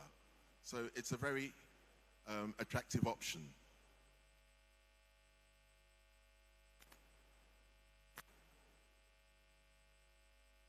This is a somewhat old slide, but it still pertains.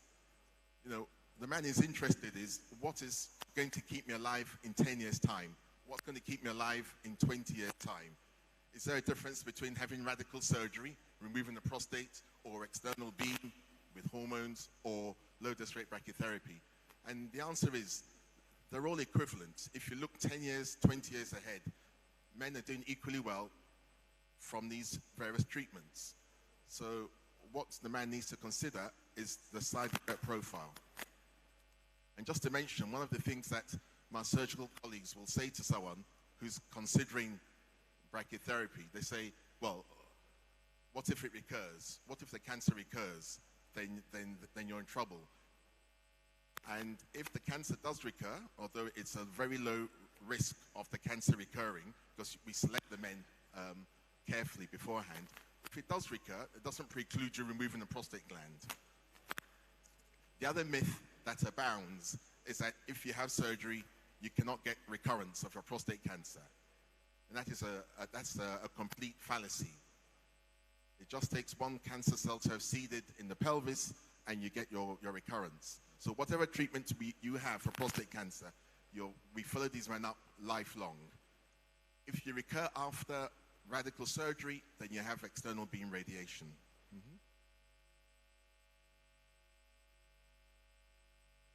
So in terms of what we say to our men, we say there are 98% of men are alive and doing well 10 years after low dose rate brachytherapy, which is the same as radical prostatectomy, and it's the same as external beam. In other words, if you catch the cancer early, the cure rate is extremely good. Our previous speaker was alluding to late diagnosis. With early diagnosis, prostate cancer is an entirely curable disease. And in fact, the European Union last year said that in Europe, no man should die from prostate cancer. No man should die from prostate cancer. Because if you screen by PSA, you will find it early, and the treatments are curative. So this chart is just showing just comparing surgery, low-dose rate brachytherapy, and external beam radiation. They're all much of a oneness. The other thing we talk about is the various side effects, which I've alluded to. The sexual function is much better maintained after brachytherapy.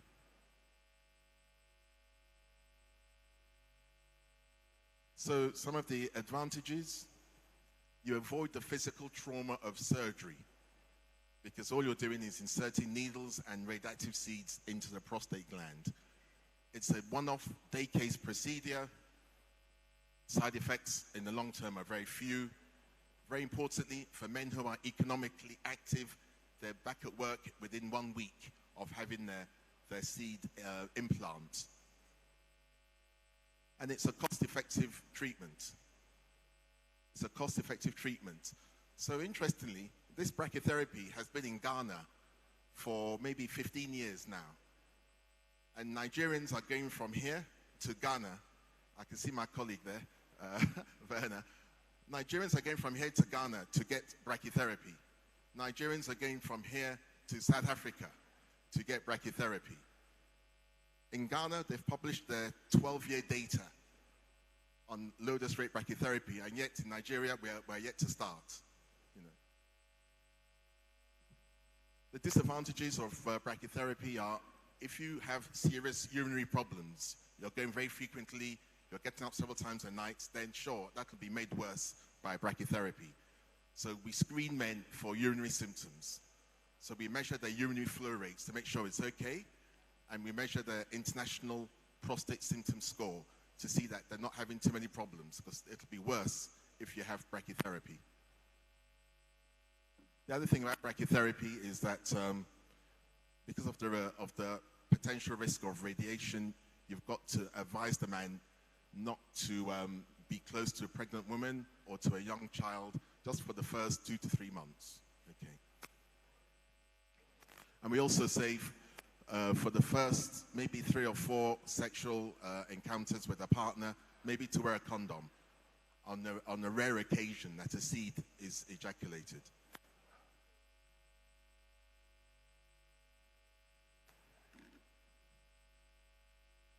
So it's equivalent in terms of outcomes to surgery and external beam. The quality of life is more likely to be maintained after low-dose rate brachytherapy, and it's a very short hospital stay. So it's becoming increasingly popular in the UK, and as I've mentioned, the quality of life is what is driving this adoption. So this started in America about 40 years ago. So it's not a new technology. So I went to Seattle, where it all started off, about 16 or 17 years ago to learn, and I went to 2 centers in the UK and started the program in my institution about 15 years ago. So it's a well-established therapy that it'd be great if we could introduce this into the cancer centers that my previous colleague was speaking about. Just to show you some real-life pictures. Of course, you have to invest in the kits required. You need a very high-quality ultrasound machine because you have to visualize that prostate very well. You have to see where you're putting your needles and where you're putting these seeds. So you need a high-quality ultrasound machine. This one is made by BK, as it happens.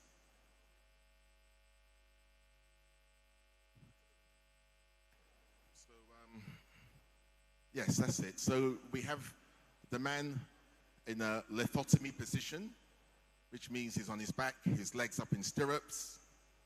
You have the anesthetist keeping the man asleep for about 2 hours. You prepare the perineum. You insert the ultrasound probe into the rectum. You need a team to do this procedure. So one of the joys about doing this procedure is that it's a joint project between oncology and urology. Okay? And it's wonderful to work with my oncology colleagues. They're the ones that will that will do the dosimetry. I'll be the one doing the ultrasound and inserting the seeds. You also need the radiation physicists. We have at least 2 of these. And certainly in Enugu, you have the radiation physicists that are perfectly capable of doing this procedure. So you need an anesthetist, urologist, oncologist, and 2 radiation physicists. So this is transrectal ultrasound pictures. I'm not sure if the pointer will demonstrate it. But this is a transverse view of the prostate. There's white splodges, which is the needles. You have to outline the prostate on the ultrasound and import that into the variant software. There's you have to outline the urethra, you have to outline the rectum, because you don't want to give radiation to the urethra, you don't want to give radiation to the rectum. So you input all this information into the software, and it tells you where to put the seeds through the needles to give the dosimetry you wish to the prostate gland.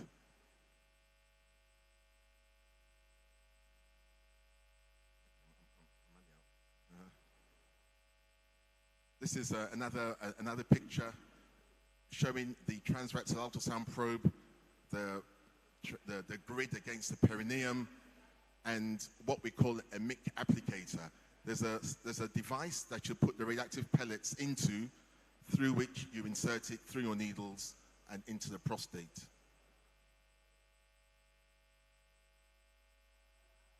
After the end of the procedure, you put a catheter in, you wash out any blood that there may be in the bladder, and then we leave the catheter for about 2 hours afterwards. The computer prints out the dosimetry for us, and we're looking for a D90 prostate of over 100%.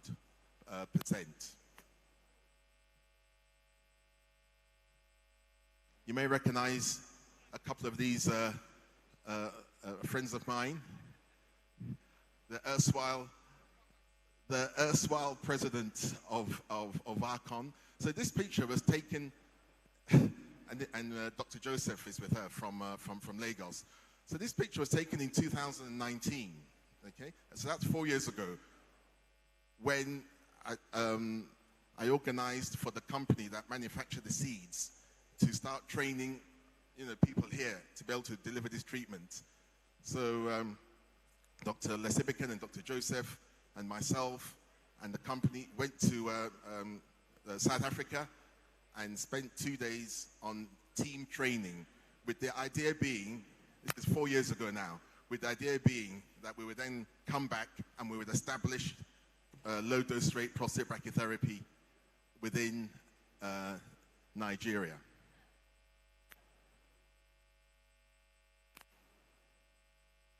So just to round up, I wish to commend low-dose rate prostate brachytherapy using radioactive ion.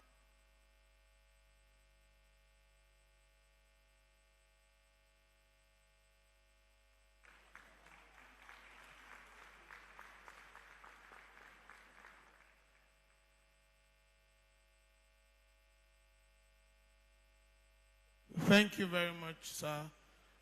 We are indeed very grateful. It's obvious that lunch is very close, but we are going to seek your permission for additional 10 minutes before we do lunch. And that 10 minutes is split into 2. We want to welcome questions, and we also take a goodwill message from the Acting Chief Medical Director of the University of Nigeria Teaching Hospital, Ituku Osala, Professor Val Ugu.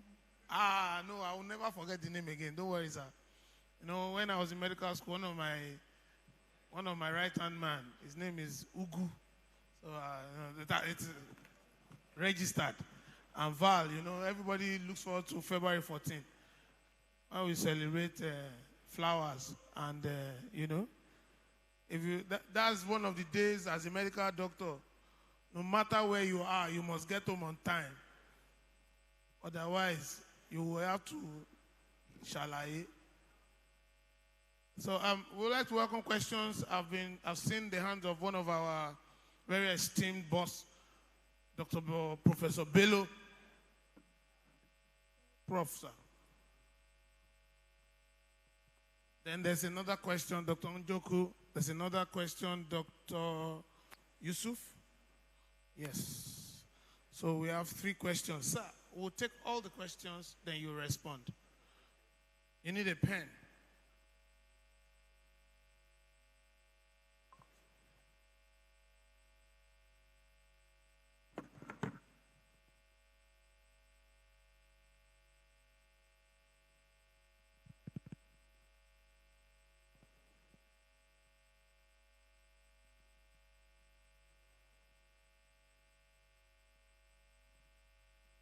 Thank you so much, Professor Frank Chinegundu, for your wonderful presentation and need to establish prostate cancer low-dose brachytherapy in Nigeria. I do know that a lot of efforts have gone through, and one would ask, what are the real reasons why you have not succeeded in establishing a prostate brachytherapy in Nigeria? Is it that you've been sending the wrong people to the training, or have you not reached the right institution that will really give you all the support, both infrastructurally,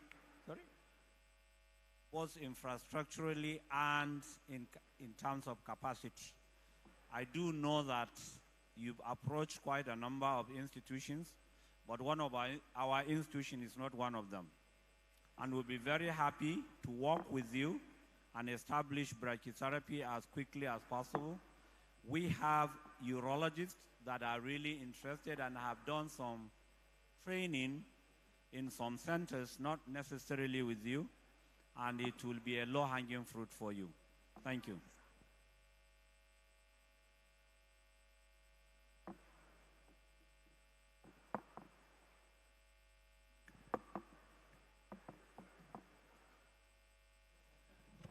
Dr. Njoku, please. Let's take Dr. Njoku's question. Yes, she just, yeah. Thank you very much, Prof, for that educative session. So I'm a resident in Louth, so I was just wondering, how many seeds do you usually require per patient? And in your practice, do you experience seed displacements? And how do you solve problems like that? I would also like to know what your follow-up visits are like for patients that have these permanent seed implants. What do you usually do for them on their follow-up visits? Thank you. The third question, Dr. Yusuf on this side.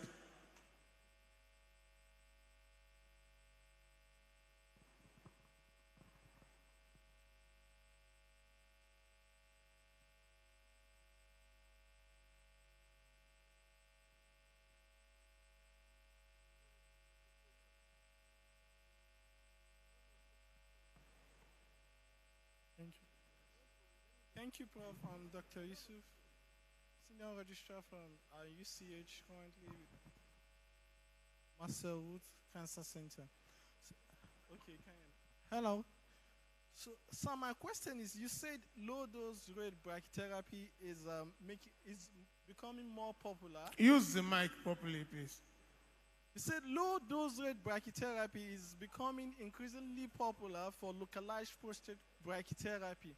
So I'm wondering, why not promote high-dose rate brachytherapy when patient can just have high-dose rate brachytherapy and forget about treatment, and he knows he has completed the treatment, rather than having a low-dose brachytherapy sometime.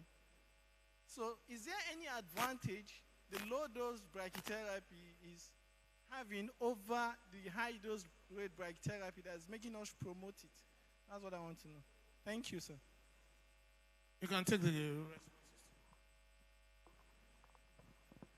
Okay, thank you for those questions.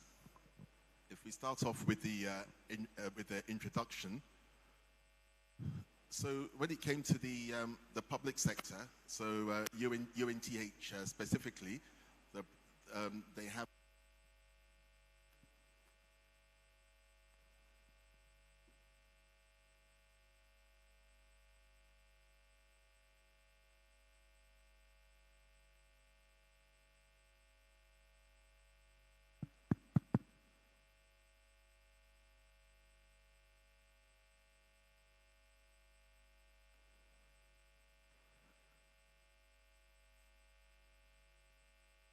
So, yeah, so with UNTH, the radiation is delivered via a public-private kind of an initiative.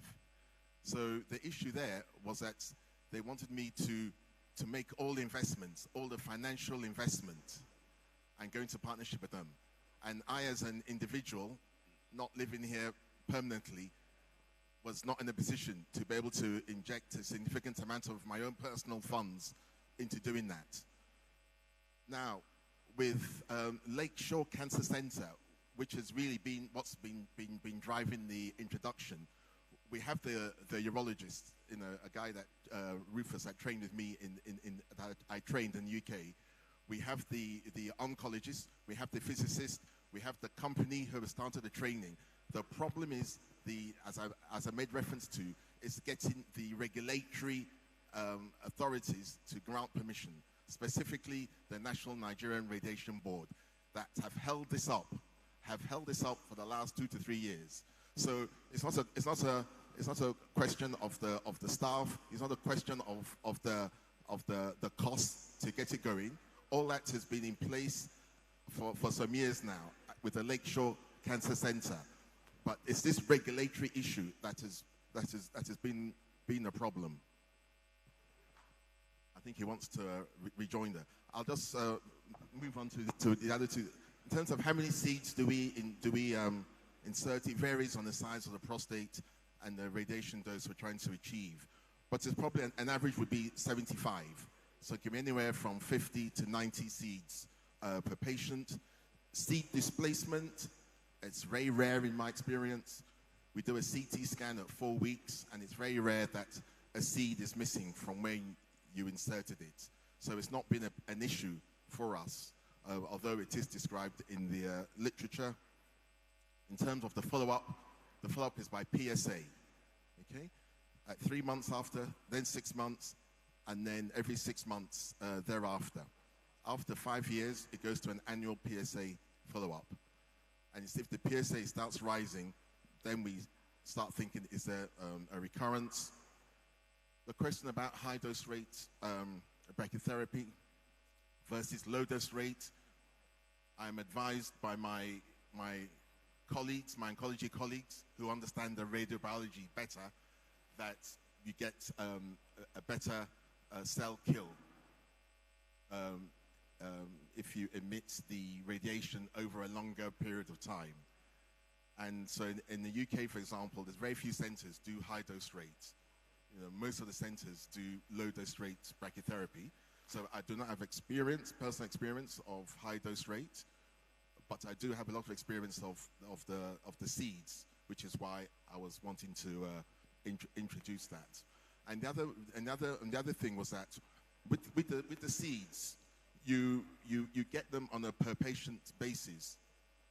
One of the problems with the high dose rates is that you have to maintain that radioactive source. With the low dose rates, if there's no patient, then there's no expense. You order the seeds when the patient is ready to have them. So there's nothing to maintain. There's no maintenance involved, as there is with the high dose rate machine. Thank you very much. On this note, let's give him a round of applause.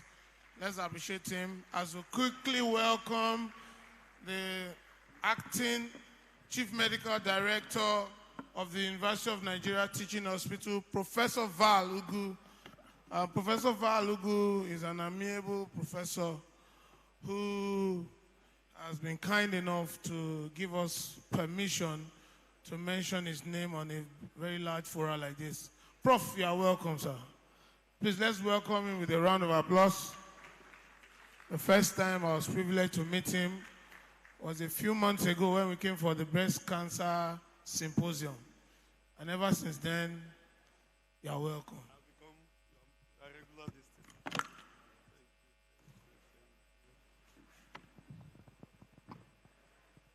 Thank you, the MC. The Arcon president, Dr. Amaka, has become as my very good friend and classmate. The Arcon vice president, Dr. Folabi Oladeji. Thank you for coming to Enugu. And the Arcon vice president, Dr. Keinde, that is now my very good friend. The representative of Arcon trustee, Professor Adeni Beku, you're welcome. And of course, the LOC chairman, Dr. Ken Wankwo. The director of bioethics of the University of Nigeria unit, and the former director of Oncology, University of Nigeria Teaching Hospital, Professor Emmanuel Ezome. You're welcome. The director of UNS Center of Excellence in Clinical Governance, and also the founder of Breast Without Spots, Professor Ifoma Okoye. Thank you so much for coming. And of course, gentlemen of the press, great professors and colleagues here present, other protocols duly observed. I thank you so much for coming to Enugu. And my address is going to be very short. I'm here representing the Chief Medical Director of University of Nigeria Teaching Hospital, my boss, Professor Obinna Onodu. He's unavoidably absent. He left for the US 2 weeks ago in order to meet the diasporans in his continued efforts for collaboration with respect to getting external funds to help us in all the things we are doing in UNTH at the moment. We all know the economic crunch in the country. And so a good leader, any good leader now in Nigeria must think outside the box and find a way of increasing collaboration, particularly getting external funding to support the healthcare. And that's what my boss is currently doing. So he's been in the US for the past 2 weeks, discussing with donor agencies and some funders to see how we can improve the quality of healthcare we're already providing in UNTH. I must thank Arcon in a very special way for agreeing to bring this annual general meeting and scientific conference to UNTH. And I think this is the first time it is happening in UNTH. Can we thank for ourselves? Can we clap for ourselves, please? Because it is not easy. We are so happy that Arcon decided to bring this to Southeast. And not just to Southeast, but to bring it down to Enugu.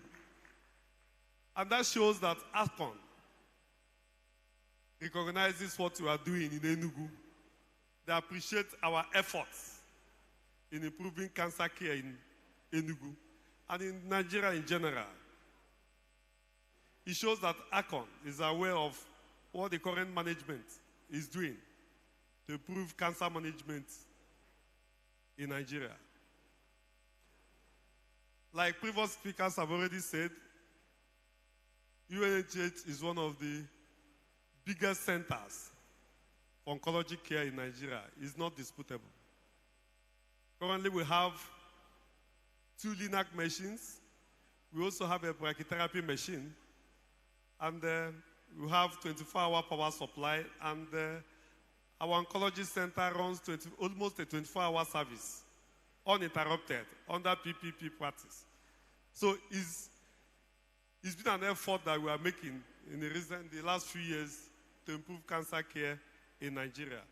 And I'm happy that Arcon has organized these efforts that we are making and have decided to bring this conference to Enugu. And I will also assure you that we have listened attentively here and we have even to improve better. I'm happy that Professor Frank came all the way from the US. I'm going to have a discussion with him before I leave because we must find a way of finding anyhow we're going to do it, but we have to begin to consider this low-dose brachytherapy treatment for prostate cancer. It must come to Enugu. I don't care whether they have started doing it in other centers or not, but this is a golden opportunity that we must tap in. We must. And I'm sure that I'm happy that Professor Frank is here. He can't go home without discussing with us. And I can assure all of us that this service must have to start in Enugu within the shortest possible time. Whatever we can do to improve cancer care. The burden of prostate cancer is so high in Nigeria, not just in Enugu, in the country generally.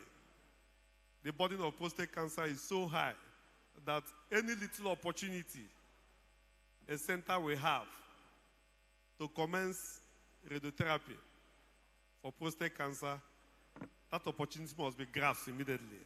And I think UNTH will grab this opportunity immediately.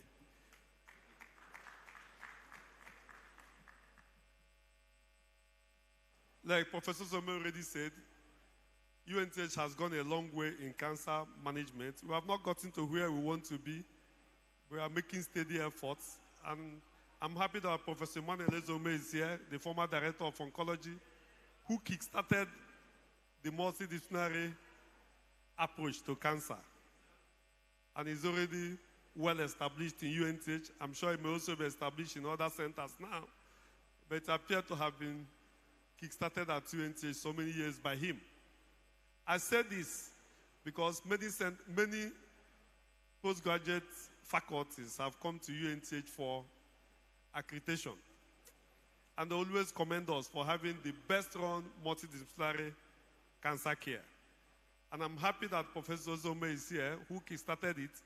And I'm happy that Dr. Amaka, you are the Arcon president, has continued what Professor Zome started. And we're going to be getting better and better. And the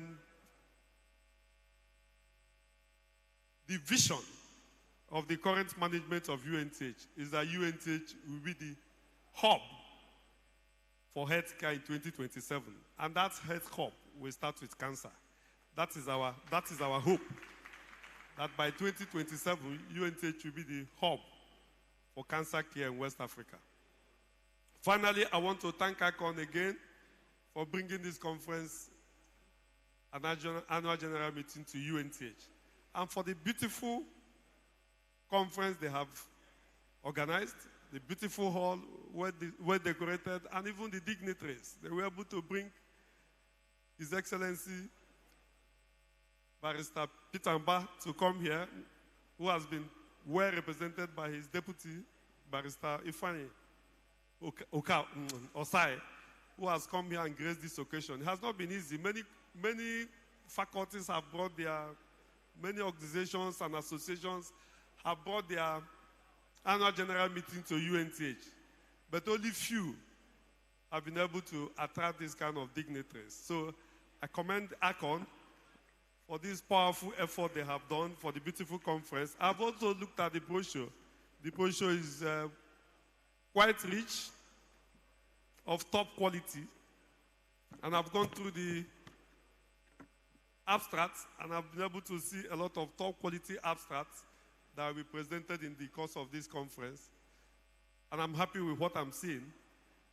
And once again, on behalf of the management of UNTH, I want to thank members of Arcon for coming to UNTH, and I wish you a resounding general meeting and conference. Thank you very much. Thank you very much, Professor Val. We are indeed very grateful.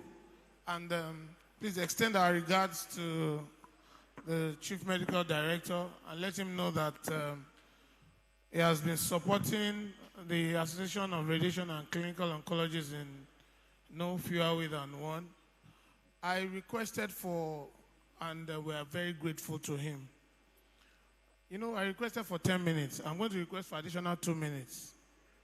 Not because I'm Oliver Twist, but because we have to, I know we have to have lunch. And someone has told me now that when are we going to finish today? When we still have so many, we still have 7 talks.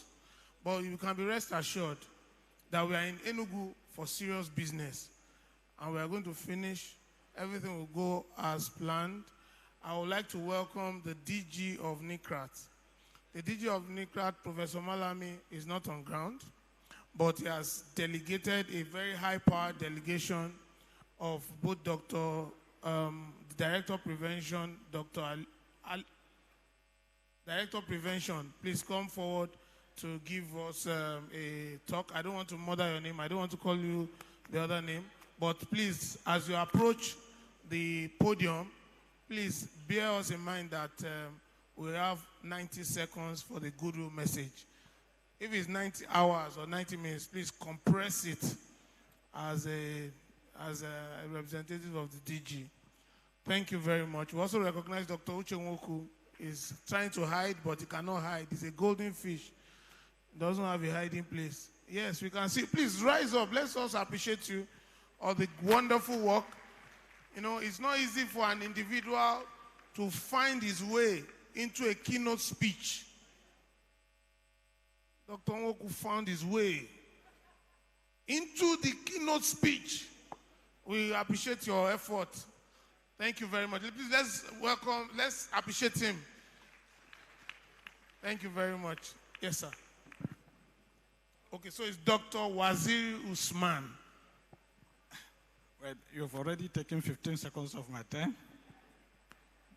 President, Arcon,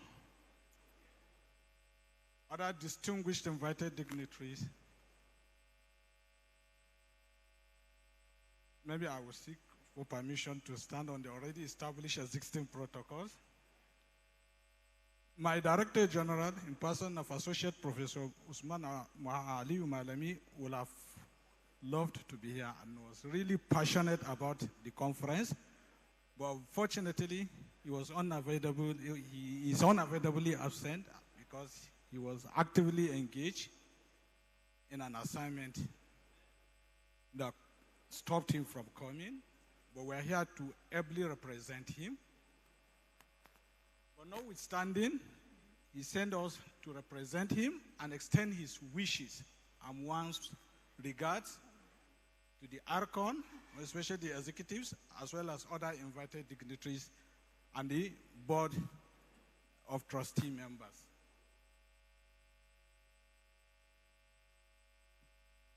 The Director General, I will be very brief, is really happy with the name of this presentation, which is Equity in Oncology, Patients, the Practice, and the Policy.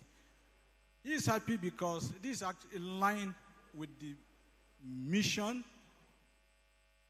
and the directions or the objectives of the Institute.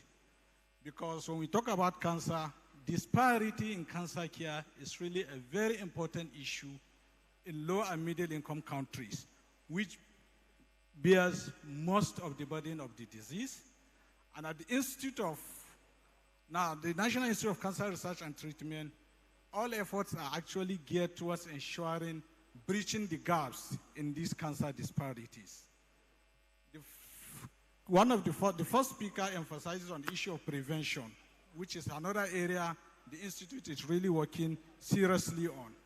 The DG is very passionate about preventive oncology and is actually working tirelessly to ensure improvement in access to early detection and screening services, as well as preventive oncology clinics in collaboration with the designated Center of Excellence in clinical oncology in the country. So, without taking so much of our time, The theme of the presentation and the scientific conference is really in line with the mission and the vision of the Institute. And we are looking forward for a fruitful partnership with the professional associations like Arcon, international and national partners, as well as other sister agencies in ensuring that we really bridge the gaps in disparities for cancer care in Nigeria. At this junction, I will conclude by extending the warm regards of the Director General to the Arcon for successful hosting of this annual general meeting and scientific conference, as well as for making it very successful with giving it a wider coverage and wider participation. Once again, we say congratulations, Arcon. Thank you. Thank you very much, bro. Thank you. I extend our warm regards to one of us, the Director General of the Nigeria Institute for Cancer Research and Treatment.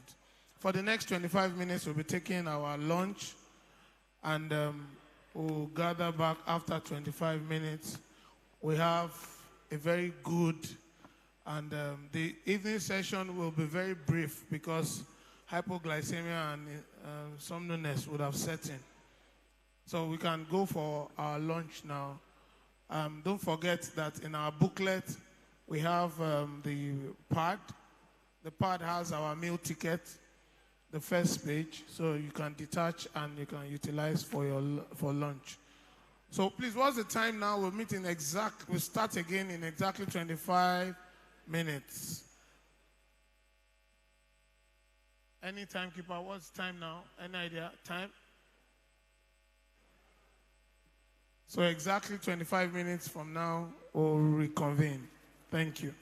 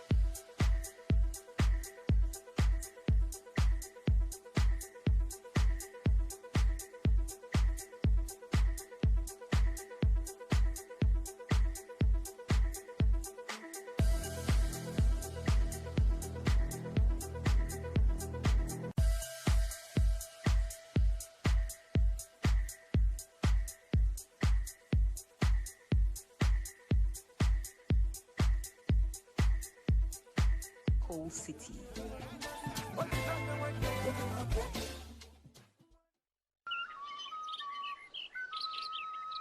Welcome to Enugu, obodo ife na-eme. Nnọọ.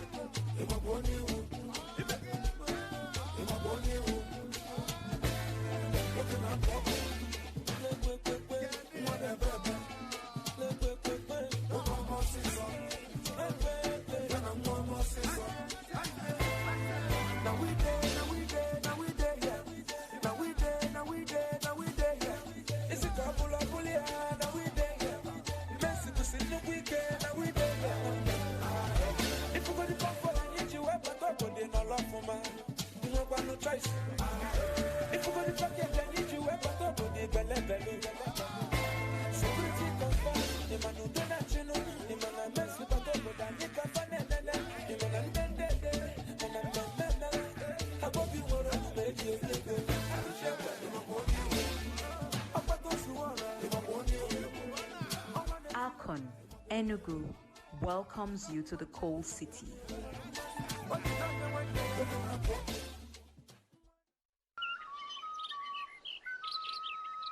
Welcome to Enugu, obodo ife na-eme. Nnọọ.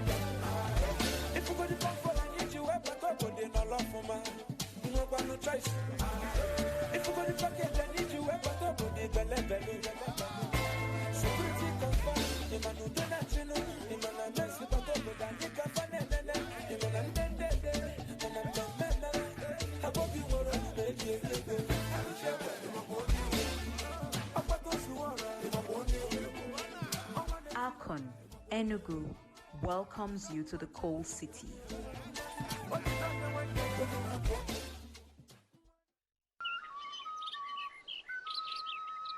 Welcome to Enugu, obodo ife na-eme. Nnọọ.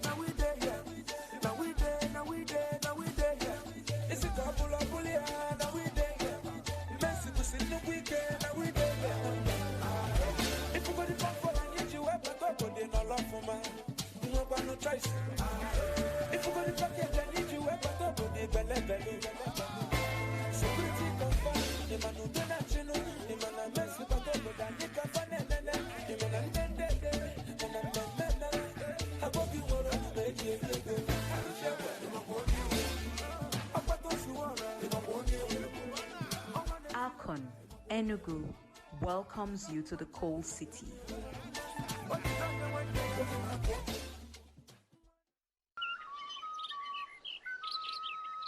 Welcome to Enugu, obodo ife na-eme. Nnọọ.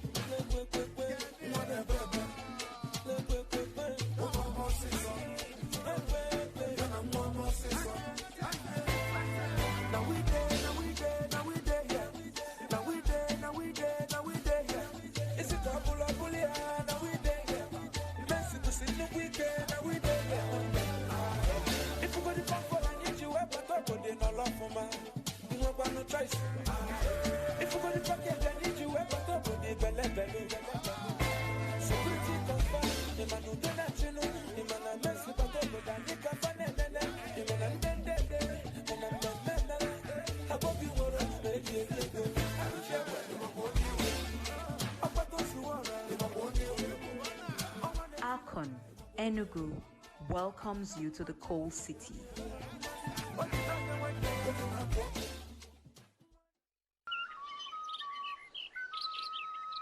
Welcome to Enugu, obodo ife na-eme.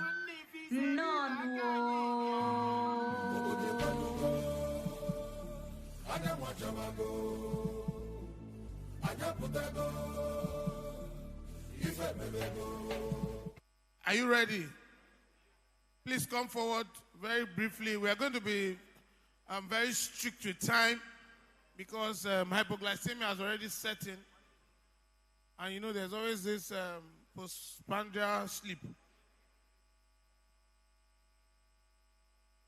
Where's Dr. Ibrahim? Is Dr. Ibrahim around? He's around. Where is Dr. Ibrahim?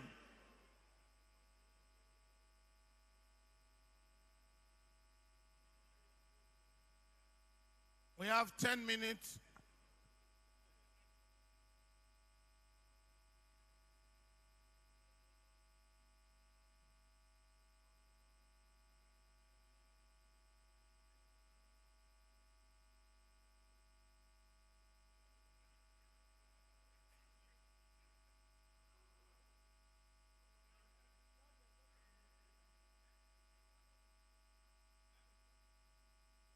Dr. Ibrahim, oh yeah, please, yourself and have you given your slides?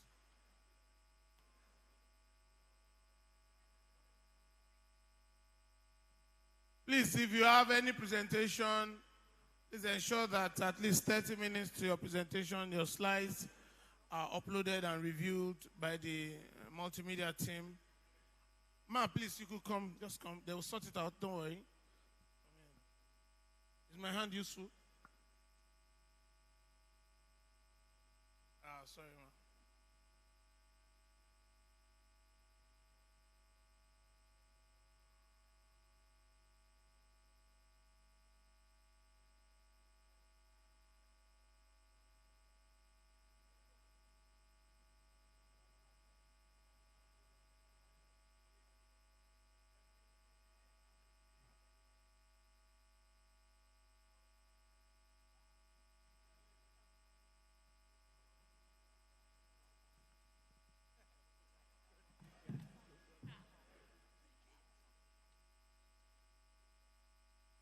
Or are you able to present extempore?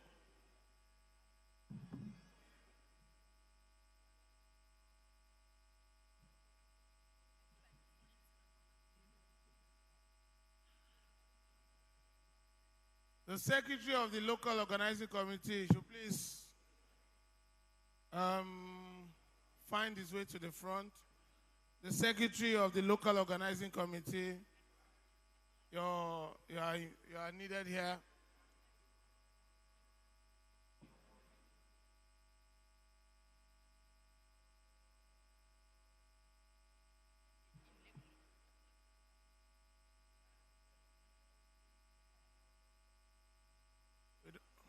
Secretary LOC, where are you?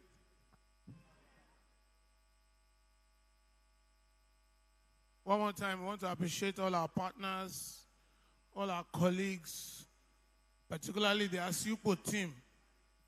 ASUPO team, let's appreciate the ASUPO team. That team is a very powerful team.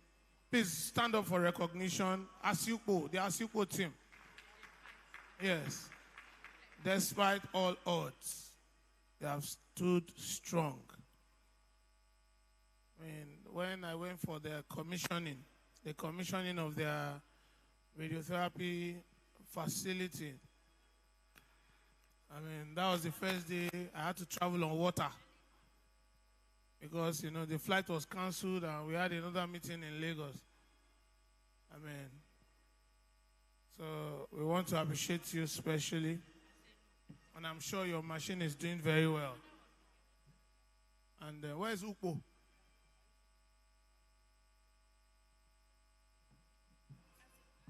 Have you been able to?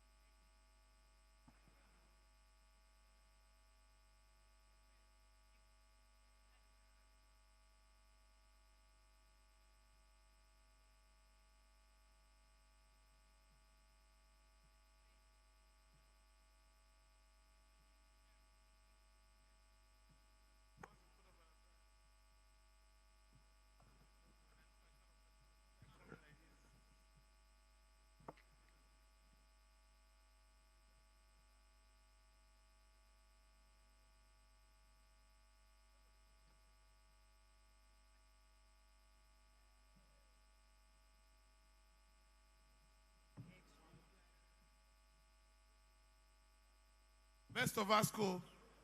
You good? Let's welcome her with a round of applause. You know, anybody that is approaching this podium must give us a smile. Yes. You're welcome.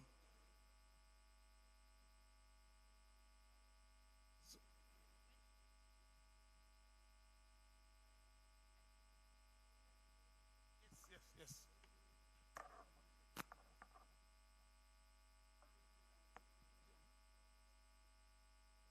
Hello, and welcome everybody from a lovely lunch. I hope we can still keep your attention. Yes.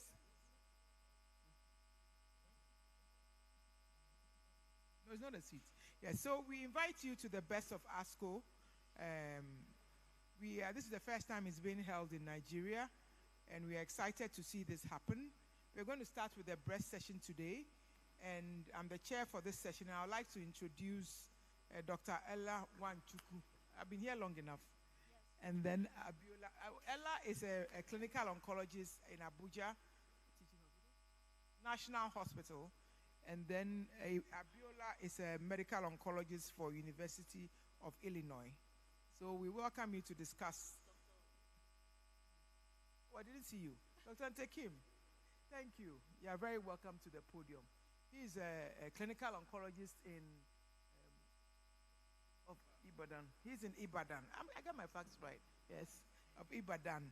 So he's also a clinical oncologist. I think he's even stopped doing radiation oncology. But we'll take him back. So we are here to discuss some of the abstracts from ASCO. So I'll start from Tekim. Yeah. Okay. We'll start from Abiola. So what's the name of your abstract? Okay, so I'm going first. The slides are not up yet. The slides are not up yet. Okay, so we are going to start with a randomized trial of fixed dose capecitabine compared to standard dose capecitabine for metastatic breast cancer. This is the 7-7 trial. Okay, thank you to the organizers for inviting me to speak. We're very happy that the best of ASCO is finally taking place in Nigeria, and it's being birthed at Arcon, and it's something that we should be proud of. Today I'll be speaking about the randomized trial of fixed dose capecitabine compared to the standard dose capecitabine that we're used to in metastatic breast cancer, and it's the X77 7/7 trial, which was done by Khan and his colleagues. Next slide, please. So as a background, as patients with metastatic breast cancer, are on continuous treatment, we have to look for effective therapies with less toxicity for this group of patients. Compared to other chemotherapy agents, capecitabine is unique in the fact that it is an oral agent. It doesn't cause any alopecia, even though some patients experience some thinning. There's no neuropathy, and it can be continued long-term without major cumulative toxicity. Other things that are also unique, the side effects of capecitabine, we have the hand and foot syndrome, which can be distressing for patients, and which is where this modification, would actually help. There's also diarrhea and stomatitis, and it's also stated there that the FDA-approved dosing is 1,250 milligrams per meter square twice a day from day 1 to 14, followed by a 1-week rest. Next slide. So this is just giving a background. The important thing to take out from this is that they had large interpatient variability in the pharmacokinetics, based on the BSA-based dosing of capecitabine, and it was a single-arm phase 1, phase 2 trial, which demonstrated that this fixed dose capecitabine administered on a 7-to-7 schedule is efficacious and is also well tolerated by patients. So the X7/7 trial was a KU Cancer Center Midwestern Cancer Alliance trial, which sought to compare the fixed dose of 1,500 milligrams BD on a 7-day schedule and 7 days rest to the FDA-approved 1,250 milligram per meter square for 2 weeks, followed by a week rest. Next slide. So the eligibility criteria were adult female patients with pathologically confirmed metastatic breast cancer, and any prior number of chemotherapy or endocrine therapy were actually accepted. Any breast cancer subtype was also included, and if you're HER2 positive, you could use concurrent trastuzumab. You needed to have a creatinine clearance of greater than 50 mils per minute. They were randomized 1:1, where 80 patients received 7 days on, 7 days off, and then 73 patients received 14 days on and 7 days off. The primary endpoints for this study was the 3-month progression-free survival, with secondary endpoints including the progression-free survival, the overall survival, and objective response rate and the toxicity. They had to have a CT, chest, abdomen, and pelvis, and a bone scan every 12 weeks to monitor their response to treatment. And cycles were repeated every 14 days in the 7/7 arm and every 21 days on the other arm. Next slide, please. So the sample size justification was guided by the hypothesis of that the 3 months progression-free survival is actually similar in both arms. So which meant those who took for 7 days and rested for 7 days, had about the same, they want them to have about the same progression-free survival. So 160 patients with metastatic breast cancer would provide an 11% margin of error with 95% confidence interval for an estimated 3 months of 50% in each arm. 3 months progression-free survival rates and the Kaplan-Meier estimates of median progression-free survival and overall survival were compared utilizing the log rank scale. So the other thing that was also looked at was the restricted mean survival time was also used to report, estimates of progression-free survival and overall survival. Next slide.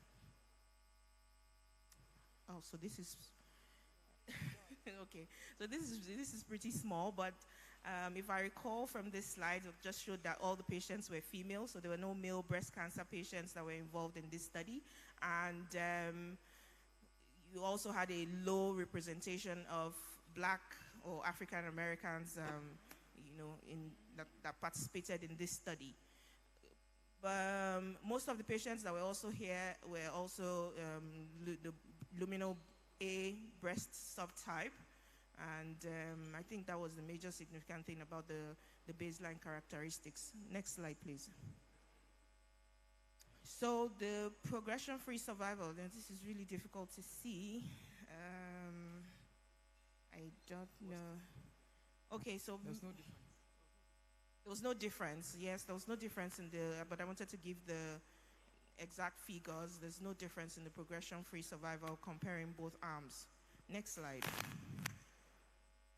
So, okay, so looking at it, you can see that the 3 months progression-free survival for the 7/7 was 76%, which was the same thing with 14/7, with the p-value of 0.99. And this similarity, though it widened as they were getting to 12 months, it became similar again at 24 months.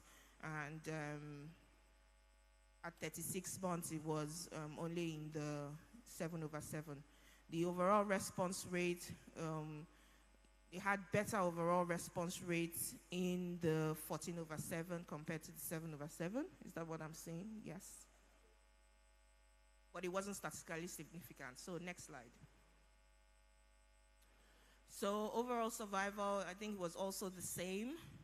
So yes, I think it was also the same. So next slide. So this is the summary of the overall survival. You can see that the 3 months, you had 94% with the 7/7 compared to 85 with the 14/7. So these are the things that really brought forth the use of 7 days on and 7 days off. Next slide, please. This is just subgroup analysis of the progression-free survival, which was still, equivocal between both groups. Next slide. So looking at the toxicity, that's where everything really came out, that in the 7/7, you had lower rates of neutropenia, lower rates of, in fact, oral mucositis was completely zero. So unlike the 14/7, where you still had a percentage, you had no patients having grade 2 to 4 mucositis in the 7/7 arm. The hand and foot syndrome was markedly reduced, same as diarrhea. Next slide. So in conclusion, in metastatic breast cancer, the fixed dose of 1,500 milligram twice daily of capecitabine on a 7 days on and 7 days off schedule which is the FD7/7, when compared to the BSA-based dose and schedule of 14/7, showed there was similar efficacy with no difference in the progression-free survival and overall survival. There were lower incidences of hand and foot syndrome, diarrhea, and stomatitis, and you also had fewer treatment discontinuations and dose modifications that were required. So it's meaning that, you know, the 7/7 may become an alternative dosing option to minimize toxicity while maintaining outcomes in metastatic breast cancer. So with favorable toxicity, the FD7/7 dosing schedule is ideal for designing future combination trials with capecitabine. Thank you. Thank you very much for this wonderful presentation. I guess I have a few comments in that we know there's a lot of pharmacogenomics with capecitabine. Different regions of the world actually process it differently in terms of the toxicities and the doses. So I suggest we try it in our patients like a trial. I think this is something very easy to do, you know, even as a retrospective in your clinics, and so that we can come out with something to see whether this is definitely something that we can do. The numbers are still small, I think, but I think this is easily reproducible. And even the cost, Yeah, you the know, cost- it's very cost effective. Yeah, so I think, well, for us it's free, so maybe we'll try it in head and neck and other areas as well in the palliative setting. So thank you very much. I'll go to the next presenter. What's the next slide, please?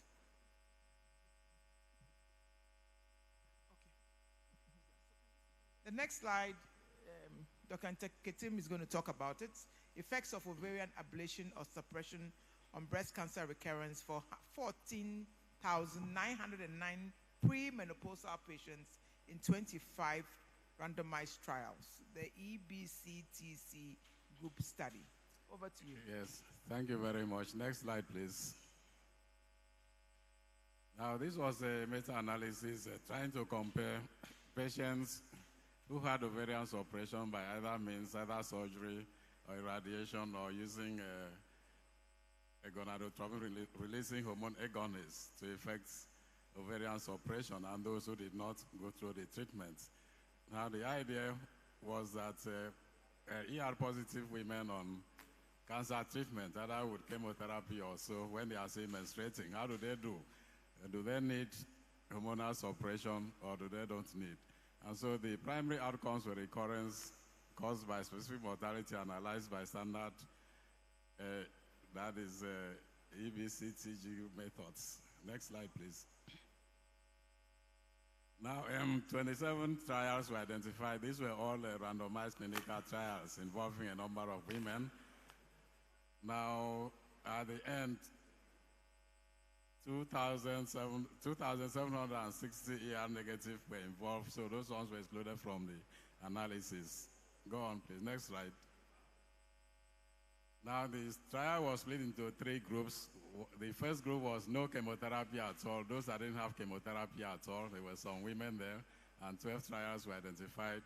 And then the next group was still under that, those that had chemotherapy, but the menses resumed. And then the second group was those that had chemotherapy, and then they did not have menses again. Next slide. Next slide. Okay, so in all the groups that were found, it was found out that those that had ovarian ablation by any of the methods had better outcome in terms of a disease recurrence. So there were less disease recurrence in those ones than in the control groups. And also from the graph on my left, on my right as well, in those that were premenopausal before chemotherapy was commenced, they were also randomized into either ovarian ablation or not. And then the incidence of recurrence was slightly lower in those that had ovarian ablation. Next slide.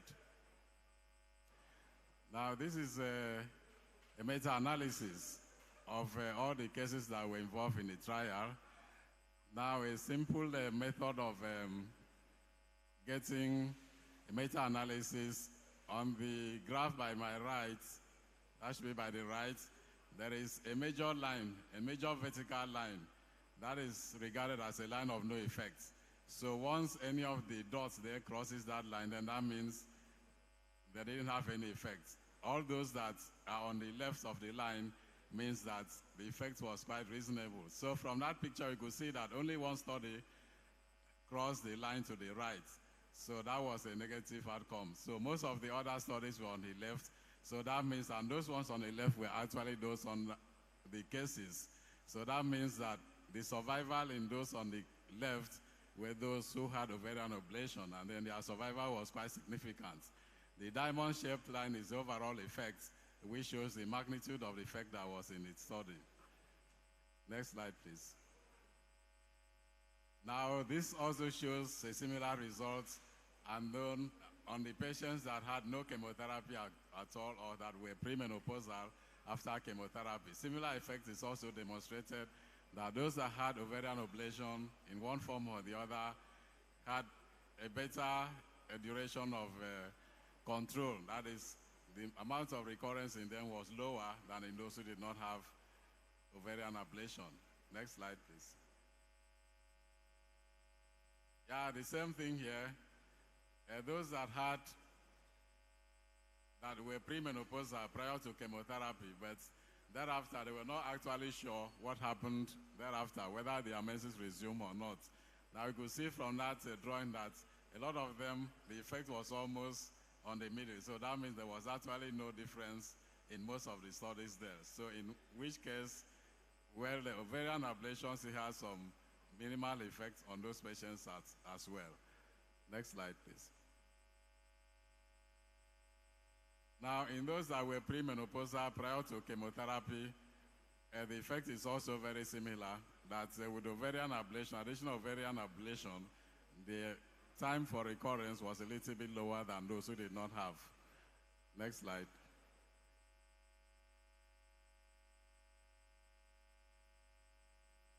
So this other graph also shows similar effects. So we can see that most of the actions here, those that had ovarian ablation actually had better disease control, a lower rate of recurrence than those who did not have. Next slide. Now, there was other sub-analysis on those who were less than 45 and then those who were more than 45 years. In the two graphs, we can see that those that had disease, ovarian ablation has better disease control. You could see from the two graphs that the rate of recurrence was quite lower than those who did not have ovarian ablation. Next slide. Now, we still have similar effects here. And in terms of mortality, those that had ovarian ablation, the mortality was lower than those who did not have ovarian ablation. And so in all cases, mortality on the far right, we still have similar effects. Next slide. And so we also have similar patterns across, even in those that were not negative and those that were not positive. So we see that ovarian ablation had good effects on the treatment outcomes in both groups. Next slide. Now, this was also in those that had no chemotherapy or no chemotherapy, and the two groups were they were all subjected to tamoxifen, and then with ovarian ablation in addition, and then those that didn't have ablation. So we see similar effects from that result. Next slide. Next slide. Those are just the number of the magnitude of the survival benefits. So similar things. So in summary, there is a persistent benefit was actually observed in those two studies, in all the studies that were included in the meta-analysis. And then similar benefits in women who received prior chemotherapy and remain premenopausal after chemotherapy as well. So, but however, the benefit appeared to be larger for women who received no tamoxifen than for women receiving tamoxifen. Next slide, please. So we acknowledge ASCO for this opportunity to present this study. Thank you very much. Thank you very much for this. I think the only caveat I see for this part of the world is trying to convince a premenopausal woman that you want to suppress her ovaries, apart from the cost. But also there's something new about the hormone therapies, I can never say it, GnRH not working that well for ovarian suppression. So it means the most definite thing is what I don't know, but I think that's an area of research. But the first thing is that how acceptable our young people to undergo ovarian suppression. That's something we haven't even found out. This is more of anthropology, and I think it's important for our patients. Any other comments about that? Well, the only comment I have is that based on our circumstances, whereby in most of our patients, we still have people who cannot do immunohistochemistry. So that's where the issue comes. Because we still have a lot of our patients who don't have facilities for immunohistochemistry in Nigeria. So we need to really work into that, and then so that we can actually know those who can actually benefit from that approach or not. And then, as you rightly said, well, acceptance may be difficult, but it is a little bit better. Those who have had their children who may not want to be pregnant again to have more issues, we can actually offer it to them, and then we see how far it can go. And I think also in such women, every 6 months we have to give them, I think, zoledronic acid to be able to combat the bone depletion that may follow. Thank you. Okay. Abiola, you have any comments before we come? So I just wonder, I mean, especially for premenopausal women that have completed having children, and in this era of surrogacy, you know, people are beginning to have children by surrogacy. My thought process is, what do you think about BSO, you know? And because I have a friend that she's in that dilemma, and the question she had for me was the risk from BSO versus how just getting this ovarian suppression with a GnRH analog. So if that kind of situation, I would say she could do the BSO if she's up for it, because GnRH use, of course, this is long term, so. But if she's a friend of yours, then I'm sure cost won't be an issue. So it depends on where the person is located. So, but definitely BSO is something we should consider, especially for those who have finished having their children. We can laparoscopically do the BSO so that, yes, you don't have to go through the issues of surgery. But I just want to also say something about Dr. Ntekim's comment on IHC availability. So I think this is part of the things we need to do with Arcon, to say there are centers that have immunohistochemistry available. Can we send samples instead of managing patients without immunohistochemistry? It is better to send the sample to a center, and you would be able to get feedback.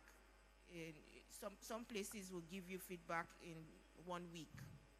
So it's something that is possible, and it's something that we need to do, because it's in 2023 we cannot be managing breast cancer as one disease, and we don't know what the immunohistochemistry is. Please, thank you.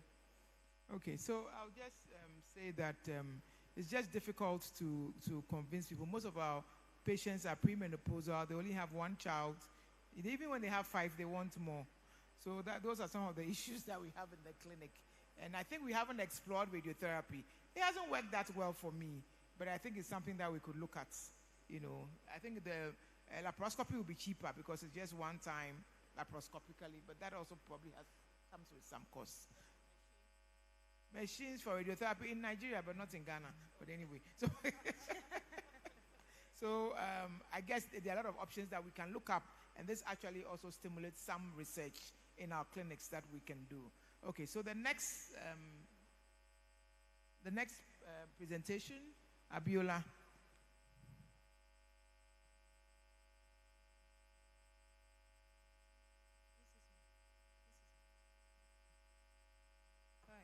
So I'll be talking about the next presentation, but before I do that, I quickly again want to highlight that our gratitude to the best of ASCO for giving us the opportunity to do this. And we are both on the ASCO IAC board, and in addition to that, I'm also the liaison to the newly developed Sub-Saharan African Regional Council. So that being said, there's a piece of paper being passed around for us to join ASCO. It's free of charge, at no cost to anyone. Just fill it in if you're not already an ASCO member, and then you will join ASCO. I know that It's very expensive to join ASCO with the dollar equivalent right now, and also to travel to ASCO. But right now, it's being offered for free. So once you get the paper, just fill it in and either leave it on the table or give it to the person that gave it to you. So ASCO will follow up with that. So then, the slide. All right, so I'll be talking about the efficacy and safety results by age in the Monarch E trial. That is, I'll be discussing adjuvant abemaciclib combined with endocrine therapy in patients with hormone receptor positive, HER2 negative, node positive, high risk early breast cancer. Before I move on to, so this boils down to us talking about in 2023, it's not acceptable to treat breast cancer without IHC. As a matter of fact, people should be held accountable if breast cancer is being treated as one. So, talking about the site. All right, so this will be a kind of a fire rapid discussion. So pretty much, why is this even important? But what we have seen, and why it's relevant to us right now, and why we're discussing it. Number one, this is a way to introduce abemaciclib to Nigerian market. And I have to do a disclosure, which I totally forgot about because this is not my site. The disclosure is that the chair of the diversity committee of Lilly. So, and I'm discussing abemaciclib. So abemaciclib is one of the CDK4/6 inhibitors. It was actually the third kid in the block after palbociclib and ribociclib. So what this study was about was to look at the high-risk patient, and high-risk being defined as patients that had node-positive disease or patient that has received chemotherapy. So after chemotherapy, the normal practice is we place them on 10 years of endocrine therapy. But this study explored that in addition to the 10 years of endocrine therapy, can we give them 2 years of adjuvant abemaciclib in addition to the endocrine therapy?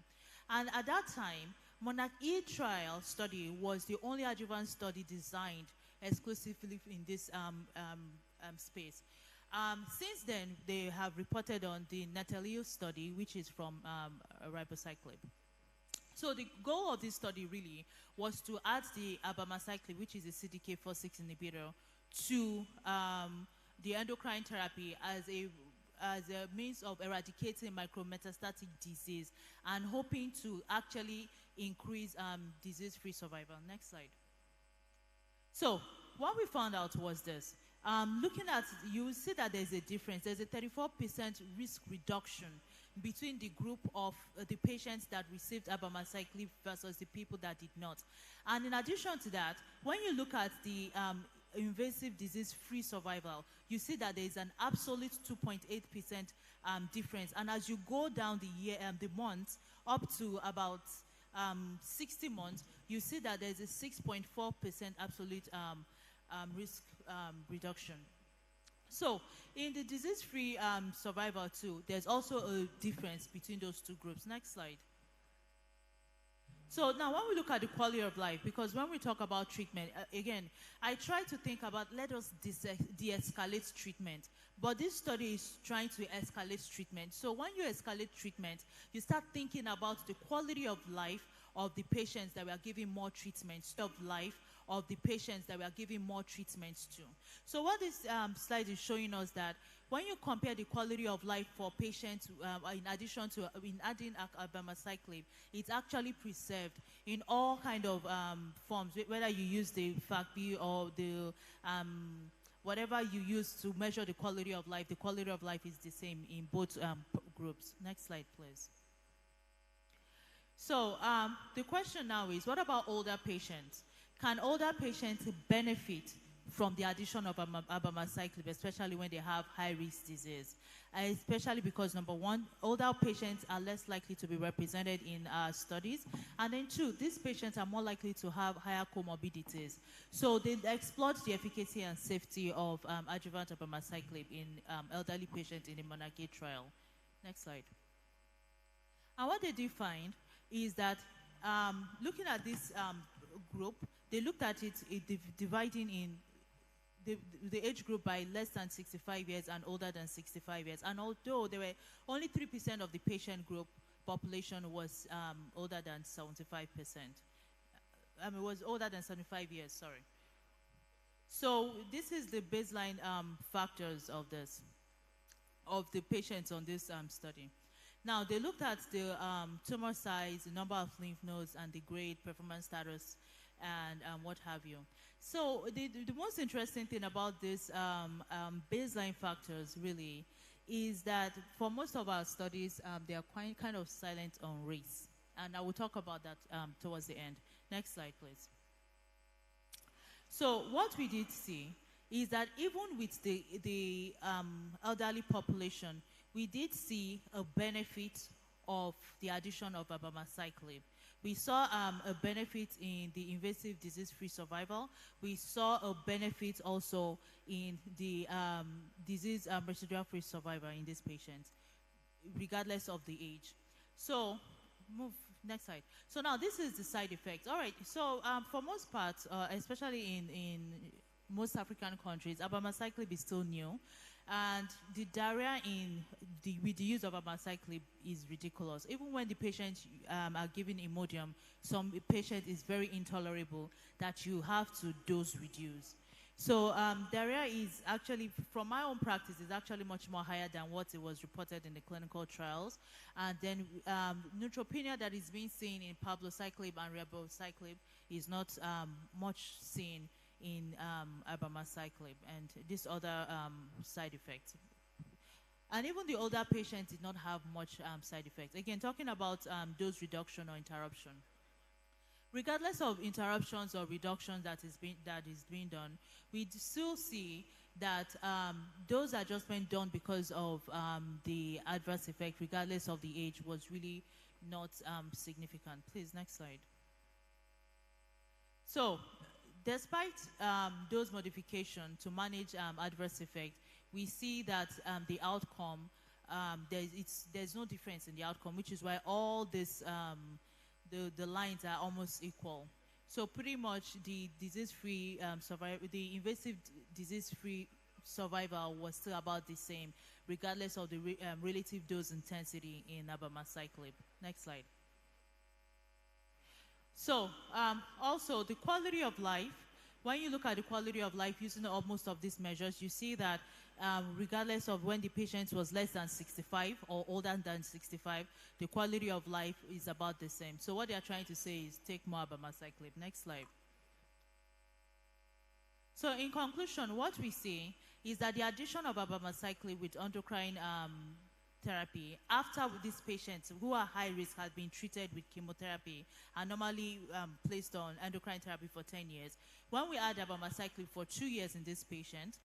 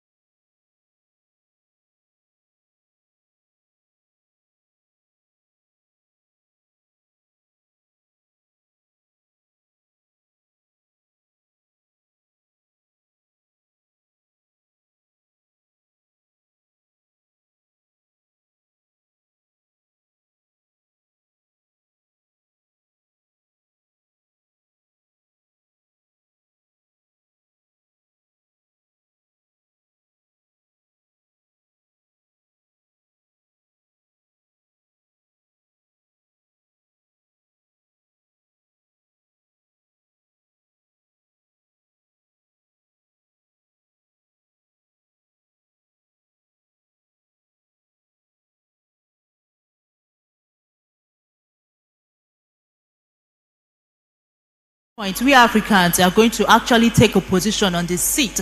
We will take a seat at the table and actually make sure that this, when a globalized trial is being done, it is truly globalized and patients that look like us are enrolled in that study. All right, thank you very much for listening. Thank you very much.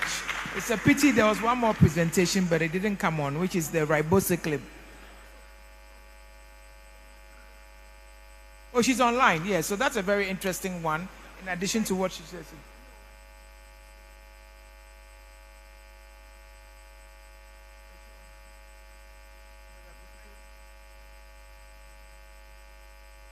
Oh, the SEER data. Yeah. Okay. There's one more person online. Is it coming up? Yes. So it's interesting to see that most of you, they expect us to prescribe these drugs, and yet these trials are not made in our patients. And I'm sure you all agree that the side effects you are seeing for palbociclib is far beyond what is in the textbook for our patients. So I think it's time we have to again sit at the table and insist that these trials are done in these regions of the world so that we can apply or not to our patients, or maybe reduce the dose for our patients. For like me, for palbo, I start at a low dose and then increase because the side effects are too much.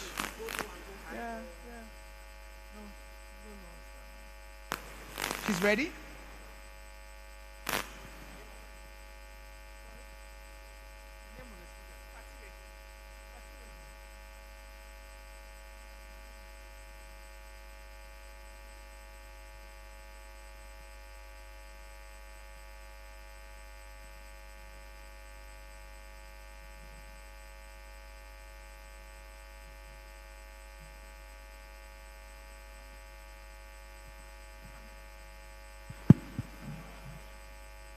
Yes, we have our slides, but yes. Yes, okay, Dr. Fatirigo, if you can hear me, please unmute so that you can start your presentation.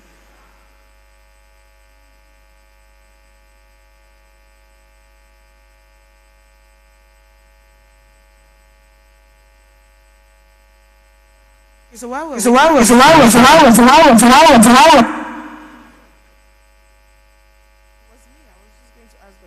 about go ahead. Yes, for the abemaciclib, I think I recall the need for KI67 to be able to identify the patients who would benefit from abemaciclib use.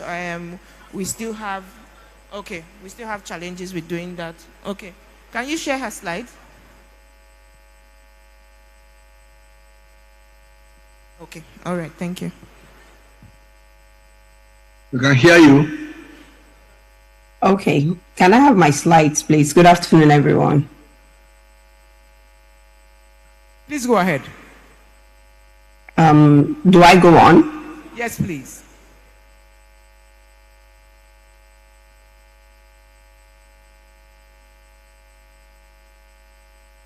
Can someone unmute and just give me a go ahead?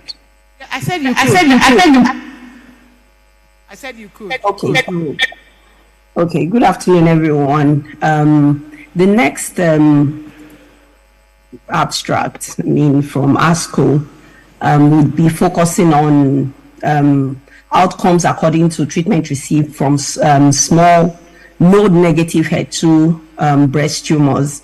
And it's actually an analysis of secondary data collection from the CS database from 2010 to 2019.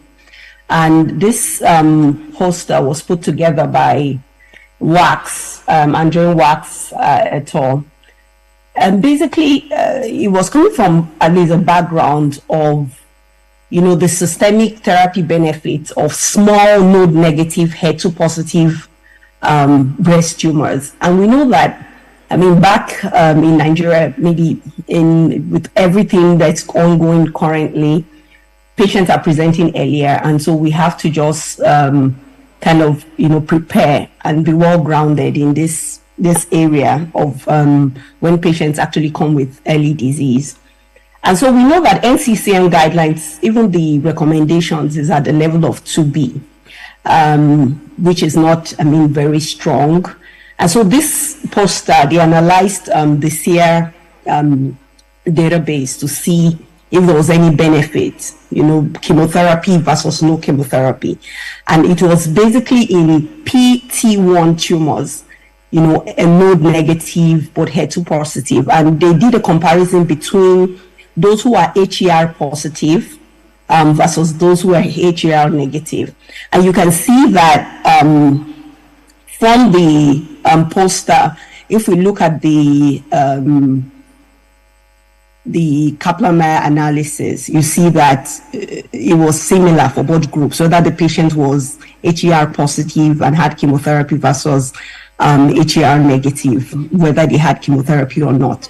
But when you move down to the 1C category, that's tumors that are greater than 1 cm, but less than 2 cm, you see there's a slight difference. And when we now move to the adjusted hazard ratios, I mean, this when they control for age,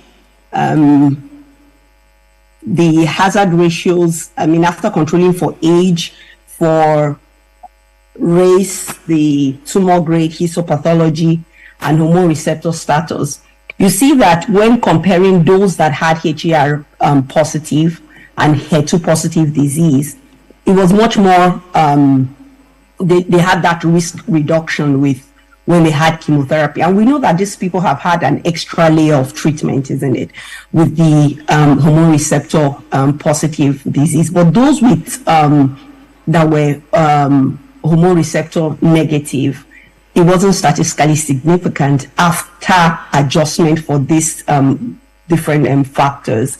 And so in conclusion, basically what these authors have found is that, I mean, it's mixed, either near or there. I mean, it still looks like what we have on the NCCN guidelines, and you can see that those that had, it's uncertain. It's still, I mean, the receipt of chemotherapy doesn't show, it's not strong enough as far as this is concerned, except for those with, even if they had hormone receptor positive disease, you see that they were the ones that were statistically significant after controlling for all these factors.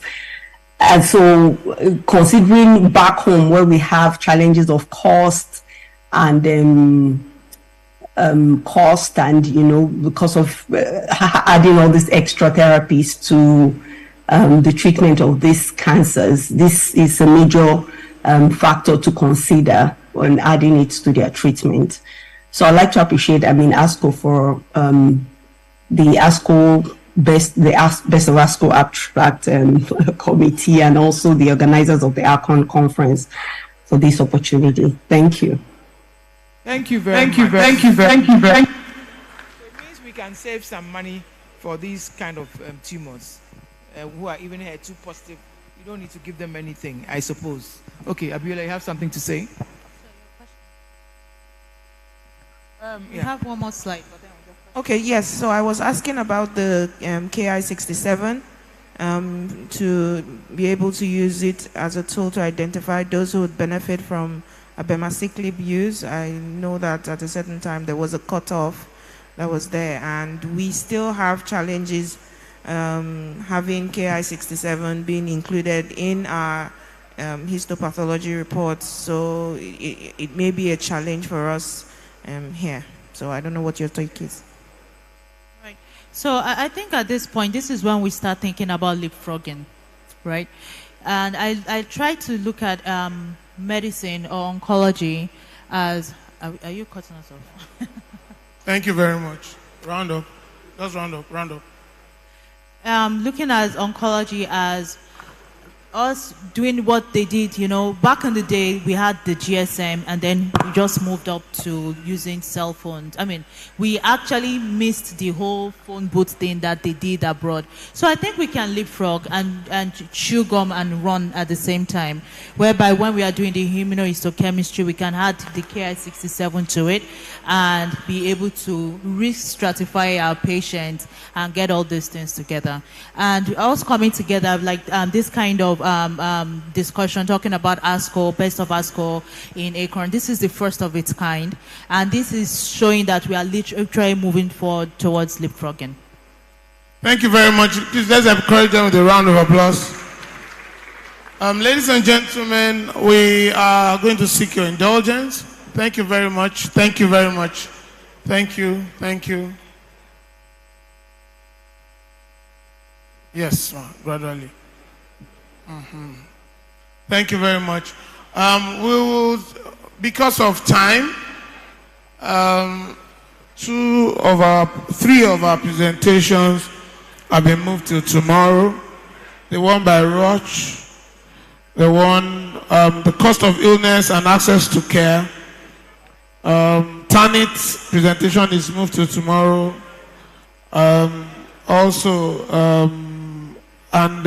The talk by data and equity, the role of the private sector. The three of them have been moved to tomorrow. The other shorter presentations that are for 10 minutes are the ones we are going to have now. And let's also be aware that we're having a gala night here now. So we'll take the 10 minutes for ISN on diagnostics.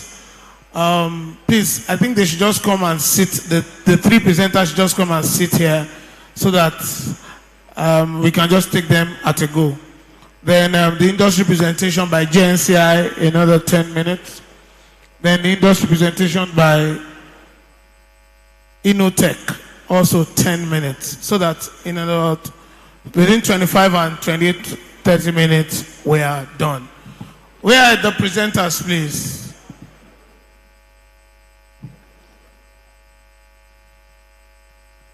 Are they ready?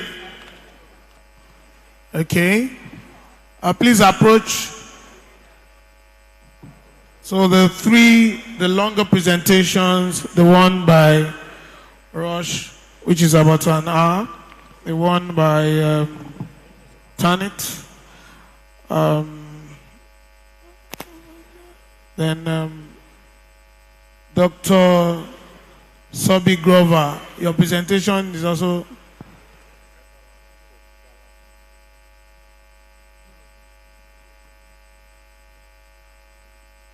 All right, no problem. All right, no problem. Thank you very much. I was informed that one of, please come forward. GNCI, beautiful. I was told that ISN will be presenting tomorrow. Innotech, are you ready?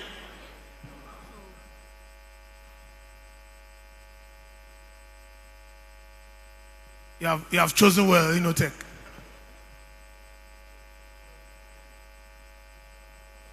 Yes, please. So the presentation's 10 minutes. Yeah. Are the slides ready? Who shoots first? Thank you very much.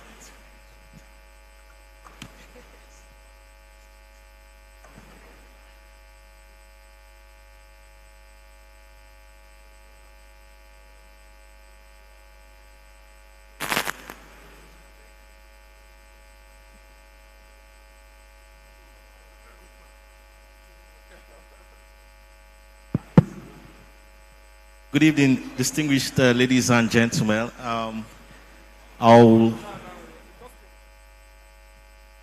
So my name is Oge Onfuju. I'm head of sales for radiology and radiotherapy solutions with GNC International, covering Nigeria and West Africa.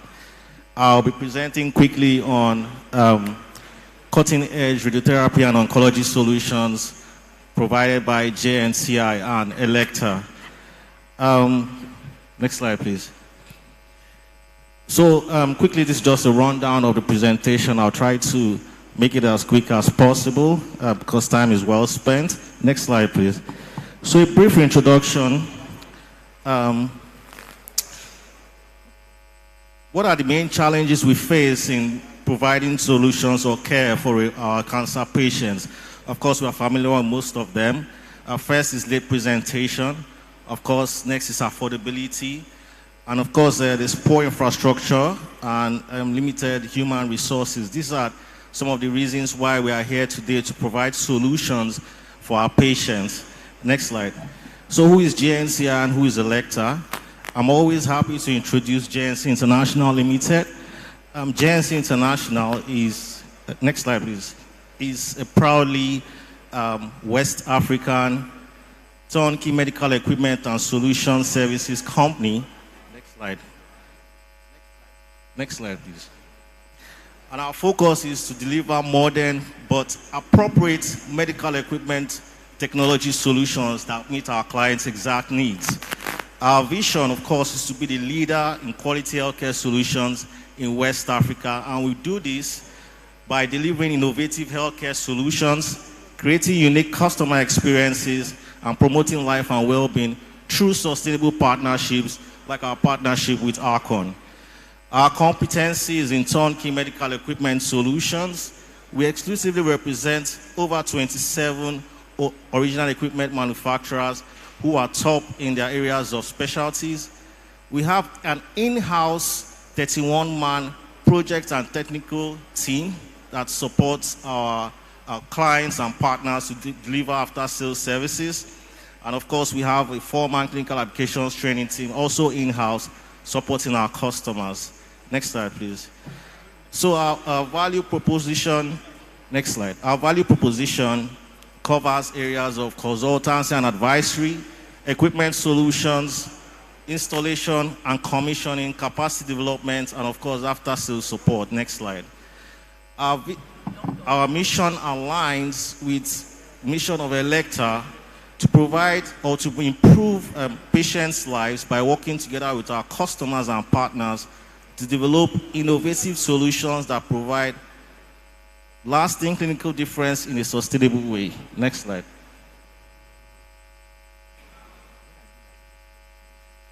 Next slide, please. So I'll quickly run through our radiotherapy solutions. I mentioned earlier that we're a turnkey solutions company, so we don't just provide equipment. We start with pre-project consultancy. We also do design and space planning for our clients. We understand the intricacies in setting up a radiotherapy center, especially with design and planning. This must be gotten right from day one, so that we don't face difficulties in administering care to our patients. Next, we do project management and implementation, equipment procurement, clinical applications training, and of course, after-sales service. Next slide, please. Our conceptual design and space planning covers architectural designs, MEP designs, medical equipment planning, mapping, and of course, optimizing the clinical flow. Next slide, please. So our conceptual design and space planning is not just for radiotherapies, but also for different critical areas in the hospital, including radiodiagnostics, operating theater and integration, critical care, accident and emergency, and so on. Next slide. So this is just a sample of some of our designs. Next slide. And of course, this is also bunker retrofitting and constructing, which is done locally here. Next slide. This is a project management and implementation plan which we've executed. And the next slide, I'll go straight into our equipment solutions. So what is the biggest threat to cancer? Our equipment solutions need to provide precision radiation medicine to ensure that the cancer is properly treated and the patient is free. So what are the solutions we provide? For radiation therapy, we provide, of course, 160 MLC linear accelerators, high-dose rate brachytherapy machines, and of course, large burst CT simulators. I'll quickly go through briefly some of these systems. Next slide, please. Next slide. So I'm starting first with our Electa Harmony system. Of course, this system is able to provide multiple capabilities for treatment. You could call me that single or multiple energies. Provide all the advanced technology, including 3D, IMRT, VMAT, DCAT, and SBRT. Of what you note here is our IntelliBeam feature, which allows you to provide faster treatment for our patients in single arc rotations, of course with flexible dynamic control points. Our IntelliMax system is also available. It's an AI system that allows you to predict maintenance routines so that there is minimal or zero downtime. And with this, we are able to guarantee up to a 99% uptime of all our radiotherapy equipment. Next slide, please. Next, we have the Infinity HD system. In addition to all the features I've mentioned, of course, there's uncompromised performance here with 2 times faster lift speed, providing faster treatment for patients with better accuracy, optimized efficiency, speed, and quality. Next slide, please. We have next the Versa HD systems. Of course, with this advanced 4D image guidance for long and post-straight SBRT, in addition to other advanced features that make this system a one-stop shop for SRS, SBRT treatment, and of course, high-definition dynamic radiosurgery. Next slide, please. And finally, I will be introducing to you the Electa Unity, which is an all-in-one stop shop for scanning, planning, and treatment. These are our MRI Linac system with an inbuilt 1.5 Tesla MRI. So on one solution, you can do your scanning, your planning, and treatment. Next slide. So these are just highlights of most of the things I've talked about. But the idea here, next slide, is to be able to provide faster treatments for our patients with better accuracy and focus. Next slide. Next slide. Next slide. So I'll go briefly, quickly to our high-dose rate brachy system. Next slide. Which provides you with, of course, next slide. A tailored system. Previous slide, please. Tailored system to provide you with. Previous slide. Previous, yes. Previous slide, please. Yes. Provides you with a tailored system to suit your practice. It could come in 10, 20, or 40 channels, depending on the scale of your practice. And this is, of course, upgradable in the future. We have a wide range of CT, MR safe, and MR conditional applicators for various procedures, including gynecology, prostate, rectum, bladder, breast, bronchus and esophagus, head and neck, skin and surface treatment. So this is a one-stop solution for your brachy treatment.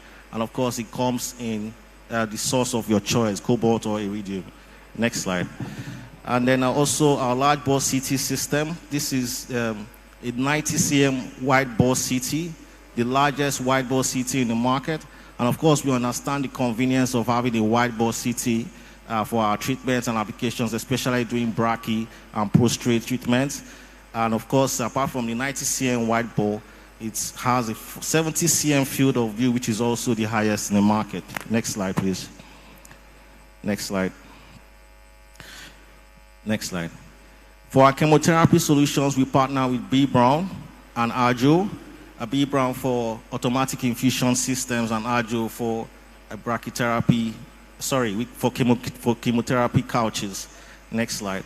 This is just based on some studies that was done, because apart from radiotherapy precision, we also need precision in chemotherapy. Based on simple study that was done, found out that on a general level, errors were reported giving medications for chemotherapy. 39% were either over or under dosing, 21% error for schedule and time error, 18% wrong drugs, 14% chemotherapy given to the wrong patient.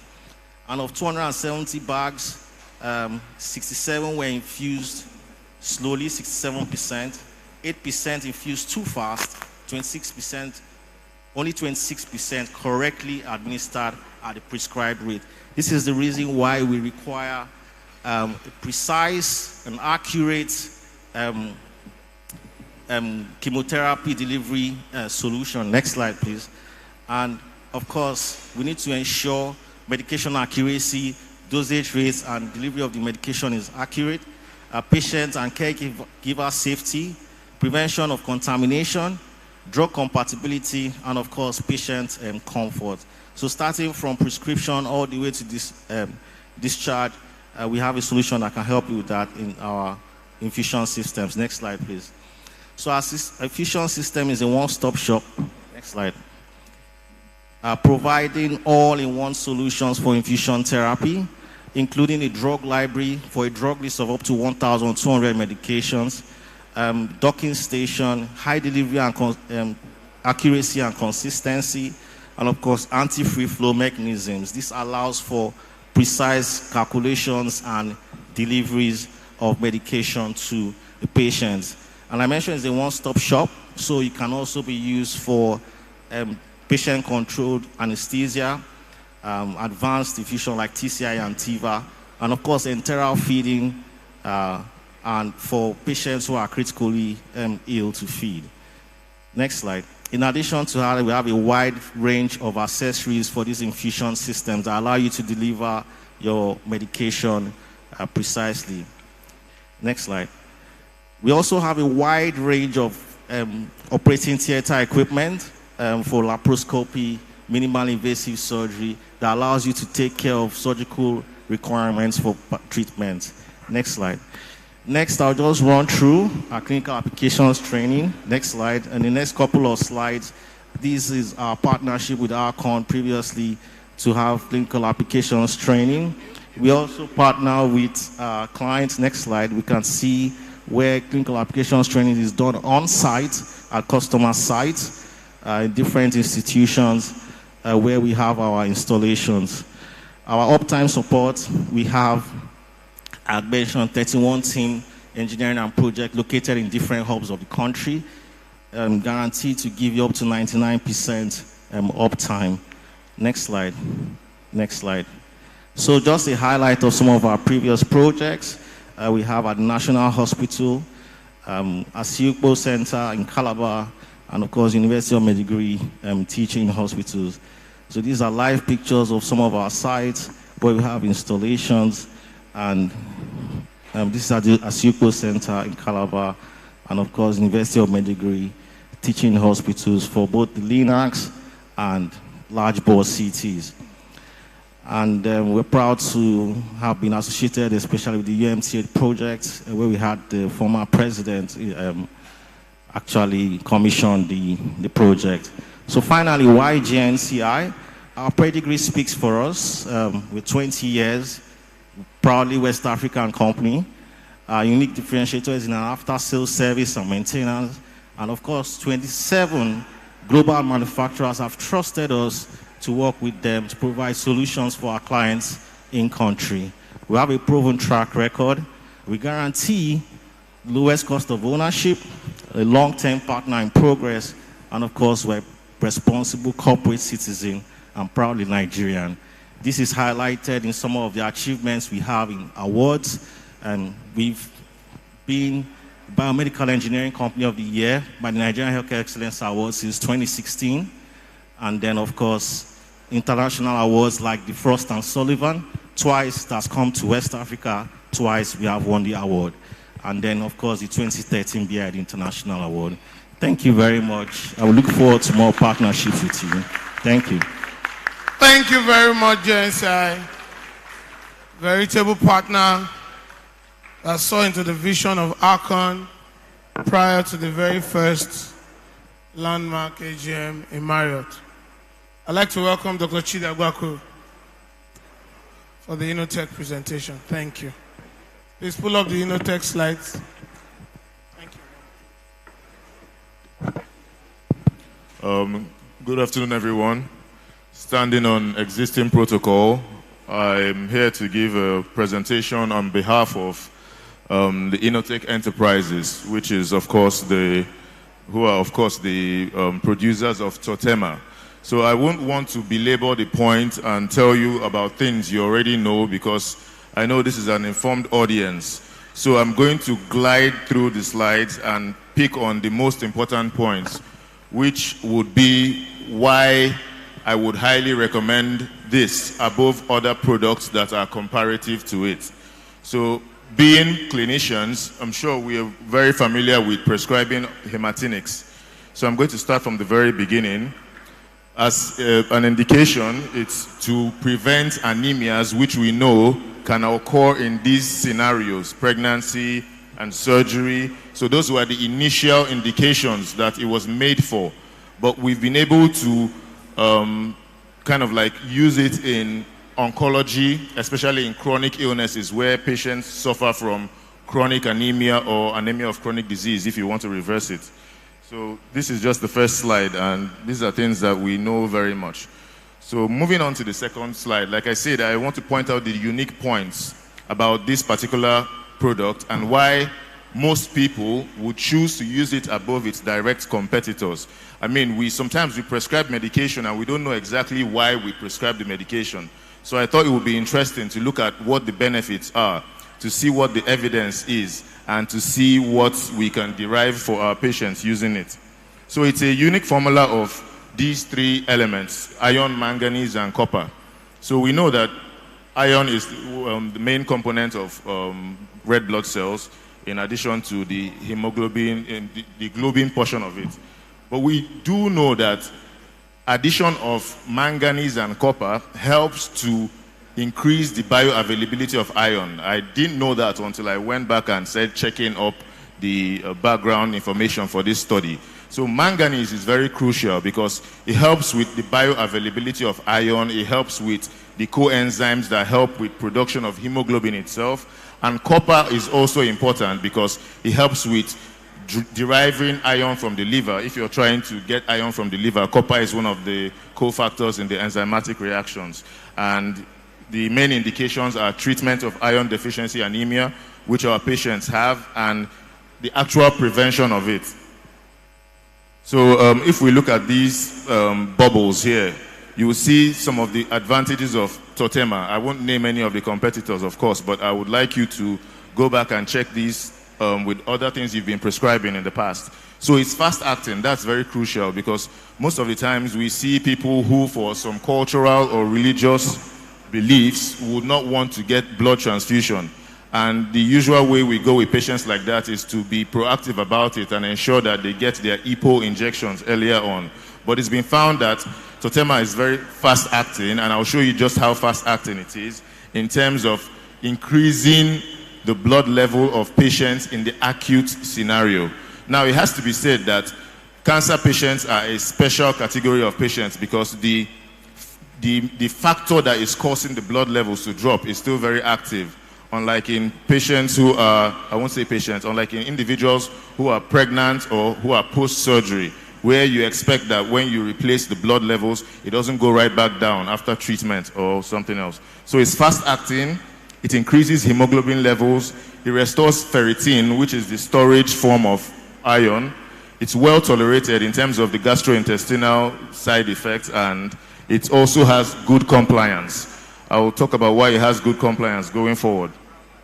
Onset of activity, we talked about how rapidly you can expect the benefits from this product. So there's very rapid absorption of iron, especially when it's in the ferrous form, as against when it's in the ferric form. So it's important to know the products you're giving your patient. The iron that is available there, is it ferrous or ferric? Then as at day 3, you notice that the serum iron continues to increase, starting from day 1 where you have rapid absorption. Then it's been shown to have clinical improvement of hemoglobin. I showed you that in one of the earlier bubbles.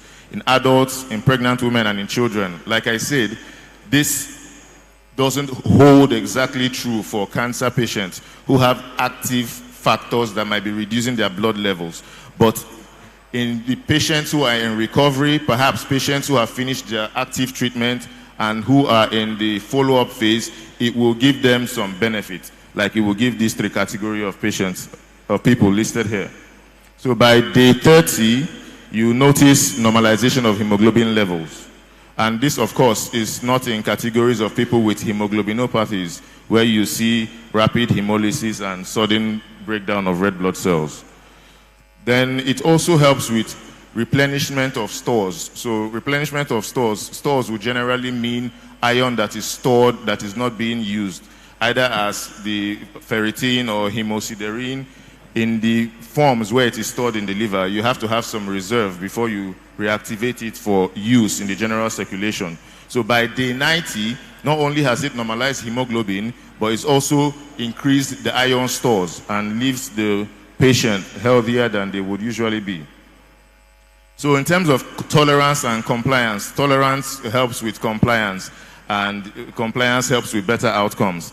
In terms of tolerance, the often said saying, will give you a taste of your own medicine. So in terms of oral ingestion of the medication, it's more tolerable than its other components, its other competitors. The reason why I want to say that is because down to the compound itself, we have preparations like ferrous gluconate and we have ferrous sulfate. So the gluconate version is better absorbed and tolerated than the sulfate counterparts. And it has an adjustable dose, of course, when we talk about compliance. I'll show you what it comes in the preparations. But it's 50 milligrams of ferrous iron in each ampule. So in terms of comparison to the substitutes, if you look at the graph there, you would see different preparations. And of course, these are not brands I'm talking about. I'm talking about other preparations of iron compounds. you would see that taking liquid ferrous gluconate was associated with almost a 0 percentage of adverse events, as against taking the ferric versions, taking the sulfate versions, where you have adverse events and people talking about gastroenteritis, people talking about nausea, when they are taking something that is supposed to actually help them recover completely. So historicity, in terms of how long it has been in use, which lends some credence to the utility of the drug, it's been used for almost 70 years in treatment of iron deficiency anemia and iron deficiency, and it's registered with the FDAs of about 60 countries. This is not paying. This is supposed to be multimedia that shows how to use it, but I think that should play. Can you play that, please? Very quickly. So this is how to open the ampule, because it looks quite complicated if you look at it, and if you don't have an idea, you might actually not be able to use it. So this is a very quick look at how to open it. Yeah, so it's carved at the edge there, so it snaps open when you open it. You can use it with water, or you can use it with orange juice. And it helps with tolerability, of course. So that's how you open it up into a glass of water or orange juice. So moving on to the next slide. So the flexibility or the posology of Totema is such that each ampule contains 50 milligrams of iron metal, and the indications for the general states are written there. So for some of our patients who are patients in dire need of their hemoglobin levels to go up, at about 3 ampules a day will be good to help with those patients. So why is it produced in this ampule form? Why isn't it in a bottle? Why isn't it in something else? It's because there's better iron bioavailability. You prevent it from atmospheric exposure, because we know iron can be oxidated. Unlike in bottles, where you open the bottle, you pour some, and you keep it back on the shelf, you're going to have lesser availability of the iron, especially when you use it over a couple of weeks. Then you can't obviously forge it or tamper with it because of the way it's written. Once you open it, you have to use it and you're done with it. So I'm sorry for taking so long, but in conclusion, it's a fast-acting drug, good absorption starting from the very first day, normalization of hemoglobin by the 30th day, iron stores are restored by the 90th day, good tolerance, good compliance, and unique ample preparation to ensure that there are no fakes, which is very rife in some industries. Thank you so much. Thank you very much. Your laptop. Thank you. Please, you can encourage you with another round of applause. I would like to quickly welcome Dr. Sobir Grover. She's going to be talking to us about data is king, setting up research database. Yes, the presenters could go. Don't worry. If you have questions, which I'm sure you will have, please, you can approach them. They are very approachable men. We are pressed for time. That's why we could not do a general question and answer session. So we just want to quickly take this particular topic on data is king. Thank you so much. Thank you for the organizers for having me. Am I loud enough? So I think I might be the last presentation between you and the sundowners, as we call them in South Africa. So I'll try to make it quick and efficient. Could I please have my slides? So I guess it's also quite fitting that this is the last presentation of the day, given the theme of the meeting. We're going to bring it all together with what is very close and dear to my heart, setting up research databases. So I'm a radiation oncologist at the University of Pennsylvania and University of Botswana, and have been based in Botswana since early 2015. So what I wanted to go over today is, again, I think this theme has been echoed through several presentations, mainly how significant, how important it is for us to generate data and research here on the continent for our patients, for the diseases and the questions that are relevant in Africa. And then I wanted to present an example of what we've been able to do in Botswana, setting up research program that's very much nested in the clinical space, and the research and the clinical work sort of work hand in hand. So you are all aware of this. Cancer incidence is expected to double by 2040, and so is the cancer mortality. And then, sadly, majority of this increase in cancers and most of this increase in cancer and mortality is expected to be in low middle income countries. When we look at cervical cancer, which is a disease that I'm most involved with in Botswana, most of the burden of cervical cancer falls in Africa and some parts of Asia. And then when we look at the distribution of stage and outcomes, what we note is most of these patients present in sub-Saharan Africa at very advanced stages. And most of the women that we see with this cancer tend to be very young and as a result, I mean, they're very productive members of their economies and very essential to the family structure. So now when we look at the data, this is a review that we recently did, just looking at stages of presentation of cervical cancer in Africa and what is the data that's been published. So first important thing to note is all the countries in gray actually have no published data on stage and outcomes of cervical cancer. Of the data that does exist, majority of the patients are presenting with stage 3 or 4 disease. And this is a disease of radiation oncology. Right, so it's very critical for us to be studying these questions and pushing this field forward. So now, when we look at the landscape of research, what we see is majority of the publications, even today, come from the US or China, and we look at where the research output is coming from other countries, particularly in Africa, it's quite low on the list. And why is that? Some of the challenges you're all aware of, they're related to funding, we've talked about several of them today, not having protected time.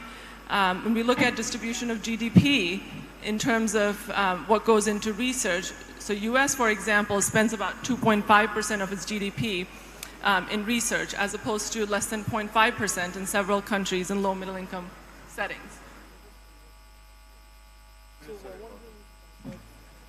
I can keep talking, but it's probably going to be more helpful if you can have a visual to go with it. So, and then also looking at the distribution of clinical trials. You know, I looked at this quite closely recently.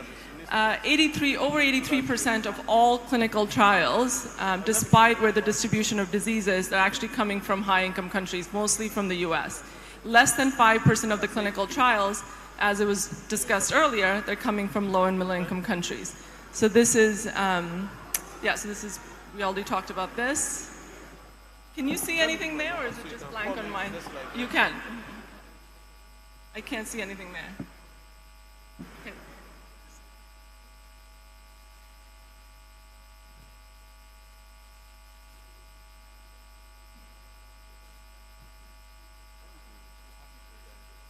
Okay, we're changing places.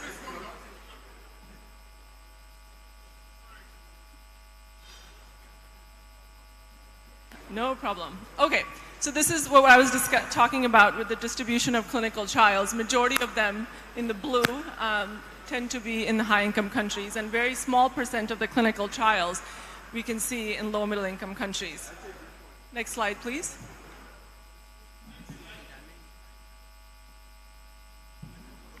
Yep, we've already talked about this. This is the distribution, the GDP per capita that's spent on research as one of the challenges for research, building research infrastructure and productivity. And we've seen this before. Why is this? Why is this gap? Some of this is just related to infrastructure, and I'm not even talking about some of the basic infrastructure we're talking about, clinical capacity, et cetera, but also research capacity, having IRBs that are equipped and have the expertise to review the protocols, grants management. So if you get an external grant, they require a pretty solid infrastructure for grants management. That also requires a lot of resources. And then data systems and the lab support to actually run these trials. Training and mentorship, as well as funding, and then having protected time. So now coming to Botswana, where I work, some of the folks thought that Botswana is actually in South Africa, like Lesotho and Eswatini, but no, we're a country bordering South Africa, right above South Africa. So Johannesburg and Gaborone are about 4 hours away by car. So In 2015, we set up this clinic in Botswana because majority of the patients that we see in our clinic have cervical cancer. So over 50% of the clinical volume is cervical cancer because of the high prevalence of HIV. And so we set up this clinic that was a multidisciplinary clinic for all patients with gynecological cancers. And as a result, all of the patients from all over the country with cervical cancer and other gynecological malignancies are now referred into this clinic. So now this clinic has become the center for management of these patients, which has really allowed us to provide evidence concordant care for these patients, and also it's become the center for collecting data on these patients to be able to understand how these patients are doing and what interventions we need to put in place. So as a result of, again, the questions that have come up in this clinic that are relevant to our patients, we've been able to generate a lot of data and important data that's fed into the guidelines for our patients, as well as helped us get some resources to improve care for these patients. So all patients that have positive a biopsy-proven cancer, GYN malignancy, are then referred into this clinic on a Wednesday. So we've developed these patient charts. You can't see it very well, but basically these, as opposed to what we had before, it was just scribbled on a normal piece of paper, we've developed these patient charts that have really allowed us to collect all the important information that's needed. So as opposed to having free text, it's a lot of check boxes that actually makes sure that it's filled out. And the same form is then, has the same variables are then used to collect data into REDCap. So the data is collected as part of the clinical care, and then the same patients are then taken into a clinical research room where they're consented, and then this data is then entered into REDCap and some additional information is collected. So patients are seen in the clinic room, those forms are filled out, and then they're seen by a research officer that collects all the additional information, consents the patient, and captures it all in REDCap, all live. Some of our studies require lab samples, such as swabs or blood samples. So these blood samples, et cetera, would also be collected after the patients are consented. And for the patients that need to be enrolled in certain protocols, we would time it so that while we're doing the physical exam, that's when we're collecting the swab, et cetera, to keep things efficient in the clinic and to maximize the resources that we have. And then often the patients are brought back into the clinic because sometimes they're sent for lab work or staging studies, so we bring them back so that we record all of that before we make a treatment plan, and their information is fully complete and there's a clear treatment plan. And then all patients are followed up for 5 years. You know, we don't necessarily follow the same guidelines as in North America or Europe. We follow all patients for every 6 months for the first 2 years, and every year between 3 and 5. Unless there's a problem or any symptom that's picked up on phone call and the patients are brought in earlier. So the clinical setup is quite basic. We actually use the same space that's used by the screening clinic, the VIA clinic, on Tuesdays and Thursdays. So that allows us to, again, use the infrastructure that the VIA clinic has, partly funded by PEPFAR, so we can use their tables, we can use their examination equipment, their speculums, etc. And so on the clinic days, often it gets quite busy, so we have patients, we've been able to buy a lot of chairs to be able to set up patients outside the clinic space to not crowd it. This was particularly helpful and needed during COVID. So just a word about data management. All of our data is collected on REDCap. Initially, it was all done on the UPenn REDCap because University of Botswana did not have REDCap at that time, but we're in the process of actually transitioning and putting all of the data in the UB REDCap. And all of this data is then also provided to the Ministry of Health to be entered into the National Cancer Registry, so that there's no duplication of effort. And as a result, the registry has the most up-to-date data that they have is actually on GYN cancers. This is an app that we implemented, recently to really help with patient retention. So what we were noticing is that a lot of patients were missing their appointments, or it was scribbled on some piece of paper and they would forget. And often a lot of the patient charts would get lost because, again, they were just pieces of paper. So we developed this app in country, and the idea is to every single patient that comes into the clinic gets enrolled in it. we put in a phone number that the patient wants to be contacted at, and this system will then send patient an automatic reminder for their appointment 7 days and 2 days before their appointment. And then also it helps us keep track of all the patients that are booked on a certain day, and if they don't show, to be able to then contact them to understand what happened and make sure they don't get lost.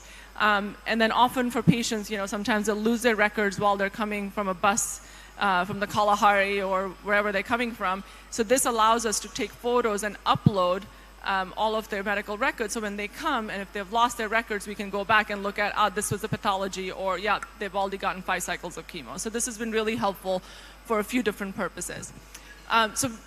We have a lot of IRBs to manage, starting from University of Pennsylvania and Ministry of Health and Princess Marina Hospital.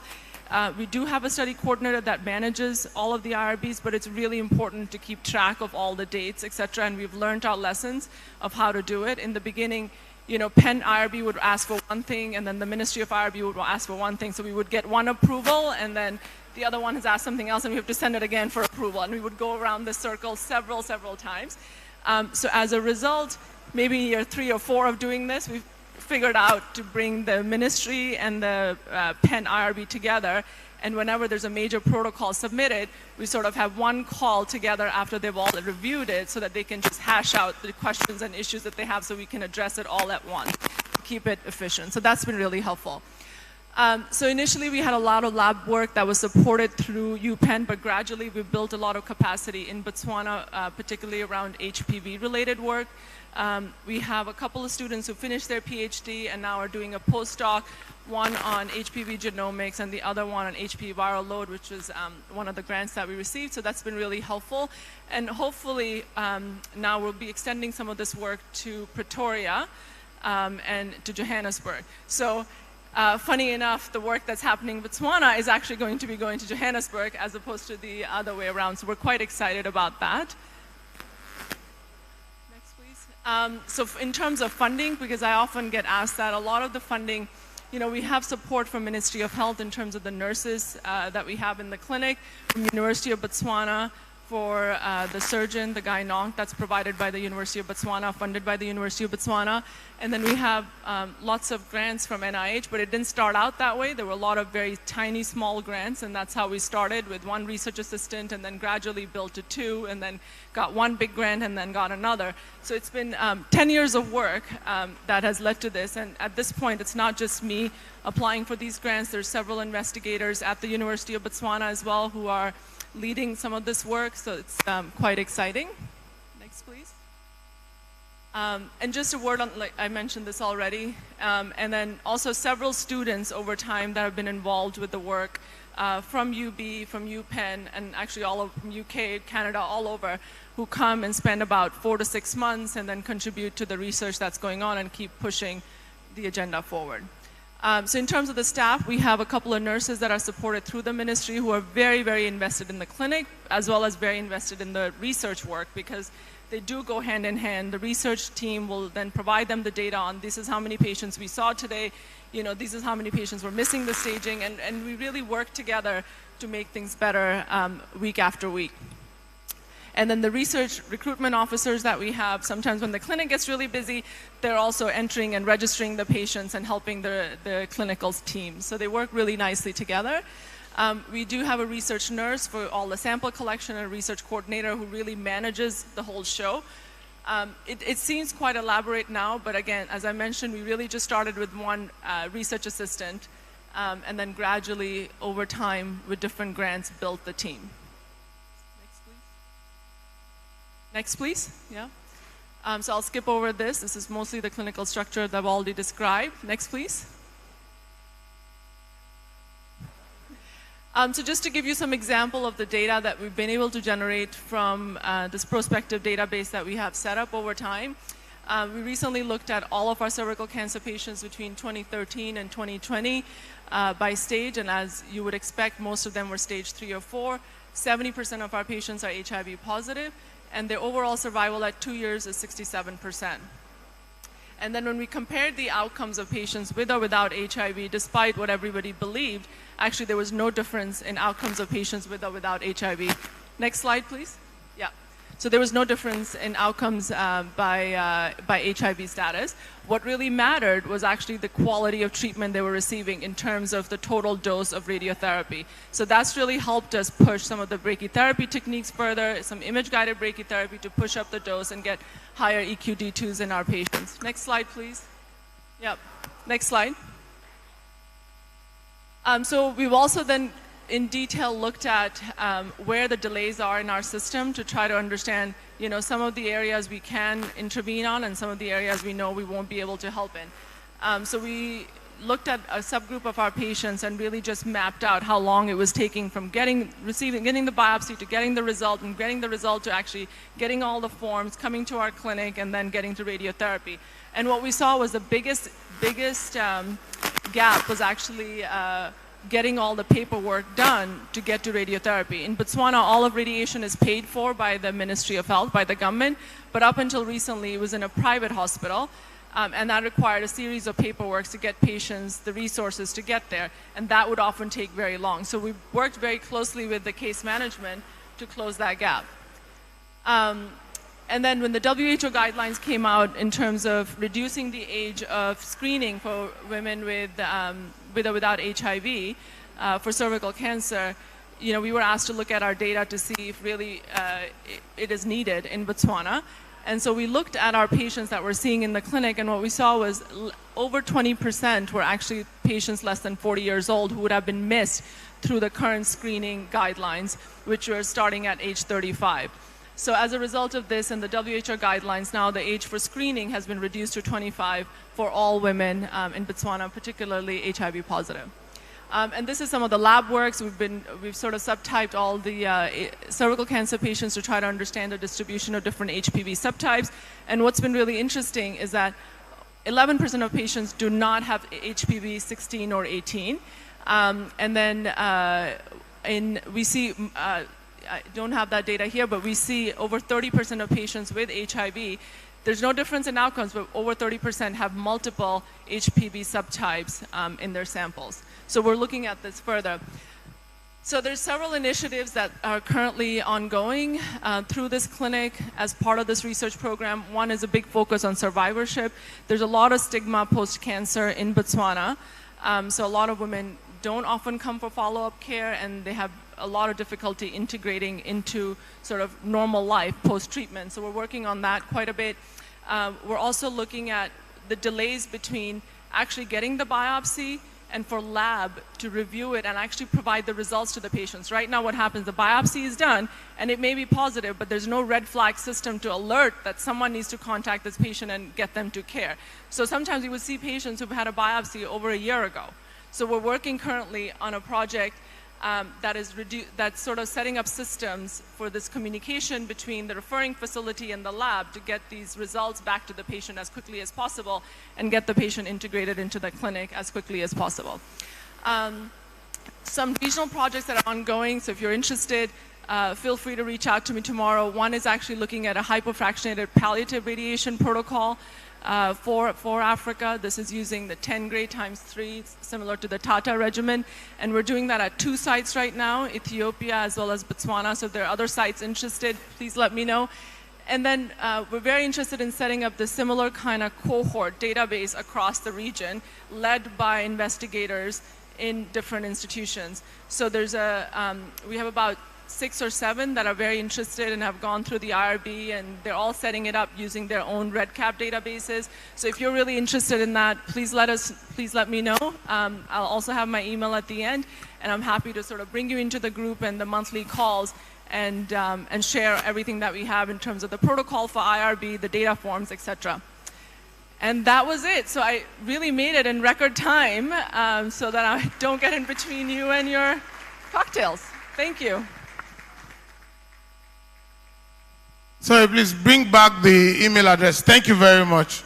Please bring back the email address. Yes, keep it there for a while, because I'm sure most of our people are trying to take a picture or write it down and all that.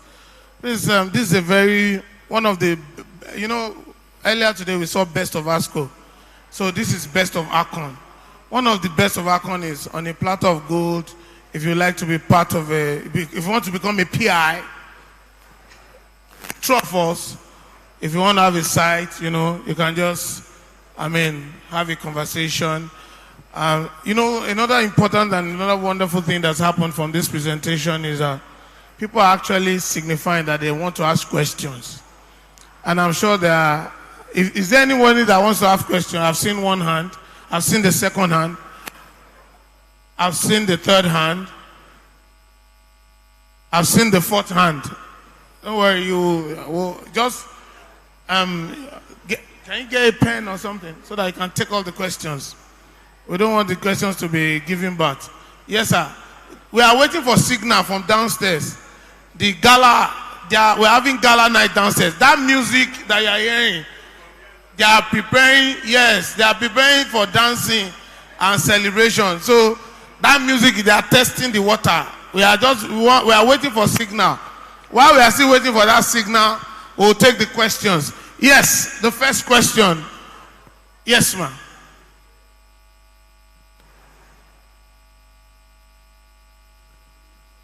Actually, it's more a comment to say a huge amount of work she presented at the end of the evening. Just phenomenal, really. This is true research from bench to clinical decisions, but to policy, to reducing the age at which your patients are being screened in the country. And that's phenomenal. You've sort of presented it in a very humble manner. But I think for me, first of all, a red cap, I presume, is an electronic medical system. Okay, fine. And I think the opportunity to have all these patients from presumably all over the country coming to one center to be registered, and that's how you're collecting all the data. It just rings so many bells. I think maybe I'll have a side conversation with you with all the things that we're trying to do and getting some advice so that we don't have to go through all the hoops, but in particular with IRB and so on. But phenomenal. Thank you. You're among the four. You want to sneak in? One word. Thank you. My question is to the presenters on metastatic breast cancer using capecitabine. Have we passed? That one, you see what I said, that you are smuggling your question into, when someone does not have visa and wants to enter a country, those are the features. Don't worry, you look for them and they are ready to, don't worry, look at the person you meet. Look forward, you see? Come and interact. Ask her all the questions, best of our school. It is ready. Yes, Prof. So again, congratulations, great work. But for Nigeria, I actually have some questions. I know that they're really trying to do some of the swap studies that you're already doing, but they're looking for money. So the question is, where do we get those kinds of grants to do this kind of microbiome studies in Nigeria? Don't worry, there's some of those questions I will answer for you. Where do you get the money? Don't worry. Very easy. Prof, sir. Thank you very much for that wonderful work. Honestly, it's very interesting and I'm quite happy. I just want to quickly know, because you said there was no difference between HIV patients and those who did not have HIV. I want to know, were the HIV patients on ARV? And if they were, what was the CD4 count like among them? That's one. Secondly, what percentage of the patients have both HPV and HIV together? Thank you. Thank you very much, Prof. Okay, the last question. Okay, you can respond now. Thank you very much. Thank you for the comments and questions. So in terms of the HIV question, so 70% of our patients, so first of all, there's 20% HIV prevalence in the general population in Botswana. It's one of the highest in the world. And then among women of childbearing age, it's about 35%. Right? So of the patients that we see in our clinic, cervical cancer patients, 70% are HIV positive. However, majority of them have had HIV for over a decade, and they've been on ARVs for over a decade. I can tell you, patients often don't remember what other treatment they have had in terms of how many cycles of chemotherapy, but they know what pills they're on for HIV. Okay, and they go to their HIV appointments. I mean, I think that destigmatization in Botswana has been just incredible and remarkable, right? So as a result, median CD4 counts in this cohort are around 450, 500, and most of them are virally suppressed. So it's a very different population of HIV positive patients that we see even compared to South Africa, right? We rarely have a patient that hasn't been on ARVs when they present to us in the clinic. Rare. I don't recall any actually in the last 3-4 years. So it's a pretty different population. And I think just to add to that, we need to use that opportunity very carefully, right? So they know about HIV and they understand, and they also know that they need to be on ARVs. But in that HIV clinic, they're also supposed to be screened for cervical cancer. And if there's a mass in the cervix, they're also supposed to be referred to us right away. But that doesn't happen.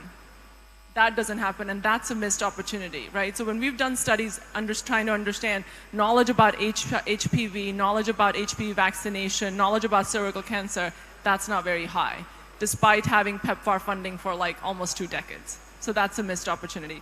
In terms of grants, I mean, you know, Anuja, I'm mostly funded through NIH grants. One grant that I would really push for here is the Fogarty grant, which is basically a K mechanism for international PhDs, MDs, right? So it's basically provides 75% support, salary support for 5 years and $30,000 a year for research, right? So ideally you would find a mentor in Nigeria or maybe even outside of Nigeria, but this is for folks who are really interested in research, build out a protocol and submit it. Not enough people apply for it.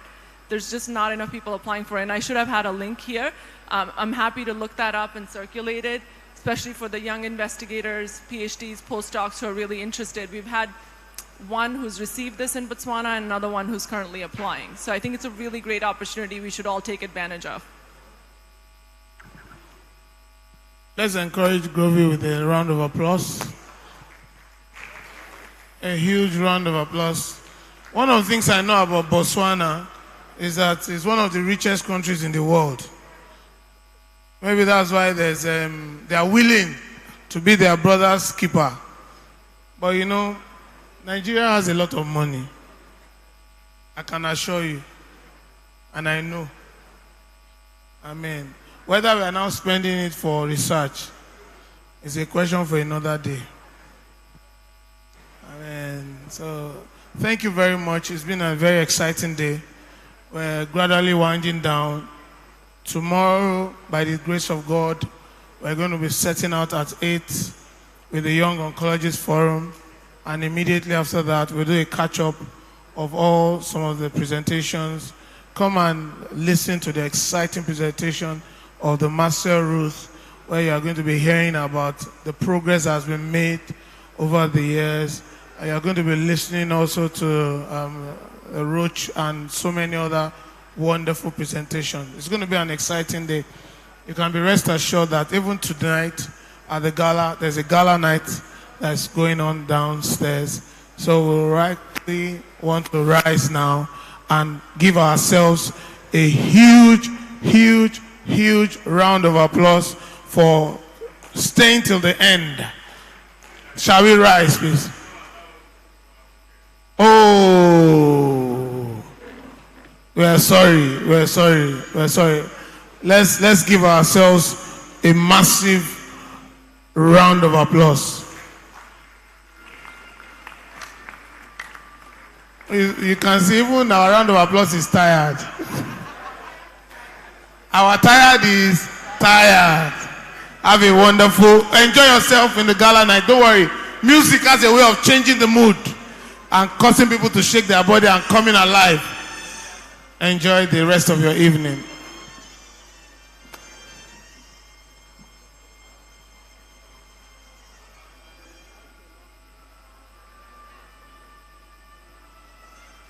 We thank our multimedia team. You've been excellent today. I know tomorrow you're going to be better.